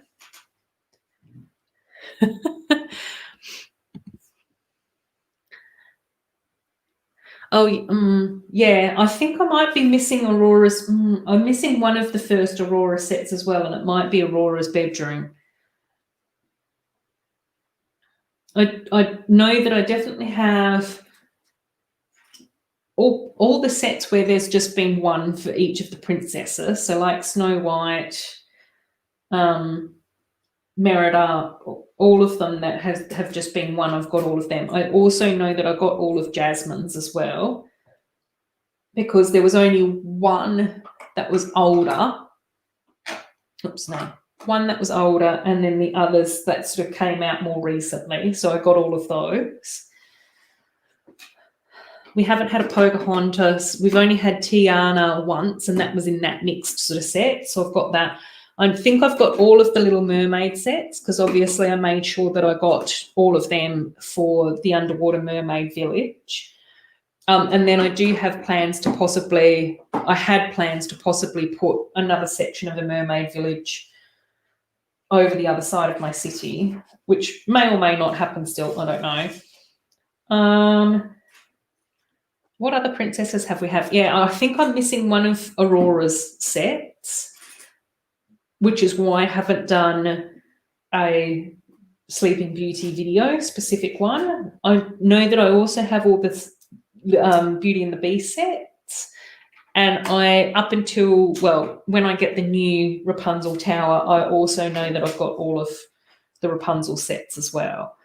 So, yeah, I think I am missing one of the Sleeping Beauty ones, and then I'm missing whatever Cinderella sets that I'm missing. But like I said, I do have them all on a list. I have gone through and listed them all. And then I've also gone through on Brickset and put all my sets up on Brickset as well, which is a very scary situation to be in. It's good. I love Brickset for keeping track of your sets, but it's also a bit... it just basically highlights how much I've spent on Lego. So I don't know whether or not that's necessarily a healthy thing to be showing me. Yeah. Oh, yeah. Oh, and then the Frozen sets. Yeah, I do know that I've got all the Frozen sets as well. I think there was one double up of the castle. So there was a castle that was released twice, and I think that it did have 2 different set numbers as well, but I only got one of those. I wasn't going to buy 2 for the sake of having the same castle with a different set number. I thought that was just a bit crazy and ridiculous.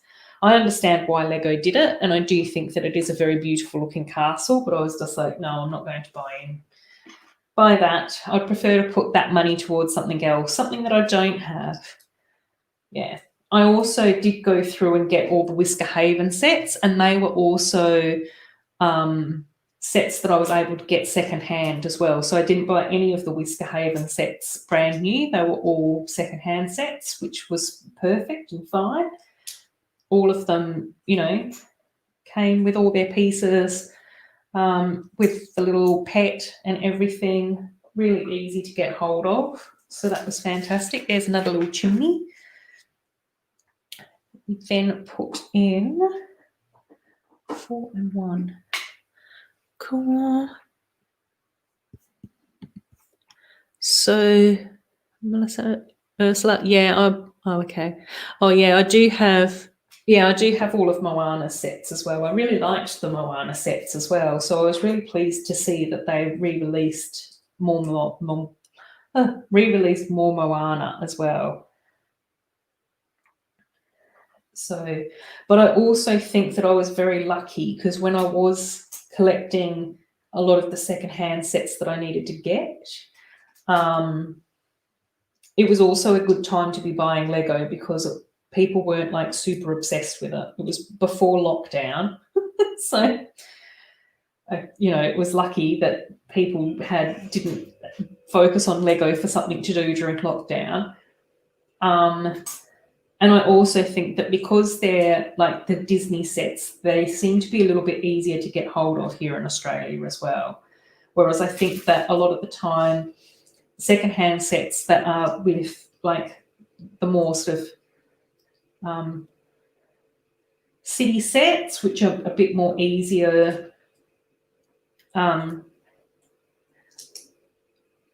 Star Wars sets and all of that sort of stuff, is that they seem to be a little bit more, they get picked up a lot faster on the secondhand market. Does that make sense? I don't know. I'm very rambly. I do apologise to the best 3 people that are still watching my stream. But look at how cute that chimney is.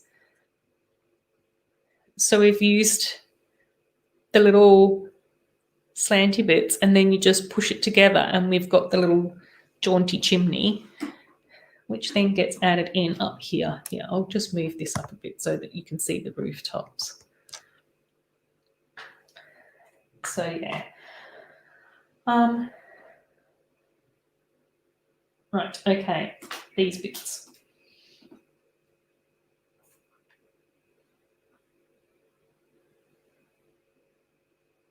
Oh, hang on.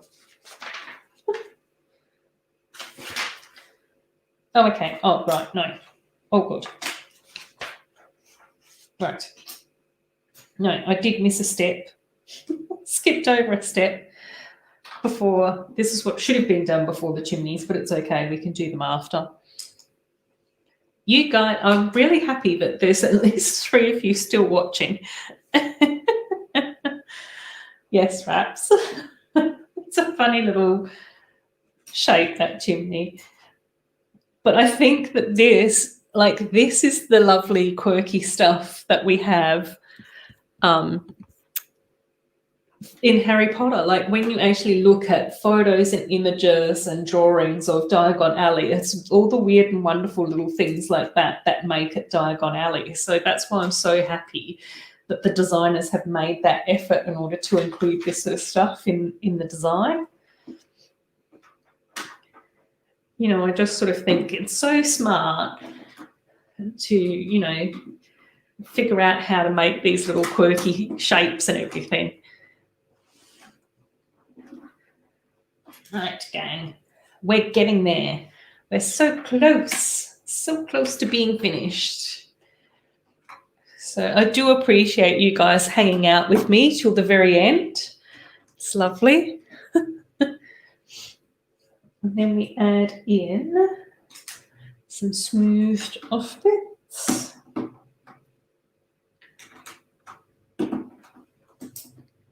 Along the top, which is also very cool.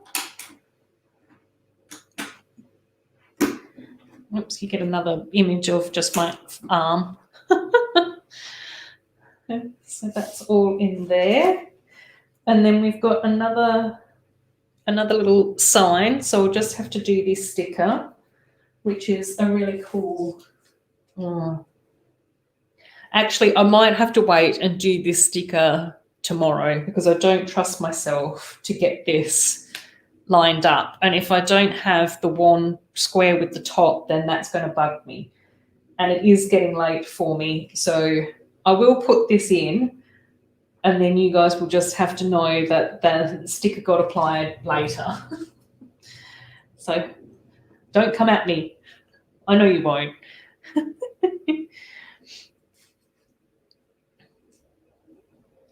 Oh. Oh, thanks. Thanks. It's fine to click in and out. It's been a very strange stream.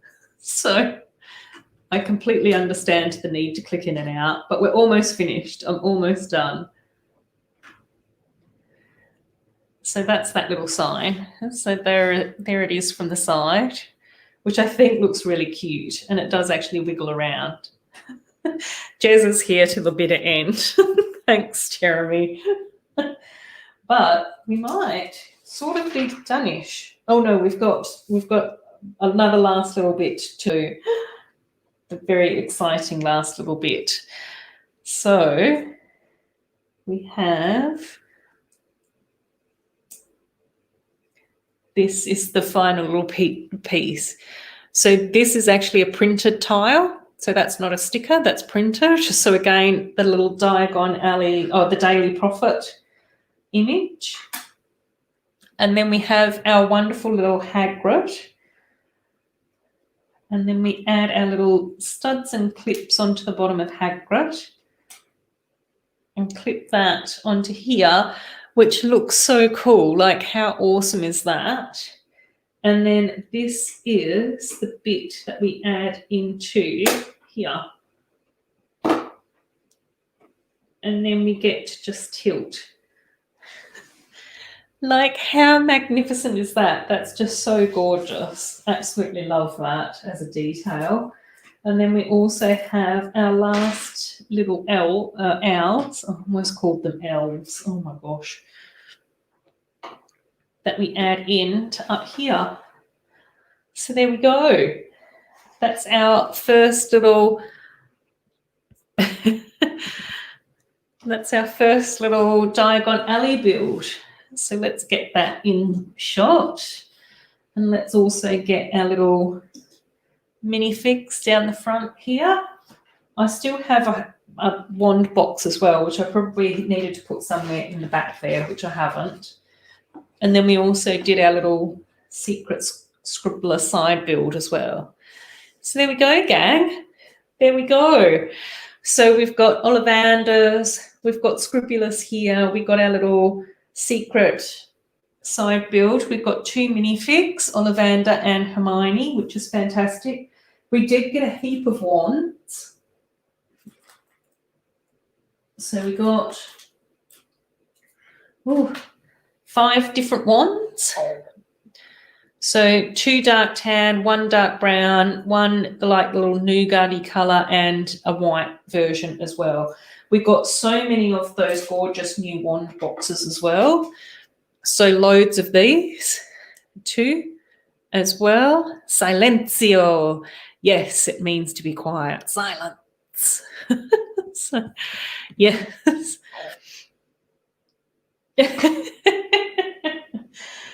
So there's all that, and then we get to also have a look at the back.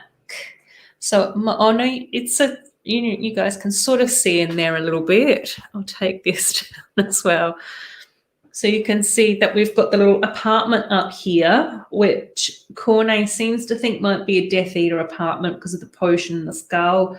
We've got the stationery shop down here, which does have the lovely quills and inks on one side and the little desk. Then we've got Ollivander's, the wand shop here, where we get to move the staircase in and out, which is absolutely fantastic. Love it. And then we've got the desk, wand boxes, wand boxes, wand boxes, the lovely ladder, another desk up here and a little chair. So I just sort of go, again, fantastic, beautiful design. Love the look of it. It's so gorgeous. And with all my talking and chatting and catching up that we did, it took me 4 hours and 20 minutes. So thank you all so much for watching. Absolutely super appreciate you all stopping by and saying hello. But it is 20 past 12 now for a couple of us, isn't it, Dan? A few of us here in Perth, late night YouTube watching. So I will say goodbye to all of you, and I super, super appreciate those of you who have been here till the bitter end. Jezza, yes. Raps, I know that you came in a little bit late, but you got to see the end of the stream, so it all it all worked out in the end. Oh my gosh, yes, I know, Dan. The chimney is absolutely such a fantastic design. Boop, boop. Super cool. Love it. And then I also absolutely love Hagrid and just being able to fly along carrying the Daily Prophet as well. I think that's absolutely fantastic. So really lovely build, which means that all of book 1 is done. Next week, we will probably carry on and, oops, that's book 3. All my books are rolled up. And undertake maybe book 2. So let's see how we go with that. And that's going to be the quality Quidditch supplies and then also the Daily Prophet on one side as well. So that's what we'll be building next week. And then we will see how we go with Harry Potter. We might take a little break and build something else in between and then pick up on book 3 and 4. So as always, absolutely love you. It's fantastic. Enjoy the rest of your weekend, Raps. I'm just really looking forward to seeing all your mocks and everything. Take care, Jezza. I really hope that you have a wonderful week. I'm looking forward to seeing some of your new stuff that you'll be launching soon. Dan, enjoy your evening, buddy. Rest up. Have a good night. I will probably cruise around on YouTube for a little while too now. So night, all. Take care. Enjoy your weekends. Lots of love and hugs to you all as well. I see you. Bye-bye.